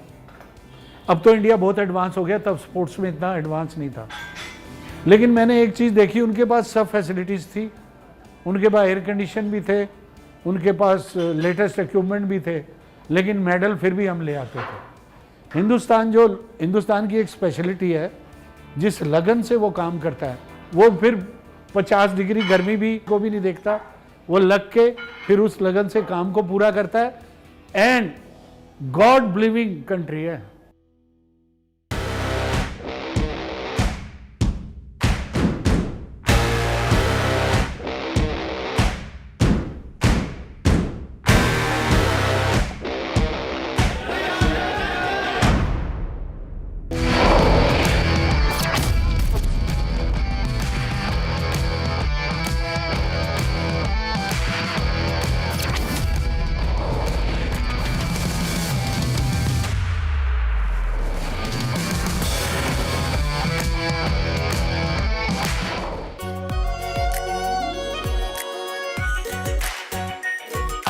और शाही पनीर मसाला.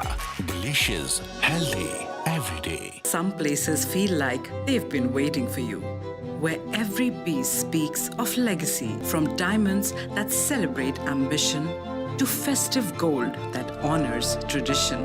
LD Sons. आधे bowl दही में 4 चम्मच MDH चटनी पुदीना मसाला डाला, स्टर करो, पुदीना चटनी तैयार. MDH चटनी पुदीना मसाला.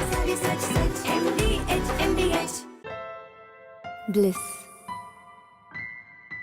It teases, it soothes, and sometimes speaks without words. Experience bliss in all its forms with Hindware. Hindware, designed for bliss. MDH की देगी मिर्च, देगी मिर्च का तड़का, अंग अंग फड़का. MDH की देगी मिर्च. भारत की अपनी दुकान, इंडिया सोना. अपने देश का सामान, इंडिया सोना, इंडिया सोना. India Zona. Some places feel like they've been waiting for you, where every piece speaks of legacy, from diamonds that celebrate ambition to festive gold that honors tradition. LD Sons. R pure suji pasta, उबालो, मिलाओ और खाओ. 8 minute में तैयार. क्या taste है, सबका राजा hardcore masala. Attorney General Bondi, why did you publicly claim to have the Epstein client list waiting for your review and then produce nothing relevant to that claim? Senator Durbin, if you listen to my entire clip on that, I said I had not reviewed it yet, that it was sitting on my... February, you made a public claim that the Epstein client list was, quote, sitting on my desk right now for review. End of...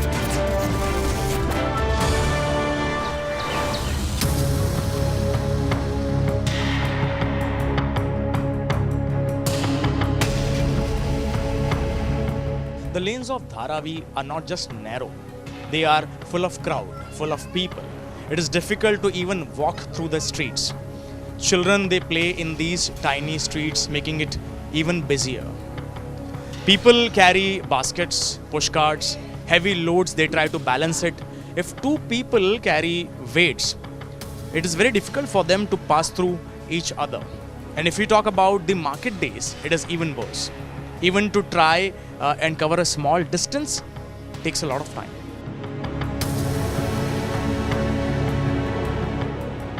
Open areas are almost missing. There is hardly any sunlight coming and reaching the floor. Children play cricket in these tiny streets and enjoy their life. If I talk about this bicycle, it can hardly pass through the narrow lane. Because people, they enjoy on their doorsteps. They talk to each other, share their memories and daily lives. Because they don't have garden, they don't have courtyard. So people enjoy their life in little spaces that they have here. मेरा नाम संदीप महादेव शिंदे है. मैं धारावी में रहता हूँ. मेरे को धारावी में बहुत बड़ा प्रॉब्लम है. प्रदूषण रूम वगैरह सब प्रॉब्लम है. पानी का प्रॉब्लम है. सब प्रॉब्लम है. यहाँ पे कोई ध्यान देता नहीं है. खाली मेरे को यहाँ पे अच्छा हो जाए ऐसा मेरे को लगता है. धारावी में छोटा रूम है, इसके वजह से बहुत बड़ा प्रॉब्लम होता है. हमको रहने के लिए भी प्रॉब्लम है, सब बच्चे के लिए भी प्रॉब्लम है, स्कूल का प्रॉब्लम है, पानी का प्रॉब्लम है, लाइट का प्रॉब्लम है, सब प्रॉब्लम यहाँ पे है. ये मेरे ख्याल से यहाँ पे आके देखना चाहिए सब जन क्या है गवर्नमेंट में. हमारे तरफ ध्यान देना चाहिए, साफ़ सफाई करना चाहिए. धारावी में वो हो नहीं रहा है पहले की तरह. देखना चाहिए धारावी में आके. Even the daily life is hard here. Imagine carrying groceries or shifting your furniture in these narrow lanes. It's a task. Even if you go out with your family, you have to cross a lot of obstacles on the way. But the life goes on. This is the spirit of Dharavi.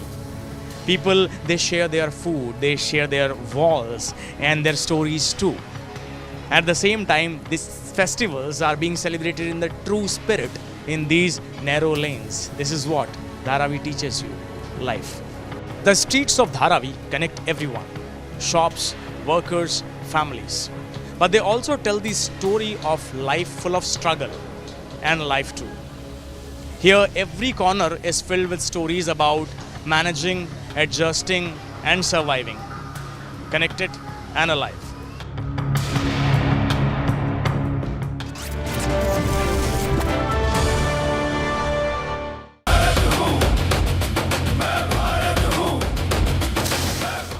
Cristiano Ronaldo has already etched his name in football history with over 900 career goals across clubs and country. But as he continues to defy age and expectations, the burning question for fans is that can Ronaldo reach the magical 1,000 goal mark before he finally hangs up his boots?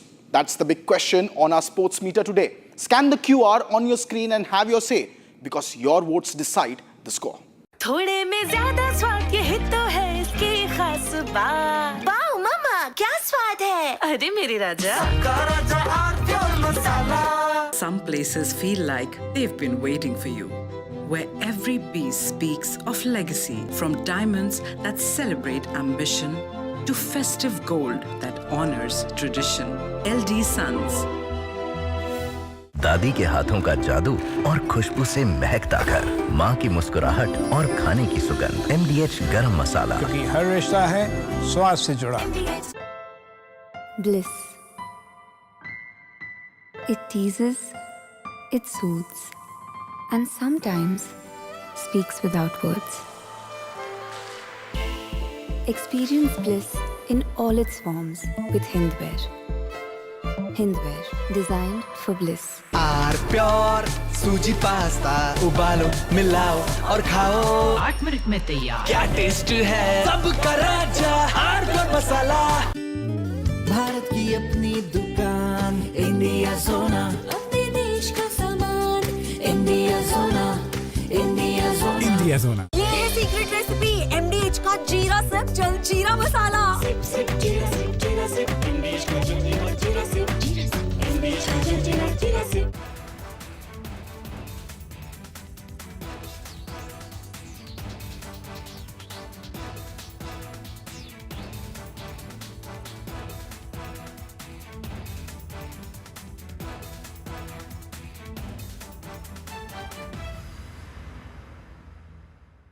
Attorney General Bondi, why did you publicly claim to have the Epstein client list waiting for your review and then produce nothing relevant to that claim?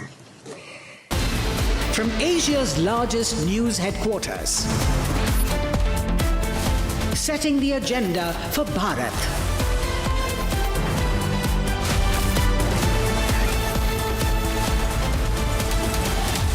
You're watching Republic.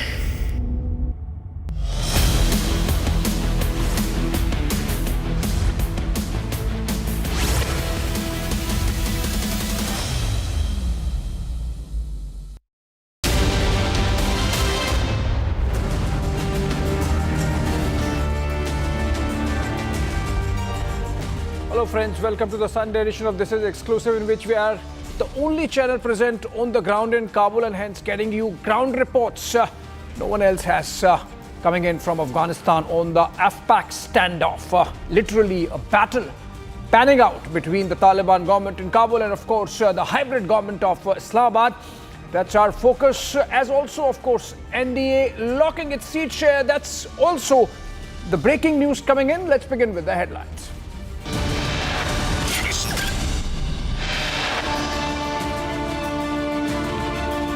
BJP announces seat sharing, pact complete in Bihar polls. The BJP and the JDU to get 101 seats each. Meanwhile, Chirag Paswan's party to get 29 NDA seats locked. Afghanistan government claims at least 58 Pakistani soldiers killed, over 30 injured in clashes along the Duran line. Afghanistan issues a stern warning to Pakistan, says will not leave any attack unanswered.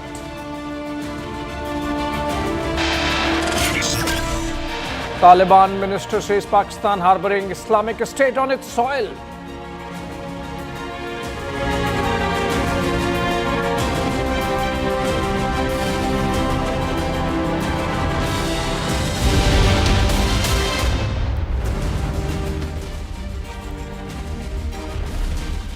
All right, friends, let's begin with the breaking that's happened just a while back. Just before the BJP Central Election Committee met to decide on the candidates for its first list for the first phase of polls in Bihar, which happened on November 6, came the announcement that the NDA, BJP-led National Democratic Alliance, the alliance in power in Bihar, has completed the seat-sharing pact, and according to which both the BJP and the JDU, the larger allies within the alliance, get 101 seats each. Then you have the LJP Ram Vilas, of which Chirag Paswan is the leader. He gets 29. Rashtriya Loktantrik Morcha and the Hindustani Awam Morcha of Upendra Kushwaha and Jitan Ram Manjhi both get 6 each. That's essentially the contours shaping up of the NDA seat-sharing pact, officially announced, in fact, by the NDA and the BJP just ahead of the BJP's Central Election Committee. These are pictures coming in live, chaired by the party president, Prime Minister also present there, and you can see the top leadership of the BJP and also, of course, their state unit main leaders of Bihar there in the meeting. We will go back to the meeting in a while, but let's listen to how the allies are responding to this announcement. Jitan Ram Manjhi spoke from Patna just a while back. Parliament में हमको 1 seat मिली थी तो हम क्या थे, नाराज थे। वैसे यहाँ अगर 6 सीट की बात की गई है तो आला कमान का निर्णय है, उसको हम सिरोधार्य करते हैं। लेकिन ये बात सही है कि हमको जो मिला है हम लोग सब संतुष्ट हैं। किसी प्रकार की कोई शिकायत नहीं है। All right, Jitan Ram Manjhi there sounding satisfied, and he was in Delhi just a while back, met JP Nadda back in Patna, but we're going to Patna where Vivek is joining us live from there. Vivek, NDA जो है उन्होंने अपना announce कर दिया है seat sharing formula. आपको लगता है कि इससे थोड़ा सा इंडी ब्लॉक में अपोजिशन में प्रेशर आएगा कि वो भी अपना जो फार्मूला है अनाउंस कर दें, क्योंकि फेज़ 1 की जो वोटिंग है उसका डेट तय है 6 नवंबर को होगा। लगता है आपको आजकल में उनका भी अनाउंस हो जाएगा सीट शेयरिंग? बिल्कुल, आजकल में ही उनको करना पड़ेगा। और एनडीए ने जो आज अनाउंसमेंट की है ये एक तरह से दबाव की भी राजनीति है, क्योंकि 1 महीने के अंदर अंदर सारे कैंडिडेट को तैयारी करनी है। आज हम लोग जब इस बारे में चर्चा कर रहे हैं, आज 12 तारीख है और 14 नवंबर को रिजल्ट्स आ जाएंगे। तो जैसे जितना पहले सीट शेयरिंग तय हो जाएगी, कैंडिडेट तय हो जाएंगे, वो अपने जो विधानसभा क्षेत्र है वहां जाके काम कर रहे होंगे अपनी कंस्टिट्यूएंसी में, तो उनको वक्त मिलेगा। और उसी के बदले में अगर जो महागठबंधन है, इंडिया अलायंस है, अगर वो अपने कैंडिडेट्स अभी तय नहीं कर पाते हैं, अभी सीट शेयरिंग को लेकर ही फॉर्मूला फंसा हुआ है, तो समस्या तो होगी, क्योंकि वहां के भी 2-3 दावेदार हैं। अभी भी आप देखेंगे कि राबड़ी आवास के बाहर जो कार्यकर्ता हैं आरजेडी के, वो जमा हुए थे। कुछ वो टिकट के लेके जमा हो रहे हैं, कुछ विरोध करने के लिए जमा हो रहे हैं। तो पहले तो उनके कैंडिडेट्स को वक्त मिल जाएगा। और ये जो सीट शेयरिंग आज एनडीए में फाइनल हो गई है, इसकी वजह से महागठबंधन के सभी नेता तो दबाव में आ जाएंगे। ये बिल्कुल साफ होता हुआ दिख रहा है, क्योंकि वक्त बहुत कम है बिहार चुनाव में और उतने ही दिन में सबको तैयारी करनी है। चलिए, thank you so much.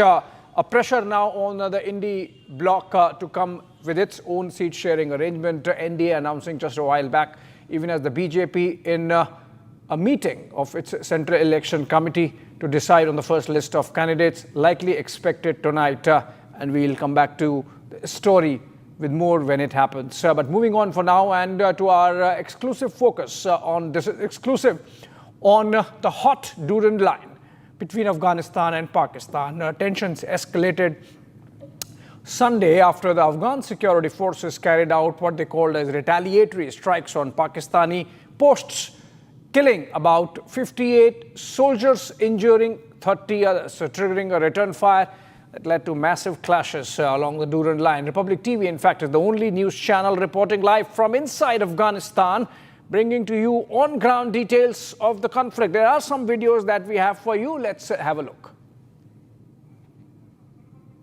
As you can see, this is one of the passes as it pans out. So this is a pass, and majority of the terrain is like this, where there are very narrow passes and there is no other way how anyone else, either from the POK side or from the Afghanistan side, they have to pass. So they have one common place, that are these passes. So this is a pass which is near Kunur, And as you can see the terrain behind, there are vantage points, and Taliban usually gets placed on top of these ridges. So this is the kind of terrain that I'm talking about, as you can see. So there is no escape from anyone who is entering or bypassing these areas.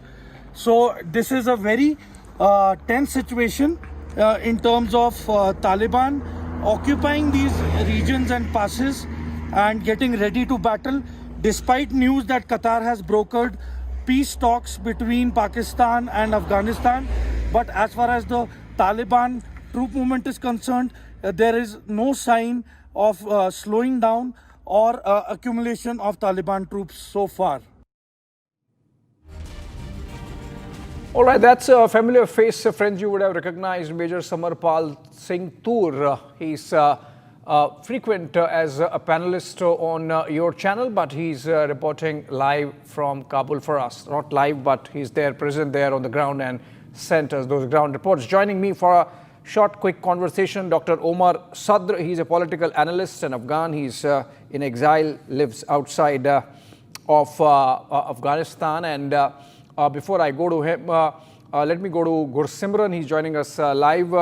And Gursimran has some information to share about the latest situation on the ground along the Durand line. Gursimran, is it all calm or a tenuous, tense calm between the Afghanistan forces and the Pakistani forces on that front? See, Abhishek, to be very precise, it is an uneasy calm that is prevailing on the Durand line, because the way retaliation has taken place from the Afghan Defense Forces side, it has made it really very challenging for Pakistan, because they were totally taken by surprise. They are close to 2 dozen posts. They were captured by the Afghans when they carried out the surprise raids. Pakistan has termed this as an attack that has been done by the terrorists, but Afghan government has come out in open and has said that there were their strikes that they have carried out in retaliation to the airstrikes that Pakistan has carried out a couple of days prior to this incident that has been reported. Now an uneasy calm has been reported there, but one thing is very clear, that there are some of the posts of Pakistan that are still in control of the Afghan Defense Forces. So Pakistan might try to get their posts back, because what has happened in the vice versa case, that Afghan has gained control to all their posts. All right, let's have an Afghan voice also. Omar, welcome. And my first question to you is, how do you see these developments? Is it posturing or is it serious, and that the Afghan Taliban are really fed up with Pakistan and it's messing around on that side of the Durand line? Okay, let's be candid here. First of all, our terms should be straightforward, and it should confirm what the international community recognizes. It's not Afghan government, it's a de facto authority ruling Afghanistan. It's a terrorist group which has targeted Indian interests, Indian consulate, embassy, and citizens, and also victimized people of Afghanistan. On the recent situation, what we witness is not a genuine military retaliation. It's essentially a face-saving operation that lasted barely a few hours on both sides of the border. Taliban soldiers launched a strike, which was a very controlled one, and it by no means they have the heavy artillery, no air force, fragmented. They're suffering from fragmented command even. So there are contradictory reports on both sides of Afghanistan and Pakistan. By no means the Taliban does have the capacity and willingness to retaliate Pakistan. But also we have to pay attention to the irony of the situation, and which could not be overstated. Pakistan is now facing the consequences of its own strategic choices. For decades, they nurtured, they funded and provided sanctuary for the Taliban as a proxy to target the Republic of Afghanistan, which was a democratic and legitimate government. Now, the proxy is slipping out of control, and the Pakistan should face the consequences. It assumed that the Taliban, once they come to power in August 2021, that will be a complement partner in its rivalry with India. But now it is completely different other way around. So it's quite shocking for Pakistan and shocking for Afghanistan also. understand from where it is coming from you, but my question is, given that Taliban effectively controls Afghanistan, now they are ruling from Kabul, and Pakistan thought that they have in Taliban a tool, but now they realize they have in Taliban a problem. You think it's going to escalate from here, or it is just one round of jousting that has happened, and then maybe, you know, they will negotiate, the ISI would come in picture? Because remember, Zabiullah Mujahid, the spokesperson of the government there, has clearly, you know, targeted ISI as the troublemaker in the region. And I think you're right. The situation will escalate. It is unprecedented now. It is a time that the Taliban's Minister of Foreign Affairs is visiting New Delhi, and it's really hard for Pakistanis. But at the same time, this is unprecedented, the way that both sides are targeting each other in a military way, but also presenting different lines of statements and facts. And I think Pakistan has taken a decision that it should go beyond the Taliban. That's why it's also courting some of the political opposition of the Taliban in Islamabad a few weeks ago. And they will try to, I think, go beyond what earlier they wanted to emphasize, inclusive government, pushing the Taliban towards certain form of reconciliation and agreement as far as TTP is concerned. But now Pakistan has realized that the Taliban is not going to give up on TTP, and it's in exchange the Taliban is using TTP as a leverage to pressurize Pakistan. And hence, I may speculate that the Pakistanis will move forward to house and support the political opposition of the Taliban, and this will escalate definitely. Okay.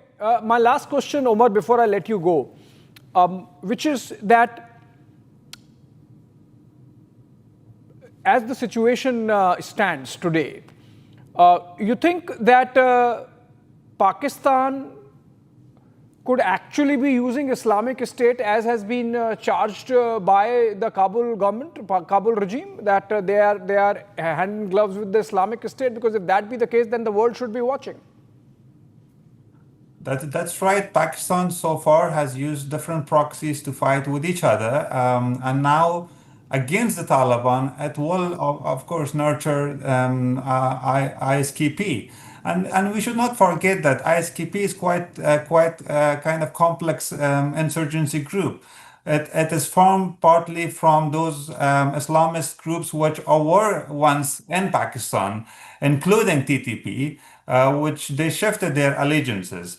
But it's much more different compared to that of Taliban, which Pakistan earlier supported. Taliban, at least they were focusing at the national level only on Afghanistan, but ISKP is quite different. It is transnational and global terrorist organization, and it will definitely be out of control of even Pakistan. Yeah, I think Pakistan is in a difficult spot, and they are playing with fire yet again, not the first time, but obviously at a cost which they themselves would pay, like they are doing now. Thank you so much, Omar Sadr, there giving us the Afghan view, joining us live, and thank you, Gursimran, also for giving us or bringing us up to speed with what's happening on the ground as we speak. Moving on out of the Afghan story onto Bengal, where there's outrage tonight. Chief Minister Mamata Banerjee has shocked not just the state but the nation with her insensitive and tone-deaf remarks on the Durgapur gang rape. Instead of showing empathy to a 23-year-old survivor, the Chief Minister blamed the victim herself, questioning why she was out at night and even dragging in other states to deflect the blame. Is this leadership? Let's listen exactly to what Mamata Banerjee said, and then I go to Kishalay in our Kolkata newsroom.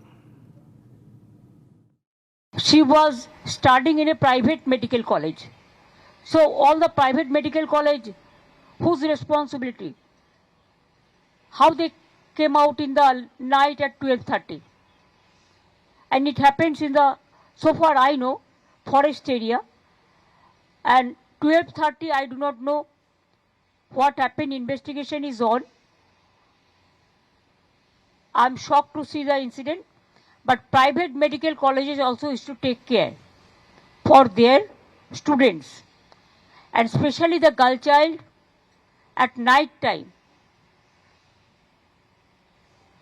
They should not be allowed to come out in the outside. They have to protect themselves also. All right, no tough words there for police, no instructions for the law enforcement agencies, just some hectoring off for the victim. And Kishal joins us live from Kolkata. Kishal, any words of regret coming in from the Chief Minister for what she has just said on the gang rape victim? Well, the update is, Abhishek, that the Chief Minister has said in the latest statement that her statements are being distorted. But I don't know where is the distortion.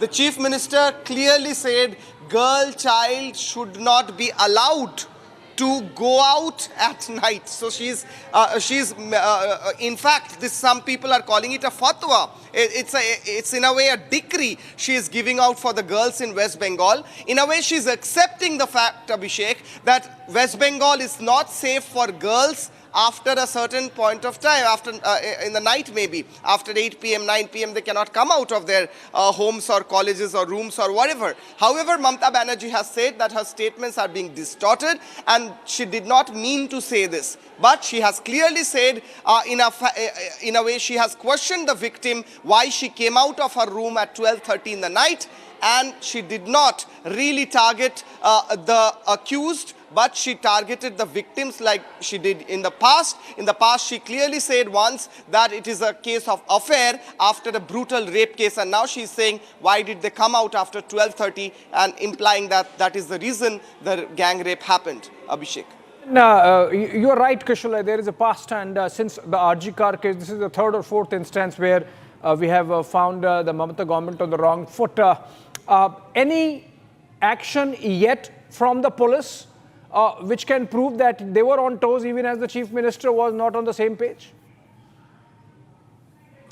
Well, the police, after so many hours, could arrest 3 accused. However, one of the accused are still on the run. On the other hand, one more has been detained, not arrested yet. However, the question is, a medical college with thousands of students in the middle of an area which is quite deserted, how there were no police personnel, no police kiosk, no proper lighting outside that particular campus. The Chief Minister is saying it's a private college, but whether it's a private or a government medical college, the responsibility to arrange for security and policing system comes to the state government, and Chief Minister herself, being the police minister, is responsible for this, but she's clearly denying that responsibility and pointing out to the private medical college in this regards. Okay, and now that you are saying that there is some kind of a clarification that has come from the Chief Minister's office, I believe it's not a bite, just a statement. Is it going to have some impact on the speed of the investigation? Abhishek, I'll just tell you that this is a sound bite that we received a while back. Soon we will be playing it. The Chief Minister is saying, my statements has been distorted. You guys ask me questions, I answer, then you guys distort the statement. This is what Chief Minister is telling the reporters.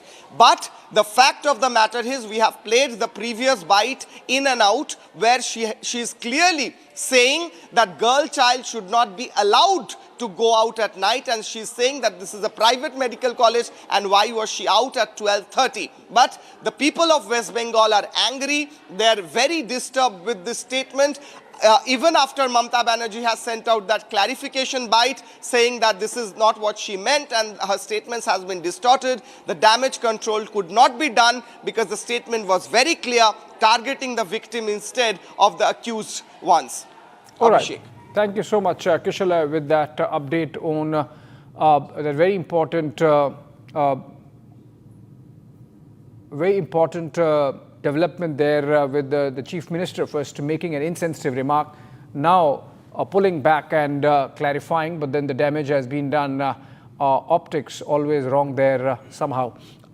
Moving on, and in fact with this we come to the end of this bulletin. This is what we could pack in this edition of This Is Exclusive. Short break. On the other side, get me right.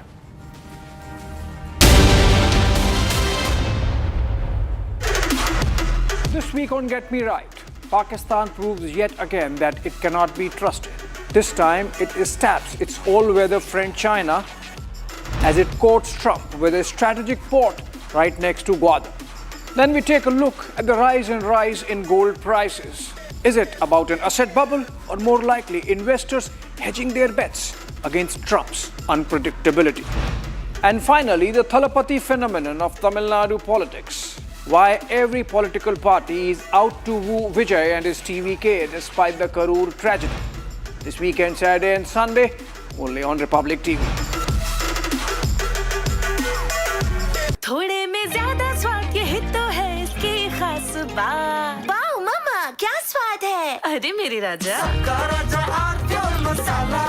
मुस्कुराए लड़खड़ाए जिंदगी चाहे जो भी हो। Sir, patient के लिए कौन सा रूम प्रेफर करेंगे आप? जिंदगी भर के प्यार का कोई रेट कार्ड नहीं होता। Tata AIG health insurance, with you like family, with you always. R pure suji pasta उबालो मिलाओ और खाओ 8 मिनट में तैयार। क्या टेस्ट है सबका राजा R pure masala. Some places feel like they've been waiting for you, where every piece speaks of legacy, from diamonds that celebrate ambition to festive gold that honors tradition. LD Sons. MDH की हल्दी मिर्ची धनिया करे कमाल। ये रंग दे, ये खुशबू दे, ये तीखा, ये कम पड़े। क्या निराला MDH मसाला। भारत की अपनी दुकान इंडिया सोना, अपने देश का सामान इंडिया सोना, इंडिया सोना, इंडिया सोना। Some places feel like they've been waiting for you, where every piece speaks of legacy, from diamonds that celebrate ambition to festive gold that honors tradition.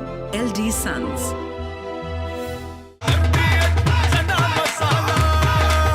अब छोलिया हो या लोबिया, सफेद चने या काले चने, सब कुछ मजेदार बने।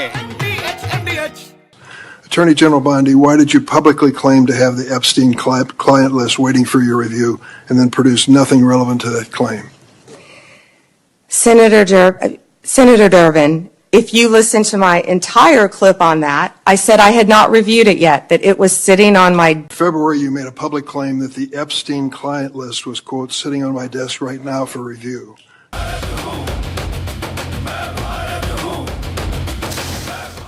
Cristiano Ronaldo has already etched his name in football history with over 900 career goals across clubs and country. But as he continues to defy age and expectations, the burning question for fans is that can Ronaldo reach the magical 1,000 goal mark before he finally hangs up his boots? That's the big question on our sports meter today. Scan the QR on your screen and have your say, because your votes decide the score. ये है secret recipe MDH का जीरा SIP jaljeera मसाला। SIP SIP जीरा SIP जीरा SIP MDH का जलजीरा जीरा SIP जीरा SIP MDH का जलजीरा जीरा सिप। मुस्कुराए लड़खड़ाए जिंदगी चाहे जो भी हो। सर, पेशेंट के लिए कौन सा रूम प्रेफर करेंगे आप? जिंदगी भर के प्यार का कोई रेट कार्ड नहीं होता। Tata AIG health insurance, with you like family, with you always. R pure shahi paneer masala, delicious, healthy everyday. इसको घर पे लगाओगे तो शादी का तो पता नहीं, पर घर पक्का नहीं टूटेगा। रुंगटा नहीं तो घर स्ट्रॉन्ग नहीं। रुंगटा स्टील TMT बार एकदम सॉलिड। पहाड़ों में एक हाइकिंग स्टिक भी बन सकती है। Some places feel like they've been waiting for you, where every piece speaks of legacy, from diamonds that celebrate ambition to festive gold that honors tradition. LD Sons.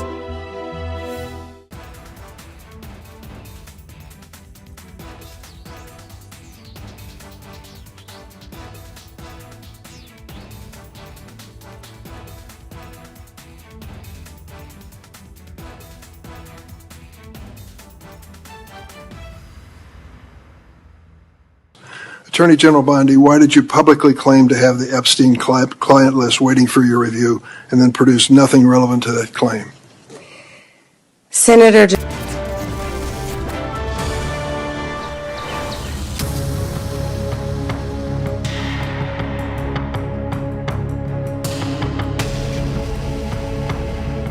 The lanes of Dharavi are not just narrow, they are full of crowd, full of people. It is difficult to even walk through the streets. Children, they play in these tiny streets, making it even busier. People carry baskets, push carts, heavy loads, they try to balance it. If two people carry weights, it is very difficult for them to pass through each other.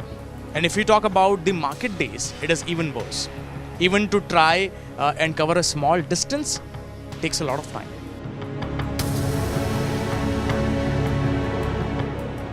Open areas are almost missing. There is hardly any sunlight coming and reaching the floor.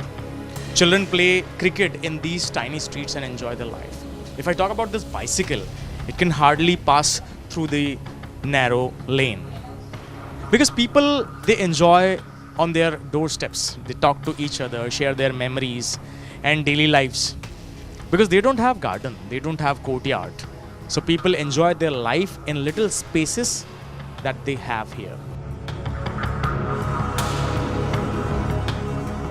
मेरा नाम संदीप महादेव शिंदे है। मैं धारावी में रहता हूँ। मेरे को धारावी में बहुत बड़ा प्रॉब्लम है। प्रदूषण रूम वगैरह सब प्रॉब्लम है, पानी का प्रॉब्लम है, सब प्रॉब्लम है। यहाँ पे कोई ध्यान देता नहीं है।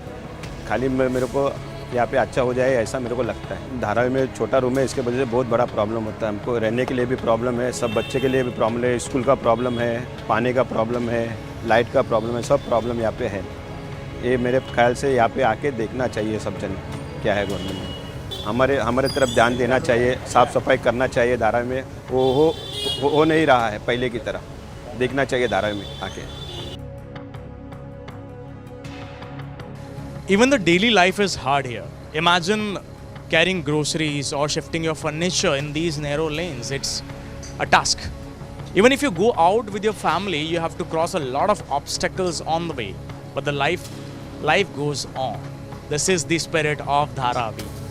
People, they share their food, they share their walls and their stories too. At the same time, these festivals are being celebrated in the true spirit in these narrow lanes. This is what Dharavi teaches you, life. The streets of Dharavi connect everyone, shops, workers, families. But they also tell the story of life full of struggle and life too. Here, every corner is filled with stories about managing, adjusting and surviving, connected and alive.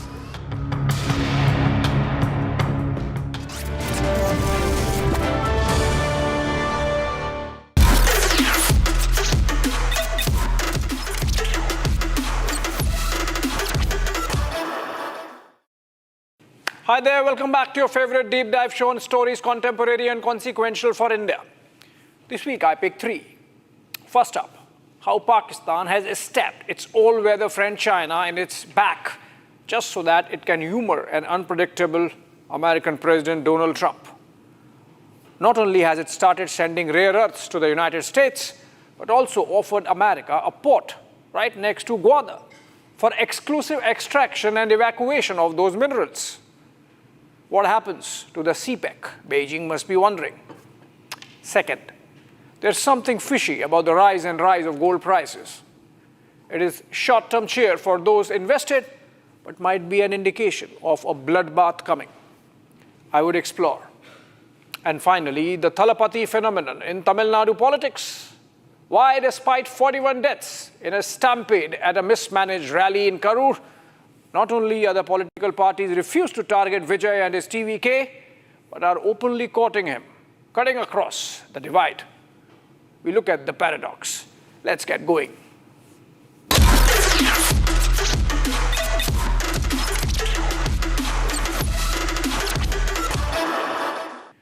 Only 2 months after China literally fought on behalf of Pakistan against India during Operation Sindoor, providing much of the war machine with which its defense forces engaged with India, Islamabad has stabbed Beijing in the back. International Finance Daily, the Financial Times, reported this week that Pakistan has offered a port to the United States, abutting the Arabian Sea along the coast of Makran. Guess where? Right next to Gwadar. The port of Pasni, which the report talked about, falls in Gwadar district itself and is barely 100 kilometers from the Gwadar port built by China.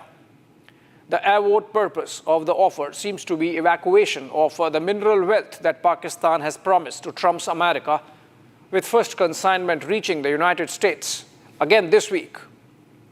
Tennessee-based strategic metals company, the USSM, which signed a US $500 million deal with Pakistan military's Frontier Works organization last month, has started importing the minerals, a sample of which General Asim Munir was showing to President Trump at the White House in the pictures. While it's still being debated as to whether Pakistan indeed has the mineral resources that it has promised Trump, the stabbing of China is something that needs attention. It is nothing short of a geostrategic earthquake for Beijing that has sunk at least US $50 billion in the China-Pakistan economic corridor. And Gwadar is the showpiece of both economic and strategic rationale of that investment. Over the last decade and a half, over 100 Chinese nationals have lost their lives in bomb blasts and suicide bombings targeted by a hostile local population and terrorists alike. The Chinese dream was that with this investment, Beijing would get exclusive rights over the mineral wealth of Baluchistan, that China would control a key artery from its restive Xinjiang province to the Arabian Sea and provide a land route to the Gulf countries bypassing troubled Afghanistan. China was salivating at the prospects of mining the recordic gold and copper reserves in Baluchistan, as also other rare earth minerals in the province. All that has come to a naught. A rentier state, forever looking for new clients, Pakistan has hogged the same mineral wealth to Trump's America now. To rub salt to the wounds, it has even provided a port to be developed at Pasni, miles away from Gwadar. Beijing would be left licking its stab wounds. It does not end there. The US operating Pasni would put paid to the Chinese dreams of exclusive exploitation of that mineral wealth. The Chinese have already been frustrated at Pakistan's failures to deliver on CPEC, from security to economic returns.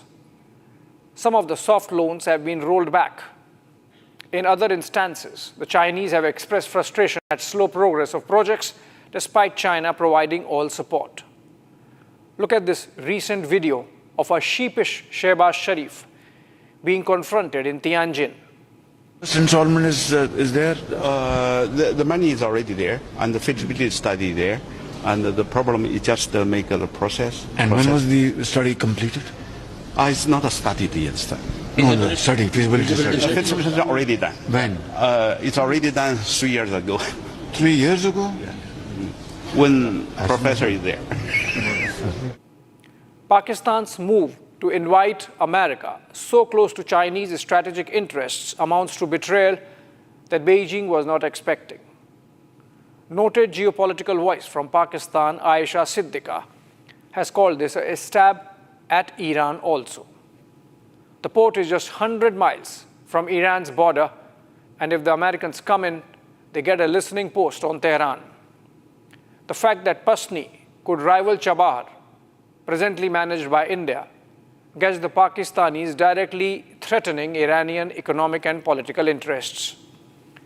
Taken together with the recently signed defense pact with Saudi Arabia, aimed at defending the kingdom from any nuclear attacks from Iran, Pakistan has effectively written off its brotherhood with the Shia Iran. Some say India's interests also get compromised. But we are at Chabahar only to manage the show for Tehran. Getting a land route to Kabul, bypassing Pakistan, was a strategic achievement. But we would sure find a way out.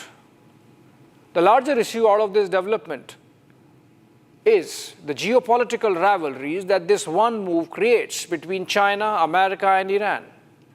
While China goes through a learning curve on Pakistani debauchery, Afghanistan, all too familiar with Islamabad's flexible spine, would perhaps even be angry. Remember, just last month, the kind of aid we provided to Afghanistan after the earthquake could not have been possible without access to the Chabahar port. Every Afghan knows and realizes the constructive development role India has provided to their country over the last 25 years, irrespective of who is in power in Kabul. As we speak, Taliban's foreign minister, Amir Khan Motaki, is in India. And just to give you an idea of the importance both sides are attaching to the visit, while External Affairs Minister S. Jaishankar skipped delegation talks in Mumbai with the visiting UK Prime Minister Keir Starmer, the Taliban government spurned Pakistani offer to host Motaki immediately after the Moscow talks, preferring New Delhi as his port of call instead. Not that it helps Pakistan. The CPEC has been ready for a decade now, but with little benefits percolating down to the masses. The Gwadar port utilization remains less than half its capacity and potential. Just this week, the World Bank released a report on Pakistan underlining the gaps in its economic recovery. The artificial booster dose from the IMF bailout has only stabilized a possible collapse of Pakistan. But people are not benefiting. Household well-being has worsened. Poverty has increased from 21% in 2018 to 27% in 2024. More than half the population lives below the poverty line. 40% children are born stunted and suffer from malnutrition. Foreign investors are pulling out. Procter & Gamble realized that there's no progress, only gamble in Pakistan, and pulled out of the country this week. It is a part of a larger MNC exodus happening from Pakistan. Procter & Gamble's departure follows a steady stream of exits by MNCs such as Shell, Telenor, Uber, Careem, Sanofi, Bayer, Gillette, Microsoft, Yamaha, Eli Lilly in recent years. According to the State Bank of Pakistan, the net FDI in their country this year stood at a paltry $2.46 billion, against $30 billion for Bangladesh, once a colony of these Pakistanis. Or at least that's how they treated it. When Pakistan began its tryst with terror in the 1990s, Standard Chartered Bank had 170 branches across the country. Today, when its bandmaster-looking general celebrates Operation Bunyan al-Mardood in support of terrorists, the bank has just about 50 branches. Pakistan Army is getting completely hammered by the insurgents in both Balochistan and Khyber Pakhtunkhwa. In the last 1 month, the Jafar Express has been attacked twice, and the army has lost a score of its soldiers, including 2 senior officers. The reasons why Americans might fail, and not for the first time, are the same that the Chinese have. The locals are excluded from the deals and their benefits. In a way, it's an old story. The harlot of world geopolitics that Pakistan is. It had offered Gwadar port to the United States back in the 1970s by Zulfikar Ali Bhutto. Americans did not show interest, so it went to the Chinese in 2006 under Musharraf. The same Pasni port that is now being offered to the Americans by Munir was as recently as 5 years ago dangled to the Russians by Bajwa in Pakistan's attempts at wooing Moscow into its orbit. There's already resistance. Article 172 of Pakistan provides for joint ownership of natural resources between the center and the provinces. It might be convenient for Trump and his business partners to deal with a single point of contact in failed Marshal Asim Munir. But the people of Pakistan need to realize that their bandmaster general is not their savior, but a doomsday Pied Piper, throwing them into a geopolitical Chakravyuh from which Pakistan won't come out unscathed. Moving on. How much gold do you own? Or how much of the yellow metal the women in your household have a stash of by way of jewelry. If you own some or quite some, you would have realized your wealth has increased by about 50% in the last 6 months alone. Every day, gold is scaling new heights. This Tuesday marked a milestone. Gold crossed $4,000 to an ounce for the first time in its history. The development has come right in the midst of Diwali festivities and ahead of the wedding season in India. Reports suggest there's a massive backlog of orders, with jewelers having money but no supplies of physical gold. Buyers are going for advance bookings so that they can make their symbolic purchase on the day of Dhanteras or for that wedding. That occasions some connecting the dots. There's more than meets the eye. It goes all the way to Donald Trump, perhaps. Famous investor and author Robert Kiyosaki, in a provocative post on Wednesday, called it the end of the dollar, recommending his followers to buy gold, even at these levels. Ray Dalio, another big name in the financial markets and the founder of one of the world's largest hedge funds, believes investors should still allocate as much as 15% of their portfolio to gold. Dalio said gold stands apart as a hedge in times of monetary debasement and geopolitical uncertainty, adding that it is one asset that does very well when the typical parts of the portfolio go down. This got me curious. Dalio says invest in gold when things are going down. But hey, nothing is going down. Real estate is up, stock markets are up, crypto is up, bond yields are up. What's down? And then you realize, dollar. The US greenback is down to its historical bottom, on track to record its worst year in 40 years, down 10% year to date. That explains why Dalio said in the same interview that it feels like 1970s when inflation, heavy government spending, and high debt loads eroded confidence in paper assets. Others who have expressed similar sentiments include Jeffrey Gundlach, CEO of Double Line Capital, and Citadel founder and CEO Ken Griffin, and Canada's Franco-Nevada CEO Paul Blink. These business honchos believe that the gold rush is nothing but a hedge by nervous investors against increasingly uncertain policy environment engineered by President Donald Trump. Griffin cautioned that America's market rally is nothing but a sugar high that masks underlying risks like inflation and dollar weakness. The rising price of gold is an alarm bell, not a happy jingle. It is a distress signal. There's an asset inflation away from the dollar, and gold prices are only one more indication of that. Trump might not like it, but people are de-dollarizing as a hedge against his policies. Griffin is a Republican, even if he is not classic MAGA, so you believe him when he says Trump is not right. The United States' use of its currency as a foreign policy tool under Trump has jolted much of the world. Sanctions, financial restrictions, and US dominance over the SWIFT system have shown just how much the US dollar can be used as a political leverage. How about BRICS? You know, the BRIC states, there are like 6 of them, and they were trying to destroy our dollar. They were going to say, you know, they wanted to create a new currency. They probably wanted to use the yuan. China, they wanted to use the yuan. The first thing I said is any BRIC state that even mentions the destruction of the dollar will be charged a 150% tariff. This is happening in the backdrop of diversification of world trade as everyone hedges against everyone else. For many emerging economies, the US is no longer their main trade and investment partner. Yet its currency still underpins their transactions. This disconnect has imbued with fresh urgency the efforts of many to explore alternative monetary channels. BRICS is an example of that.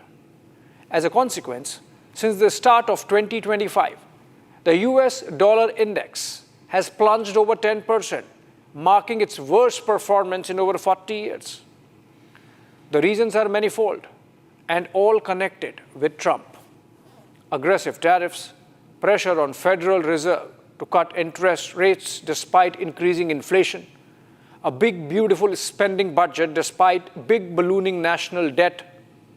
These policies have triggered retaliatory trade measures, reduced foreign investment, and increased borrowing costs. The dollar's role as the world's reserve currency is under threat, with central banks shifting reserves into gold and other currencies. Delio and Griffin both compare today's environment to the 1970s, when inflation and debt eroded the confidence in paper assets and currencies. Back then, gold surged as the dollar weakened. Today, history may be repeating itself. As that old saying goes, the road to hell is paved with good intentions. Trump is railing against de-dollarization. He has been threatening every world leader into staying with the dollar. But his very same actions are making people, the masses, hedge against the American sovereign risk by de-dollarizing. Moving on.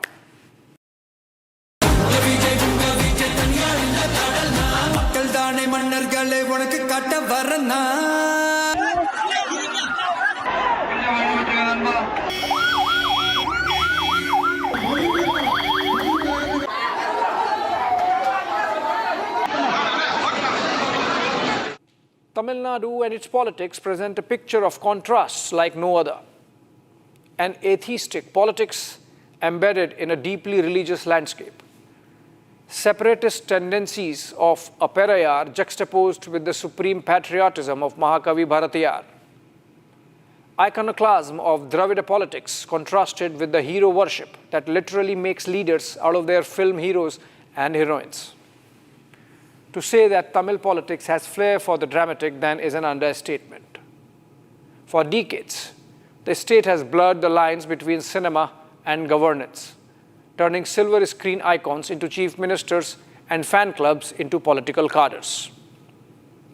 And after the Karur tragedy that saw 41 killed last week, the spotlight is firmly on C. Joseph Vijay, the superstar who has launched his party, Tamilaga Vetri Kadagam, TVK, and is being wooed by every major political outfit in the state.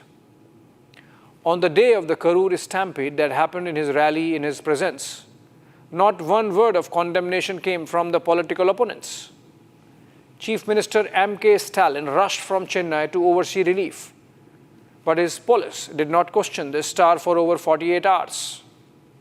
Congress's Rahul Gandhi called Vijay from Colombia and expressed words of sympathy over the loss of life, because those who got killed were, after all, Vijay's fans. Very next day, Union Finance Minister Nirmala Sitharaman visited the mishap site, but without one word against the rally organizers. BJP blamed the DMK government instead for mismanagement. This when the star is as yet untested on the political turf. His entry has been preceded by failed acts of Kamal Hassan and Rajnikant. Even relatively successful DMDK of Vijaykanth has faded over time. What then makes Vijay such an attractive proposition that he is considered beyond reproach? Forget reproach. A week did not pass after the Karur stampede and the Edappadi Palaniswamy-led AIA-DMK went public with alliance proposal to TVK chief. His party's flags appearing in an AIA-DMK rally on Thursday. To understand the phenomenon, let us rewind a bit. It all traces back to the 1950s and 1960s, when cinema wasn't just entertainment. It was a tool for social messaging. Think about it. C.N. Annadurai, the founder of DMK, was a playwright. M. Karunanidhi, who led DMK for decades, was a prolific screenwriter.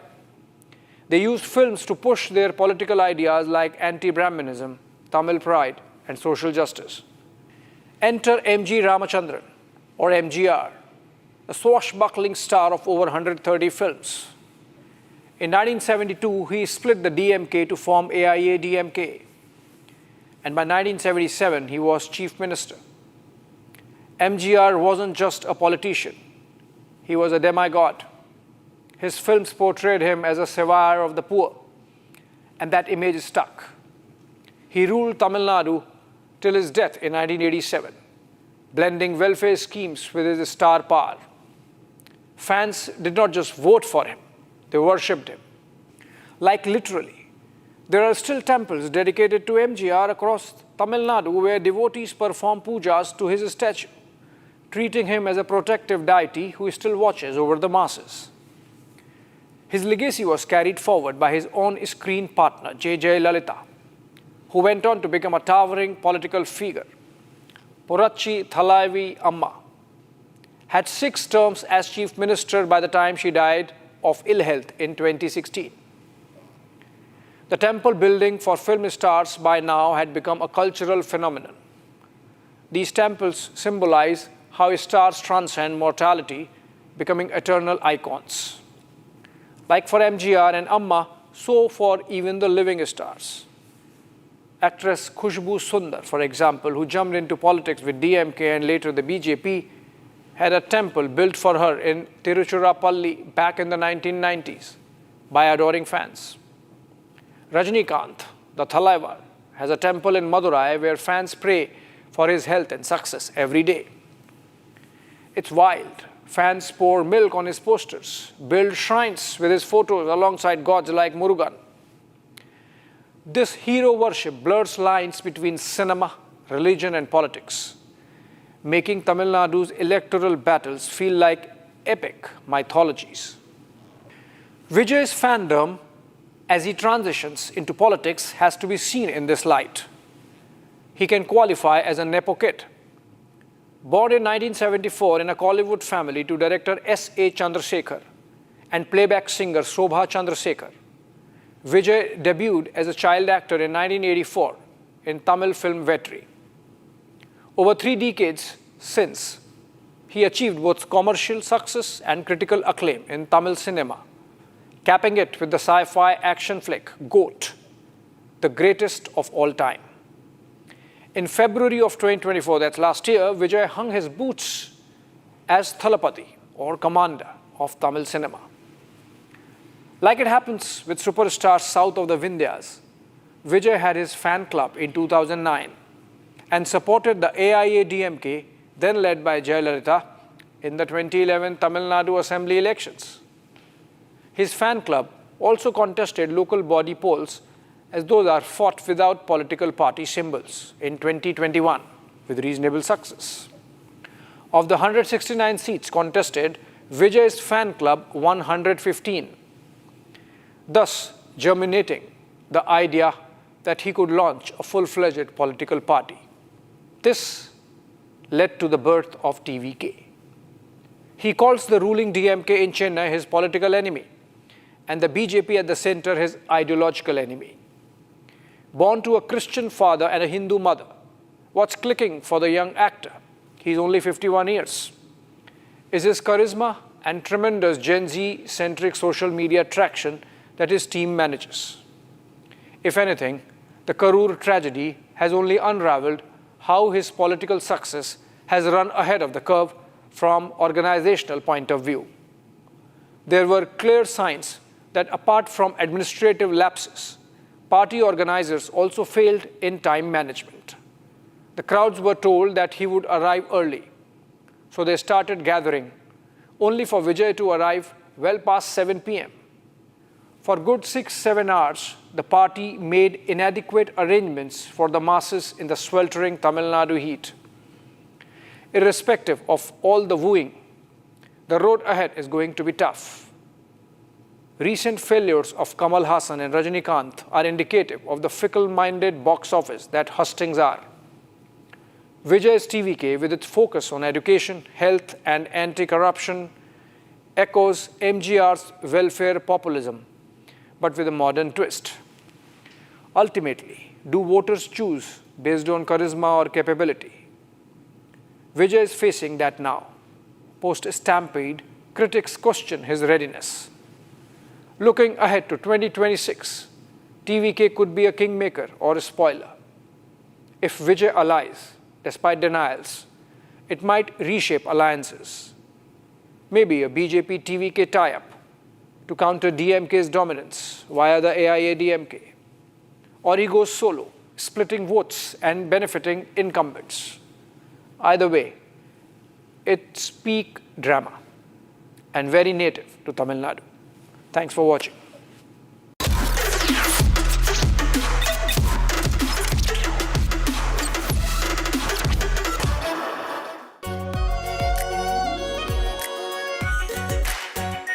Our pure Shahi Paneer Masala. Delicious, healthy, every day. Last night, someone stole my car. Well, almost. But Cubo AI stopped him with an automatic spotlight and a blaring alarm. Cubo smart security cameras.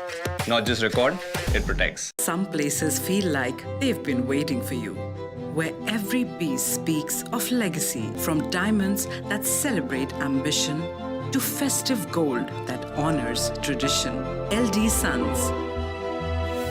MDH की हल्दी मिर्ची धनिया करे कमाल, ये रंग दे, ये खुशबू दे, ये तीखा, ये कम पड़े, क्या निराला MDH मसाला। मुस्कुराए लड़खड़ाए जिंदगी, चाहे जो भी हो।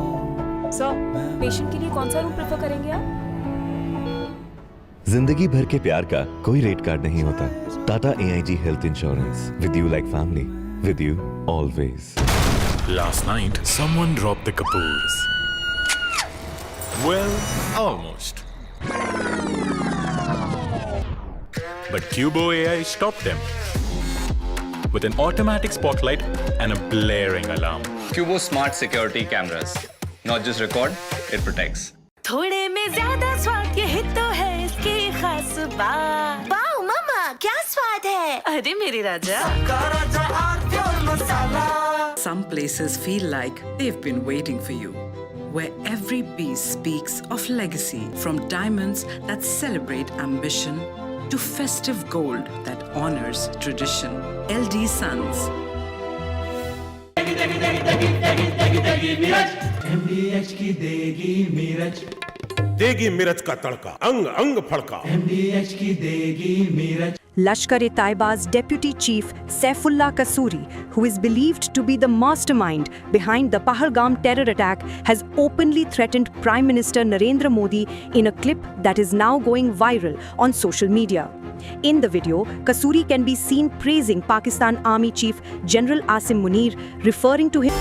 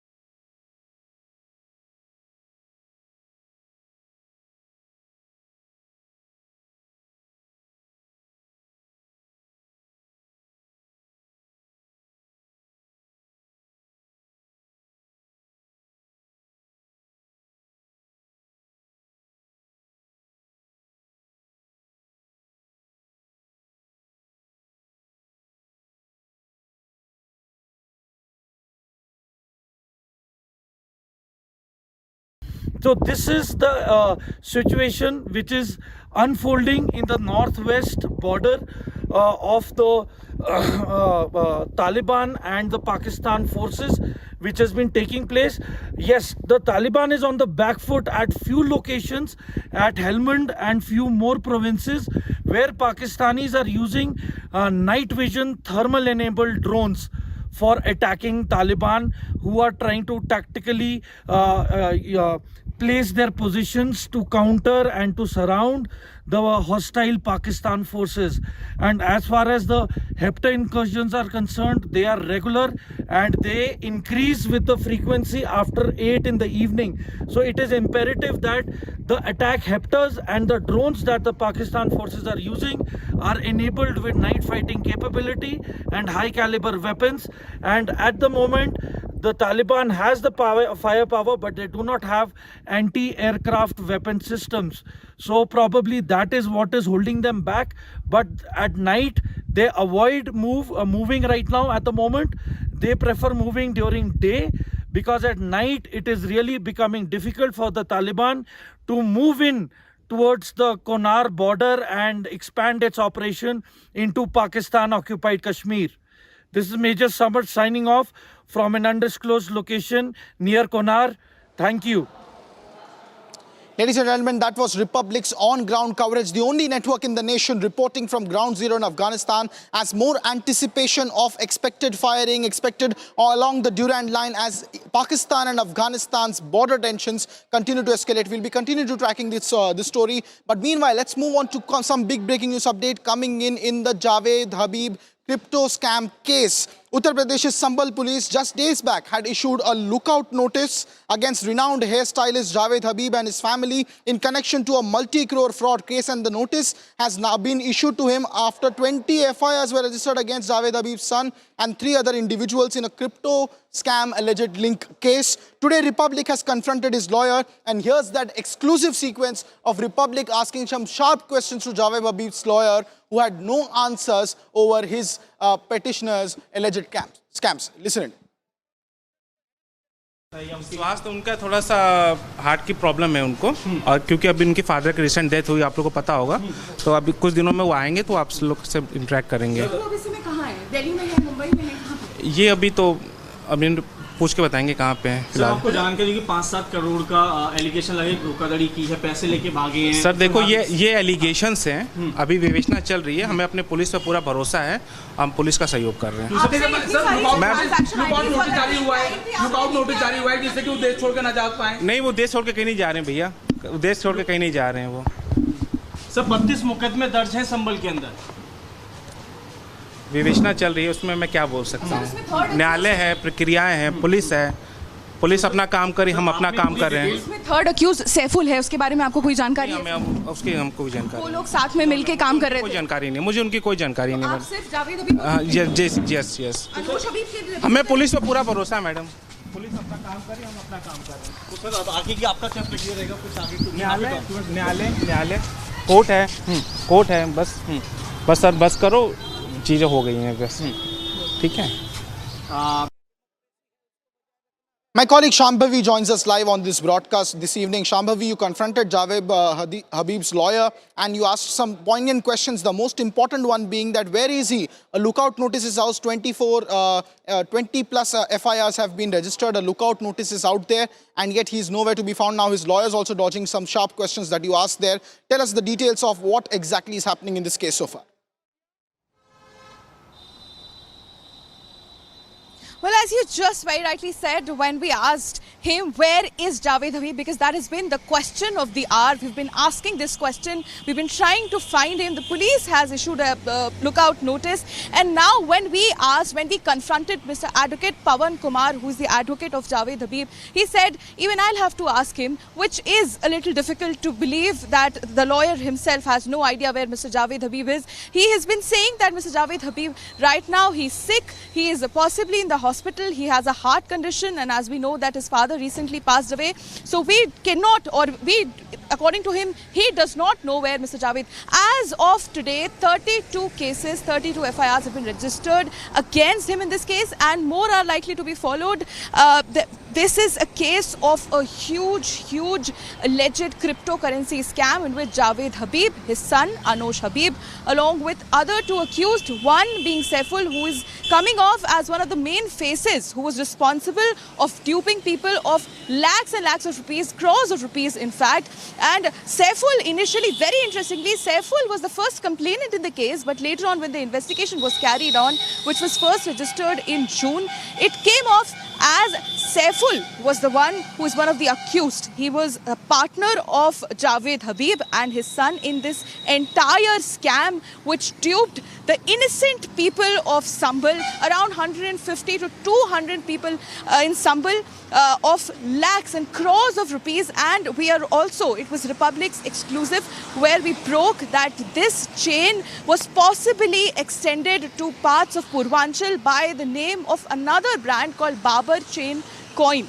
That was a name, that was another brand's name under which Javed Habib and his son was running the same cryptocurrency scam in other parts. The original information that we know, that was just from Sambal, but we are getting to know that this is allegedly expanded and has spread to other parts of the country as well. So we confronted Mr. Pawan Kumar, the advocate of Javed Habib, and he clearly did not have answers. Indeed, and Shambhavi, do tell us about the whereabouts of this family, because they have been at the epicenter, the eye of the storm vis-a-vis this alleged cryptocurrency scam. And yet 20 plus, as you were mentioning, in fact even 30, the number is increasing with the FIRs there, and yet they are not found. Where are they? Even the lawyers are being mum about it.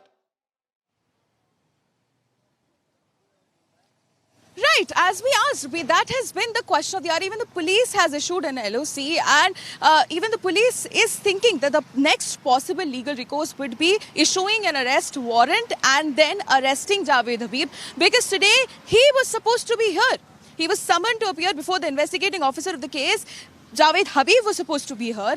Javed Habib's son Anosh Habib was supposed to be here, but then they were not here. They just sent their advocate, their lawyer, Mr. Pawan Kumar, and that too unprepared. He did not have any answers too. He did not have answers about when we asked that where is Mr. Javed Habib, because we need some answers. There are innocent people in Sambal who've been duped of their life savings. There was another victim who has lost lakhs and lakhs of rupees that she has actually collected for a wedding. But with the trust of the name of the Javed Habib, of the brand that Javed Habib actually flashed in their faces, she invested and now she has lost all her money. So this is very clear that even the lawyer didn't have answers to where Javed Habib is. Thank you, Shambhavi, for tracking those details from ground zero in Sambal. Ladies and gentlemen, Javed Habib continues to remain out there. A lookout notice is out, and a possible recourse could also be an arrest warrant. We'll see what are the details in this alleged massive cryptocurrency fraud case that is developing, and Republic Special Investigation Team is on the trail of the story. I thank you at the moment, Shambhavi, for your details. Moving on to more political breaking news updates coming in the national capital of Delhi, where the National Democratic Alliance, the NDA, has finally settled for a seat-sharing formula. The BJP and the JDU, both of them have agreed to contest 101 seats each, along with Chirag Paswan's LJP that is going to be contesting on 29 seats, Hindustani Awam Morcha of Jitin Ram Manji at 6 seats, and Upendra Kushwaha's RLM also getting 6 seats. The 243-seat house of the NDA, the BJP and JDU-led government there in Bihar Assembly is now up and running with a settled formula after a lot of heartthrobs and heartbeats raising over potential implications of Chirag Paswan walking out of that alliance, but nothing of that sort has come true. Both BJP and JDU have taken a massive step back in this alliance, coming down from 115 and 110 seats each to only 101 each, while LJP is going to get lion's share of the seat share as compared to the other minor allies in the alliance. And now finally the NDA thriller in the state of Bihar is settled ahead of the filing of the nomination, which will end for the first phase this week. Let's listen into all the top political reactions coming in as NDA finally closes the deal for a seat-sharing formula in the upcoming state assembly elections of Bihar. Seat का आने दीजिए, कौन किस party में कहाँ seat गई है, चुनाव तो लड़ना तय है। महागठबंधन या एनडीए? देखिए, अगर सीट हमको भाजपा में है, अगर भाजपा नहीं देती है तो विचार करेंगे। सर, सीटों का बंटवारा हो गया, 101 बीजेपी जेडीयू को मिला, 29 चिराग पासवान जी को, मांझी जी को 6 और उपेंद्र कुशवाहा जी को 6 सीट मिला, क्या कहेगा सर? जो जिसके लायक था उतना सीट उसको मिला, अच्छी बात है। जो जितने जिसकी हैसियत उतनी उसकी भागीदारी उतना उसको सीट मिला है। लेकिन एनडीए में तो सीटों का बंटवारा होगा, महागठबंधन अभी भी माथा पेची चल रहा है। महागठबंधन में भी बहुत अच्छे सौहार्दपूर्वक वो लोग अपना बंटवारा कर लेगा, उसका चिंता हम लोग को नहीं करना चाहिए। महागठबंधन भी अपने प्रत्याशी चयन कर रही है और लड़ाई बहुत भीषण होगा, बहुत बढ़िया लड़ाई होगा। दोनों घटक दल बहुत बढ़िया से लड़ेंगे। किसकी सरकार बनने जा रही है इस बार? अब तो आने वाला समय बताएगा, 14 तारीख को देखते रहिए। ठीक है, आपको टिकट नहीं देती, इंडिपेंडेंट लड़ने के लिए क्या तैयार? नहीं, इंडिपेंडेंट नहीं लड़ेंगे, पार्टी से लड़ेंगे। बस 1-2 दिन का इंतजार करिए, 1-2 दिन का इंतजार करिए, पार्टी से लड़ेंगे। देखिए बीजेपी, देखिए मैंने बीजेपी का कार्य किया है, 19 से पार्टी ज्वाइन करके बीजेपी में रहा हूँ, बस निष्ठा ईमानदारी के साथ। बीजेपी नहीं देगी तो विचार करेंगे, और बीजेपी को अगर मुझे चुनाव नहीं लड़ाएगी तो बीजेपी को महंगा पड़ेगा। सीट शेयरिंग से सब लोग खुश है यार, सीट शेयरिंग दोनों घटक दल खुश है और दल ठीक है। इस विजय अभियान का श्री गणेश हो गया, रणभेरी बज गई है और ये शानदार आगाज है। पांचों दलों की ये बैठकें लगातार हो रही थी और अब तो सीट शेयरिंग का ऐलान भी हो गया। पूरे दमखम के साथ मिलकर लड़ेंगे और एक बड़ी जीत दर्ज करेंगे। देखिए एक बात बिल्कुल समझना होगा, जनता क्या चाहती है, राजनीतिक दलों को भी इस भाव को समझना होगा। और एनडीए के पांचों दल बिहार की जनता की भावनाओं से परिचित थे। उन्हें पता है कि जंगल राज की आहट से भी बिहार की जनता को डर लगता है। Well, those are the big political reactions coming in on the NDA seat sharing formula there in the state of Bihar. Let's move on to more breaking news updates coming in from the state of Karnataka. Here's a detailed report on the Bengaluru road tunnel project where Bengaluru MP from South Bengaluru MP, Tejasvi Surya, in fact, inspected the site and the land acquisition going on in the Lal Bagh area. Here's a quick report on the update on that project.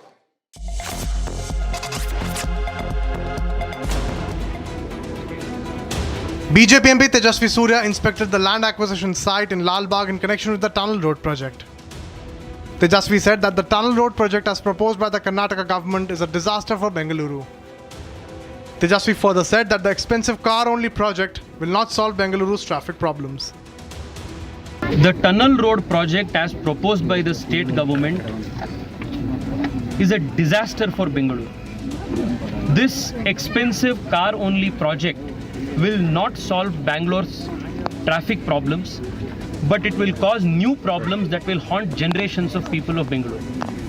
Today, I had called the officials of the GBA to come and explain the 6 acres acquisition that they are doing in Lal Bagh. No officials has ever come and made any assessment, any survey or any consultation. I asked them if they have made a environment impact assessment, which is mandatory before a tunnel road project is made.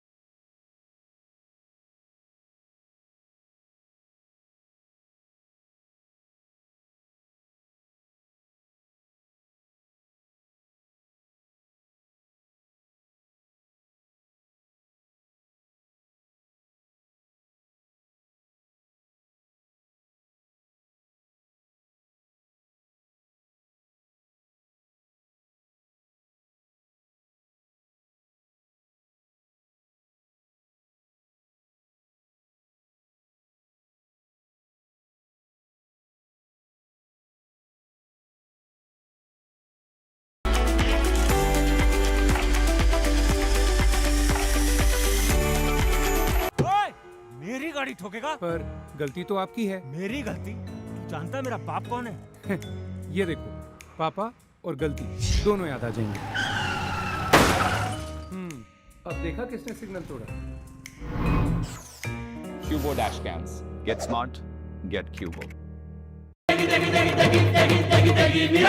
MDH की देगी मिर्च, देगी मिर्च का तड़का, अंग अंग फड़का। MDH की देगी मिर्च। मुस्कुराए लड़खड़ाए जिंदगी, चाहे जो भी हो।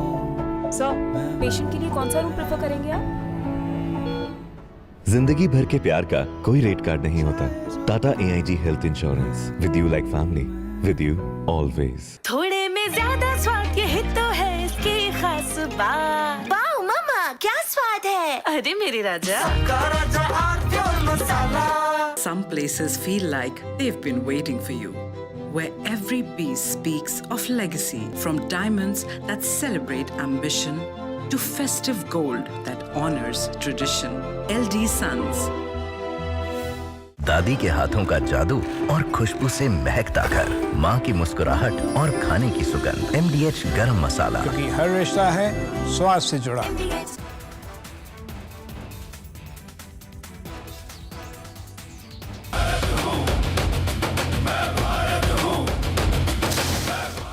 Cristiano Ronaldo has already etched his name in football history with over 900 career goals across clubs and country. But as he continues to defy age and expectations, the burning question for fans is that can Ronaldo reach the magical 1,000 goal mark before he finally hangs up his boots? That's the big question on our sports meter today. Scan the QR on your screen and have your say, because your votes decide the score. ये बड़ी गाड़ी वाले ऐसे ही rash चलाते हैं। Police को बुलाओ, police को बुलाओ। ए चुप, तुमने तो गाड़ी वालों को ही विलन बना दिया। ये देखो,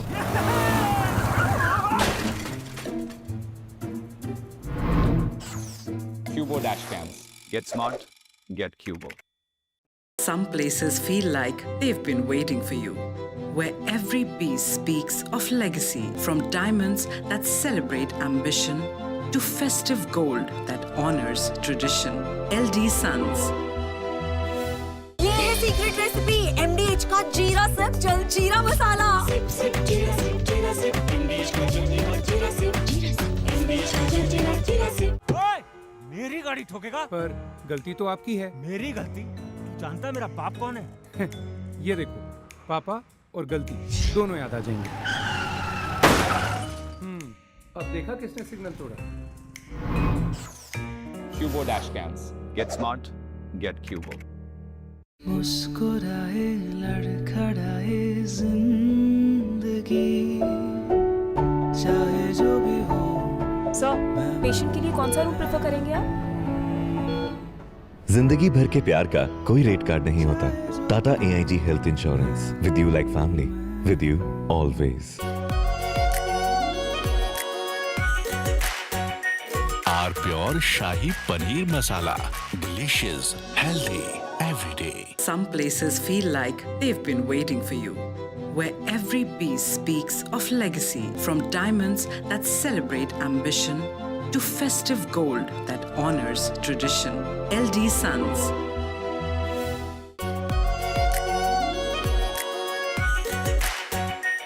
are pure shahi paneer masala, delicious, healthy.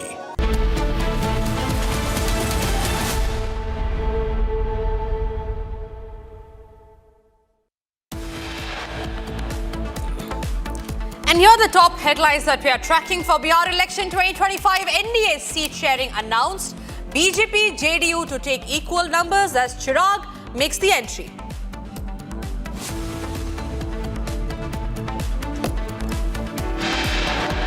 She was studying in a private medical college. So all the private medical college, whose responsibility? How they came out in the night at 12:30? After medical student gang raped in Durgapur in West Bengal, Mamata resorts to victim shaming, asks how was she even out at 12:30 a.m. Mamata Banerjee, are you serious? Afghanistan says 58 Pakistani soldiers killed in overnight revenge operations.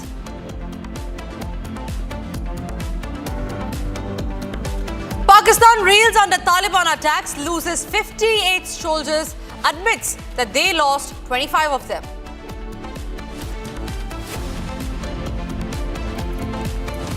And Republic crew lands in Afghanistan brings you the detailed input as Pakistan-Afghanistan clashes intensify. The only Indian network getting you the live updates.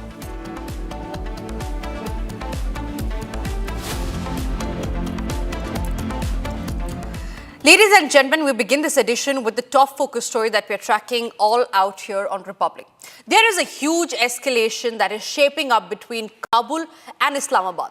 Afghanistan has sent out a direct warning to Pakistan saying that no attack will go unanswered. And hours after its retaliatory strikes, the Taliban government has accused Pakistan of harboring ISIS on its soil and backing groups that destabilize Afghanistan. Kabul, meanwhile, has blamed the ISI for fomenting trouble in Afghanistan. Here's the detailed report on all that you need to know about the blame game over the bloodshed.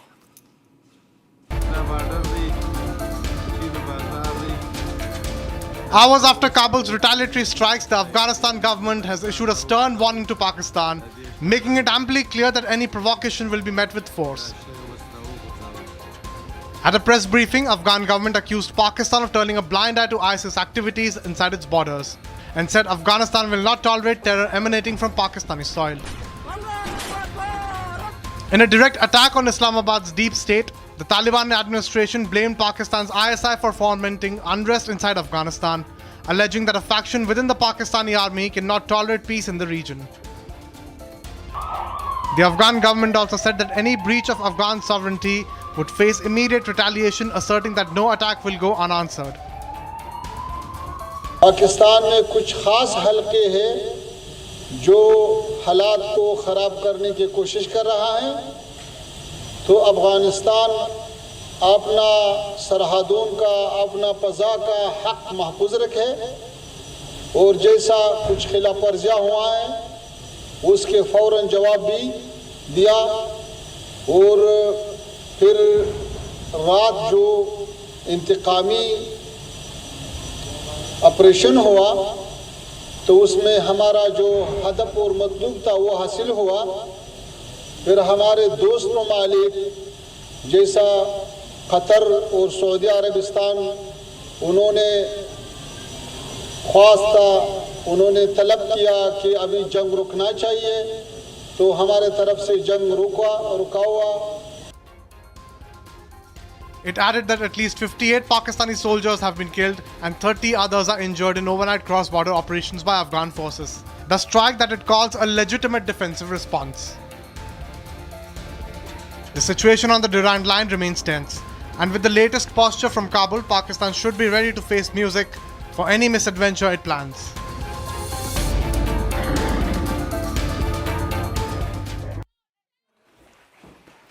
Afghanistan's Taliban government has accused Pakistan on Friday of conducting airstrikes on its land and warned of consequences.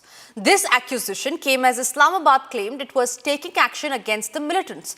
Now, according to Pakistani security officials, 11 more Pakistani soldiers died on Friday in a clash with the Islamist militants in the Tira area near Afghan border. Islamabad asserts that militants from the Tehreek-e-Taliban Pakistan group operate from Afghanistan, but Kabul has denied the charge. Here's all that you need to know about the same.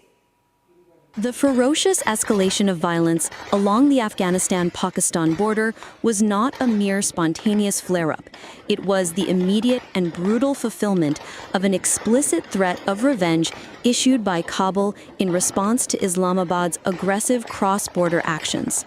The current conflict is rooted in a deadly cycle.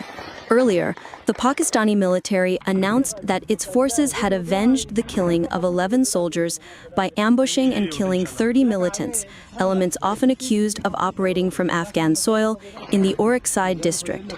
However, the subsequent alleged Pakistani airstrikes on the Afghan capital of Kabul and Paktika province were what broke the barrier of direct hostility.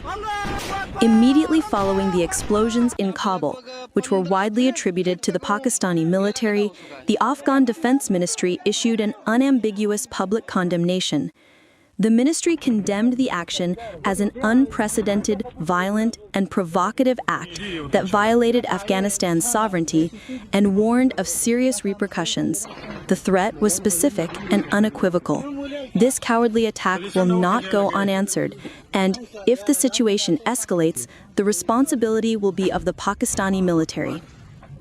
This official warning was swiftly followed by a high-alert decree from the highest levels of the Islamic Emirate. In a move signaling full military readiness, Taliban chief Mullah Akhundzada reportedly released a statement asking soldiers to be on guard 24/7 and ordering all province chiefs to patrol at night. This command served as the public mobilization order, preparing Afghan forces to execute the promised revenge. Within hours, the Taliban operationalized their threat. The Afghanistan's 201st Khalid bin Walid Army Corps launched full-scale retaliatory strikes on Pakistani outposts in Nangarhar and Kunar. The results of the swift offensive, which rapidly escalated to artillery exchanges across Kunar, Dangam, Burkot, and Paktia, delivered the threatened consequences. The Afghan Defense Ministry claims that Taliban Islamic Emirate forces captured several outposts from the Pakistan Army. In Khoust's Zazi Maidan area, Afghan border guards cut the border fence wire and seized multiple Pakistani posts, capturing military weapons in the process. Reports confirm mass casualties on the Pakistani side, with initial tallies claiming at least 8 Pakistani soldiers were killed in the intense clashes. Afghan forces also reportedly destroyed 2 Pakistani outposts across the Durand Line in Kunar and Helmand provinces. The ongoing border fighting is thus framed not merely as a security incident, but as a direct, promised act of revenge following a clear diplomatic warning.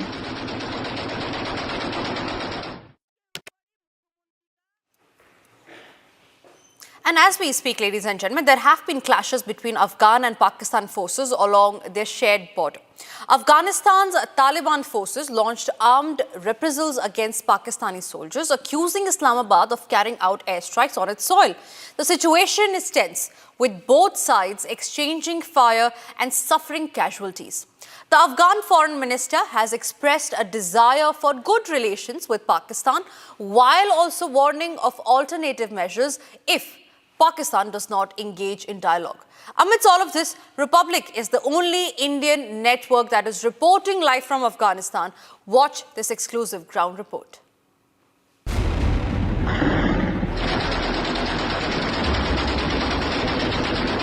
At a time when Afghan security forces launched attacks on Pakistani border posts late Saturday, in what the Taliban government described as the retaliation for repeated violations of Afghan territory and airspace. Republic is the only Indian channel reporting live from Afghanistan from an undisclosed location. This is the undisclosed location, somewhere near the Kunar province, and there is another province called Nangarhar. So these are making the bulge. So I am at somewhere near a province called Kunar, and as you can see, this is a area which is adjoining the Pakistan's Gilgit-Baltistan area, and a huge number of Taliban fighters have started their infiltration from the Kunar province. And as you can see from my right, you can see a little entrant from there. So that is one of the locations where there has been a lot of activity and entering into the forested areas beyond this ridge into Gilgit-Baltistan. And one of the major reasons why this area has been selected by the Taliban to ramp up their operations is because of its mountainous features. There is also vegetation onto the other side of the ridge, which accommodates to getting cover. So basically what has happened is there is a bulge which is from Nangarhar and to the Kunar province. So this bulge is actually giving the advantage to Taliban for attacking the Pakistani posts, and they are at a vantage point, so they have advantage for infiltration and spreading their resources and attack in the Kunar province. So if we tactically see, the Kunar province is adjoining POK, that is Pakistan occupied Kashmir, and with the unrest which has been taking place in Gilgit-Baltistan, so it is imperative that there can be some connection between the freedom fighters in Gilgit-Baltistan and the Taliban fighters. So it is a matter of great concern that if this conflict increases, it is going to cause a lot of ramifications, a lot of geopolitical issues. And one of the main issues that the Taliban has been facing is most of their posts are made up of shelters. So these shelters are basically fiber reinforced plastic and metal sheets. So most of them have been destroyed by the Pakistan forces, and whereas the Pakistan posts are concerned, they are fortified, they are cemented, but they are isolated. That is the advantage that the Taliban is taking and doing the infiltration surrounding these posts. And since last 3 days, they have inflicted a lot of casualties and have destroyed a large part of these posts, which are now rendered unserviceable and cannot be guarded or occupied by the Pakistan forces. So this is the situation which is unfolding in the northwest border of the Taliban and the Pakistan forces, which has been taking place. Yes, the Taliban is on the back foot at few locations, at Helmand and few more provinces, where Pakistanis are using night vision thermal enabled drones for attacking Taliban, who are trying to tactically place their positions to counter and to surround the hostile Pakistan forces. And as far as the Hepta incursions are concerned, they are regular and they increase with the frequency after 8 in the evening. So it is imperative that the attack Heptas and the drones that the Pakistan forces are using are enabled with night fighting capability and high caliber weapons. And at the moment, the Taliban has the firepower, but they do not have anti-aircraft weapon systems. So probably that is what is holding them back. But at night, they avoid moving right now at the moment. They prefer moving during day, because at night it is really becoming difficult for the Taliban to move in towards the Kunar border and expand its operation into Pakistan-occupied Kashmir. This is Major Samar signing off from an undisclosed location near Kunar. 58 Pakistani soldiers and 9 Afghan soldiers were killed in the overnight fighting between the two sides along the shared border. As tensions escalate along the Durand line, both sides remain on high alert. The latest exchange marks one of the deadliest confrontations in recent months, raising fears of a wider conflict in the region, and the story is far from over.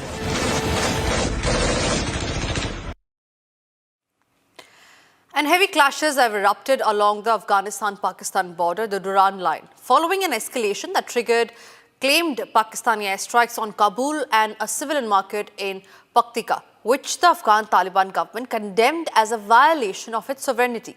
In retaliation, the Afghan Ministry of Defense confirmed that its forces, including the 201st Khalid bin Walid Army Corps, have engaged in heavy clashes and claimed a significant tactical victory, with security forces confirming the full of 5 Pakistani security points in Helmand and Zabul and 3 previously reported in Paktika, and the capture of several outposts in Kunar and Helmand. With Afghan forces launching retaliatory artillery strikes and reportedly damaging Pakistani installations in places like Kunar, here's all that you need to know about the clashes between Afghanistan and Pakistan that is only intensifying.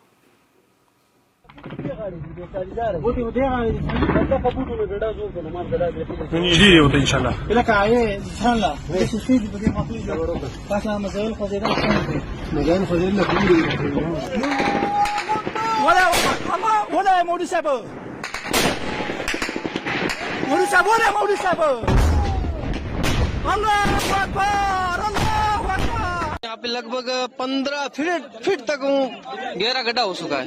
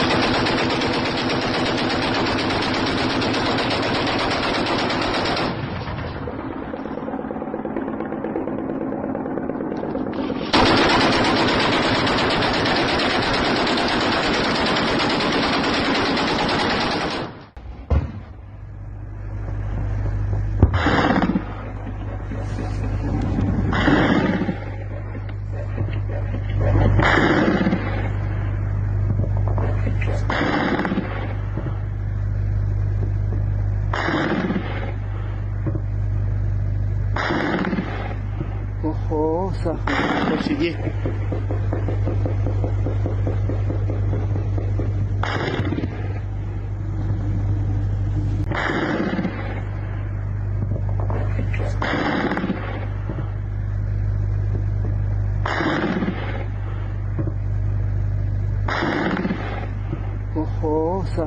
Prosseguir.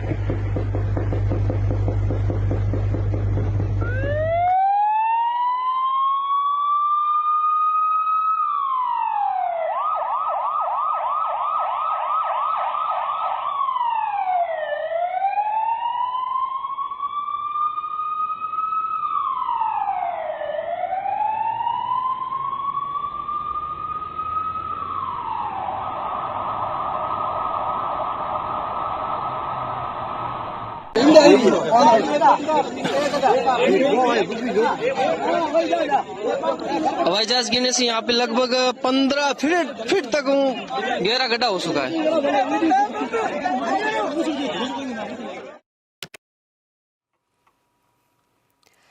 After 30 years of tourist trips, a famed pirate ship based on Christopher Columbus vessel has sunk off the coast in Mexico. Now, the iconic ship, which is constructed entirely of wood, rapidly sank on a Friday after a system failure. Here's the dramatic escape that you need to see.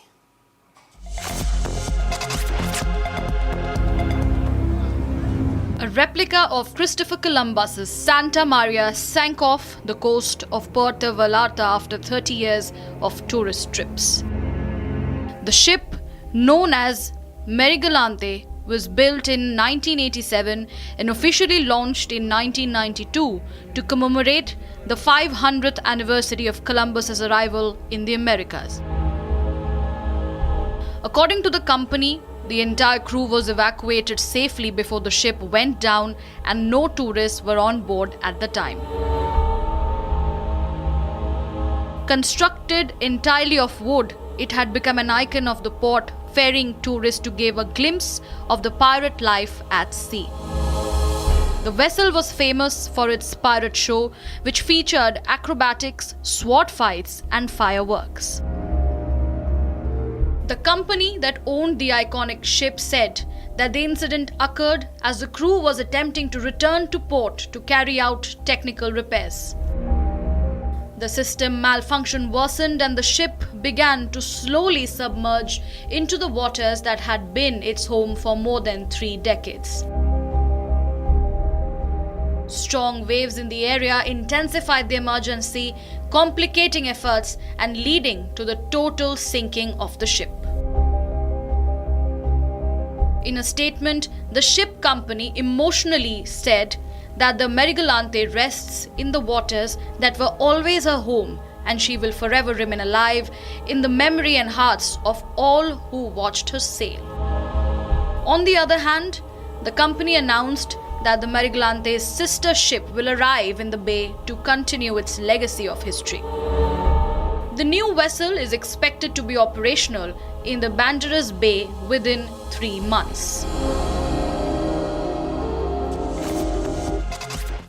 Yet another incident of horror has struck the country as a 23-year-old MBBS student from Odisha, under the pretext of dinner, was lured by her classmate out of campus, only to be deserted by her classmate as a couple of men arrived and went out to gang rape her. And this happened in the state of West Bengal. But Mamata Banerjee has continued to victim shame. Here's all that you need to know about the case.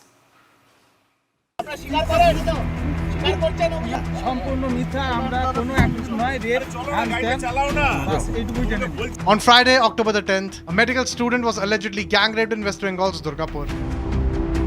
The 23-year-old medical student from Jaleswar in Odisha is a second-year MBBS student at a private medical college in Durgapur. On Friday night, she was out with a friend when some men approached them. They forcibly took the woman to a secluded area and raped her. 3 persons arrested and they have been forwarded to court today, and further investigation is on. Everything is going according to all the protocol. All investigation is taking place. One of the 3 accused who have been arrested so far by the police is the victim's classmate. The father of the MBBS student from Odisha who was gang raped in West Bengal's Durgapur has said he will be taking his daughter back to Odisha and that he is concerned about her safety in Bengal. बेटी थोड़ा develop है और पीछे में pen भी हो रहा है, देख के आया, अभी चल तो नहीं पा रहा है, बेड में है। वो तो बहुत हेल्प कर रहा है, चीफ मिनिस्टर भी हमको फोन किया, डीजी, एसपी, कलेक्टर सारी हमको हेल्प कर रहे हैं। वो कैसे है सब, every moment he has taken my opinion, आश्वासन दिया। हम उसको चीफ मिनिस्टर साहब को भी मैं रिक्वेस्ट किया, क्योंकि हम देख रहे हैं जहाँ यहाँ लड़की सिक्योरिटी नहीं है, इसलिए हम उसको रिक्वेस्ट किया जहाँ हम हमारा भुवनेश्वर में हमारा लड़की को ले जाओ, नहीं तो यहाँ से कभी भी मार भी देंगे। वो हमारा अभी विश्वास टूट गया। However, Chief Minister Mamata Banerjee, when asked about the alleged gang rape of the MBBS student, called for the Odisha government to take action on the matter and went ahead to shame the victim. She was studying in a private medical college. So all the private medical college, whose responsibility? How they came out in the night at 12:30. And it happens in the, so far I know, forest area. And 12:30, I do not know what happened. Investigation is on. I'm shocked to see the incident. But private medical colleges also is to take care for their students, and especially the girl child at night time. They should not be allowed to come out in the outside. They have to protect themselves also. The investigation into the rape case is underway as the police team sweep up the alleged location of the crime and continue to hunt down the 2 accused who remain absconding.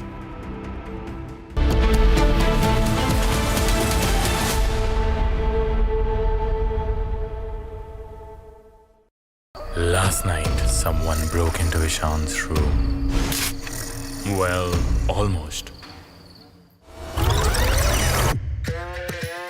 But Cubo AI stopped him with a loud alarm and alerted the mom. Cubo's smart security cameras not just record, it protects. MDH की हल्दी मिर्ची धनिया करे कमाल, ये रंग दे, ये खुशबू दे, ये तीखा, ये कम पड़े, क्या निराला MDH masala.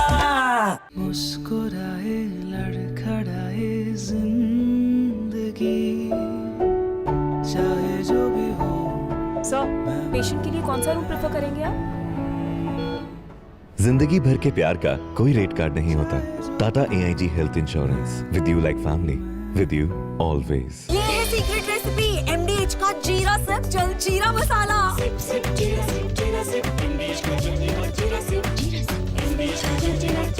Some places feel like they've been waiting for you, where every piece speaks of legacy, from diamonds that celebrate ambition to festive gold that honors tradition. LD Sons. R pure suji pasta उबालो मिलाओ और खाओ 8 minute में तैयार क्या taste है सबका राजा hardcore masala Attorney General Bondi, why did you publicly claim to have the Epstein client list waiting for your review and then produce nothing relevant to that claim? Senator Durbin, if you listen to my entire clip on that, I said I had not reviewed it yet, that it was sitting on my... In February, you made a public claim that the Epstein client list was, quote, sitting on my desk right now for review, end of quote. You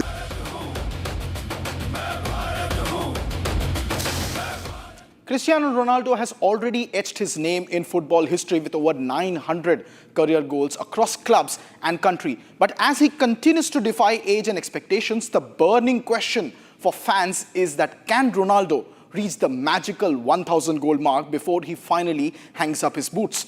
That's the big question on our sports meter today. Scan the QR on your screen and have your say, because your votes decide the score. ये बड़ी गाड़ी वाले ऐसे ही rash चलाते हैं। अरे चुप! तुमने तो गाड़ी वालों को ही विलेन बना दिया। ये देखो।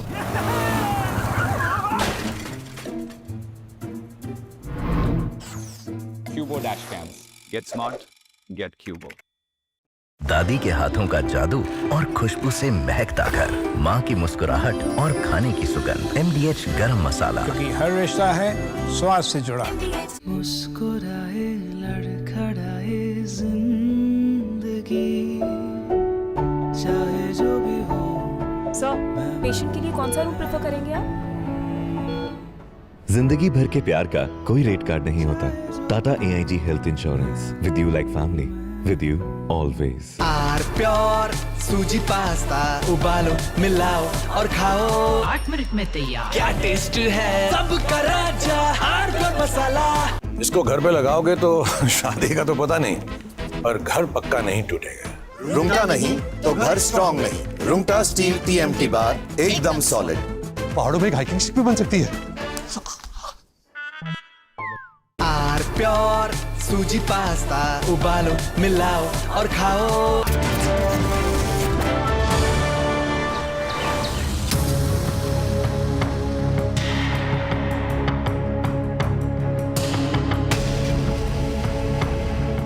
The lanes of Dharavi are not just narrow, they are full of crowd, full of people.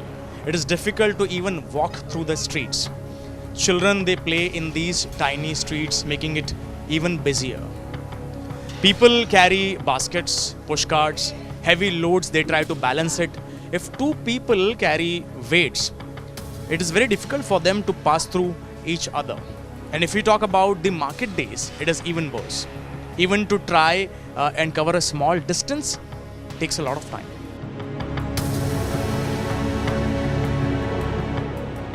Open areas are almost missing. There is hardly any sunlight coming and reaching the floor. Children play cricket in these tiny streets and enjoy their life. If I talk about this bicycle, it can hardly pass through the narrow lane. Because people, they enjoy on their doorsteps. They talk to each other, share their memories and daily lives. Because they don't have garden, they don't have courtyard. So people enjoy their life in little spaces that they have here. मेरा नाम संदीप महादेव शिंदे है। मैं धारावी में रहता हूँ। मेरे को धारावी में बहुत बड़ा प्रॉब्लम है। प्रदूषण रूम वगैरह सब प्रॉब्लम है, पानी का प्रॉब्लम है, सब प्रॉब्लम है। यहाँ पे कोई ध्यान देता नहीं है। खाली मेरे को यहाँ पे अच्छा हो जाए ऐसा मेरे को लगता है। धारावी में छोटा रूम है, इसके वजह से बहुत बड़ा प्रॉब्लम होता है। हमको रहने के लिए भी प्रॉब्लम है, सब बच्चे के लिए भी प्रॉब्लम है, स्कूल का प्रॉब्लम है, पानी का प्रॉब्लम है, लाइट का प्रॉब्लम है, सब प्रॉब्लम यहाँ पे है। ये मेरे ख्याल से यहाँ पे आके देखना चाहिए सब जन क्या है गवर्नमेंट में। हमारे तरफ ध्यान देना चाहिए, साफ़ सफाई करना चाहिए। धारावी में वो हो नहीं रहा है पहले की तरह। देखना चाहिए धारावी में आके। Even the daily life is hard here. Imagine carrying groceries or shifting your furniture in these narrow lanes. It's a task. Even if you go out with your family, you have to cross a lot of obstacles on the way. But the life goes on. This is the spirit of Dharavi. People, they share their food, they share their walls and their stories too. At the same time, this festivals are being celebrated in the true spirit in these narrow lanes. This is what Dharavi teaches you, life. The streets of Dharavi connect everyone, shops, workers, families. But they also tell the story of life full of struggle and life too. Here, every corner is filled with stories about managing, adjusting, and surviving. Connected and alive.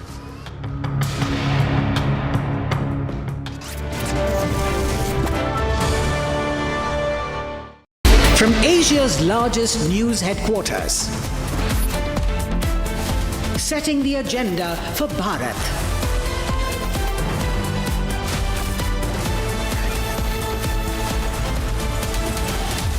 You're watching Republic.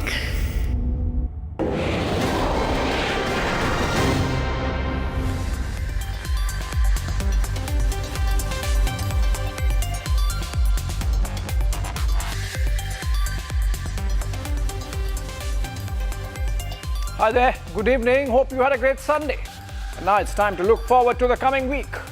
Welcome back to this week's edition of Looking Forward. This show is about stories that are shaping up over the coming days and weeks. News that is developing and will have consequences for your life and mine and impact our choices. Stories that shape India's and world's politics and economics going forward. Let's get going. Tonight's show packs a punch with 5 stories that you should look forward to this week, beginning tomorrow. First up, the NDA announced just an hour ago their seat-sharing arrangement for Bihar polls. As we speak, the BJP brass is in a huddle to finalize their candidates to the first list. We take a look at the alliance positions and the campaign on the ground from Patna. Second story is on a proud moment for India coming this week on October 17th. The induction of indigenous light combat aircraft LCA Tejas Make 1. Like all of it, made in India. We go into the details. Story number 3 tonight is on the return of Israeli hostages, for which President Trump is traveling all the way to Egypt tomorrow. Having brokered the deal, his 20-point peace deal with Hamas, we look forward to how things go from here on in West Asia. Next would be about the shutdown in the United States. Strange phenomenon there, where the government is not able to pay salaries, not because it does not have the money, but because it does not have the political sanction. If the gridlocked governance of America is a curiosity for you, watch it till the end. And finally, a short, quick update on what's happening on the Western Front with the Taliban regime in Kabul locked in a sovereignty battle with the hybrid regime in Islamabad. Here we go. Headlines first.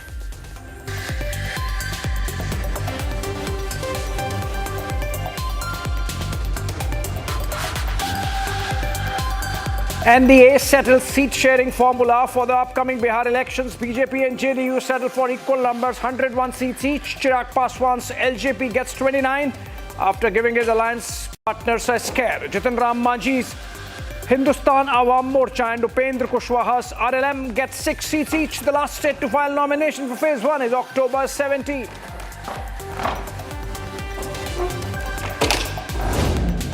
Afghanistan says 58 Pakistani soldiers killed in overnight revenge operation across the Durand line. Reports suggest over 20 Pakistani posts also captured by the Afghans. ISPR admits massive fatal casualties alone. The Afghan front, as Taliban accuses Pakistan of harboring Islamic State terrorists. The war between Afghanistan and Pakistan is only beginning.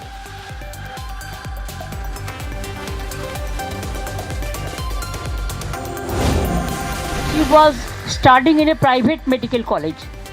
So all the private medical college, whose responsibility? How they came out in the night at 12:30?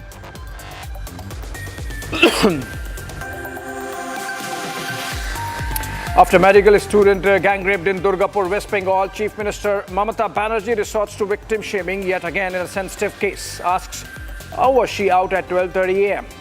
Attempts to abdicate responsibility of law and order by passing the private institution where the victim is studied But amid backlash, now retracts the statement, saying, I am taken out of contest.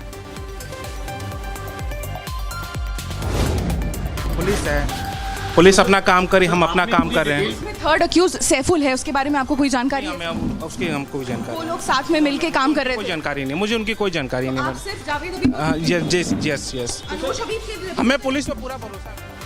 Over 23 FIRs booked in an alleged crypto fraud case. Celebrity hairstylist Javed Habib and his son Anos Habib failed to appear before the Sambal police in investigation despite a lookout notice. Where is Javed Habib is the big question. Republic Conference's lawyers met with deafening silence. US President Donald Trump set to arrive in Sharm el-Sheikh in Egypt on Monday to sign the Israel-Hamas ceasefire deal. The 2:30 p.m. IST deadline looms over the peace in Middle East. All eyes on Hamas, on whether it returns all hostages safe and sound, or is there a final twist left in this penultimate chapter of the 3-year-old Israel-Hamas war.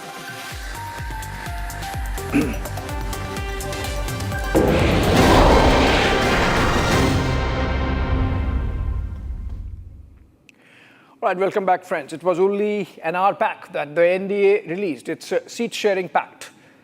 Led by the BJP, the ruling alliance is off the block in terms of sorting out ally ambitions. And even as the BJP Central Election Committee is brainstorming on individual seats and their candidates, campaign for the first phase is rolling on the ground in Bihar. Here we look at the issues, the positions, the negotiations from the trenches for the 2025 Battle of Patna. Modi! Modi! Bihar polling dates announced. Voter list is ready. Election Commission is on the front foot. And nominations window is wide open. Seat sharing के मामले में NDA के अंदर पूरा हंगामा है। अमित शाह जी खुशामद करने पे लगे हैं। रामविलास पासवान के बेटे मानने को तैयार नहीं हैं। बुनियादी तौर पे भारतीय जनता पार्टी अपनी एलाइज की इज्जत नहीं करता है और इसका नुकसान आने वाले चुनाव में भारतीय जनता पार्टी को। In BJP there is no MLA, there is no MP, there is no minister, there is no prime minister, nothing. First they are karyakartas. So there is no question of anyone being sidelined. Everybody will work for the party and ensure that the party comes victorious in this coming election. Yet the two main political formations, the ruling NDA and the opposition's India Alliance, were in a tizzy. BJP President JP Nadda was closeted with allies throughout the day, cajoling them to fall in line. Parliament में हमको एक seat मिली थी तो हम क्या थे नाराज थे। वैसे यहाँ अगर 6 सीट की बात की गई है तो आला कमान करने में है उसको हम सिरोधार्य करते हैं। लेकिन ये बात सही है कि हमको जो मिला है हम लोग सब संतुष्ट हैं। सरकार की कोई शिकायत नहीं है। By evening, the Central Election Committee of the BJP met to finalize its first list of candidates. LJP's Chirag Paswan has spoken through his silence, seeking to maximize share of seats his party could contest. बहुत ही सकारात्मक रूप से बातचीत हुई है, हो रही है और अभी अंतिम दौर में अब ये बातचीत पहुंच चुकी है। मुझे लगता है जिस घोषणा का इंतज़ार आप सब कर रहे हैं कि कौन कहाँ कितनी, हम लोग हर एक माइन्यूट जितने भी डिटेलिंग्स हैं हर चीज़ को हम लोग पहले ही डिस्कस कर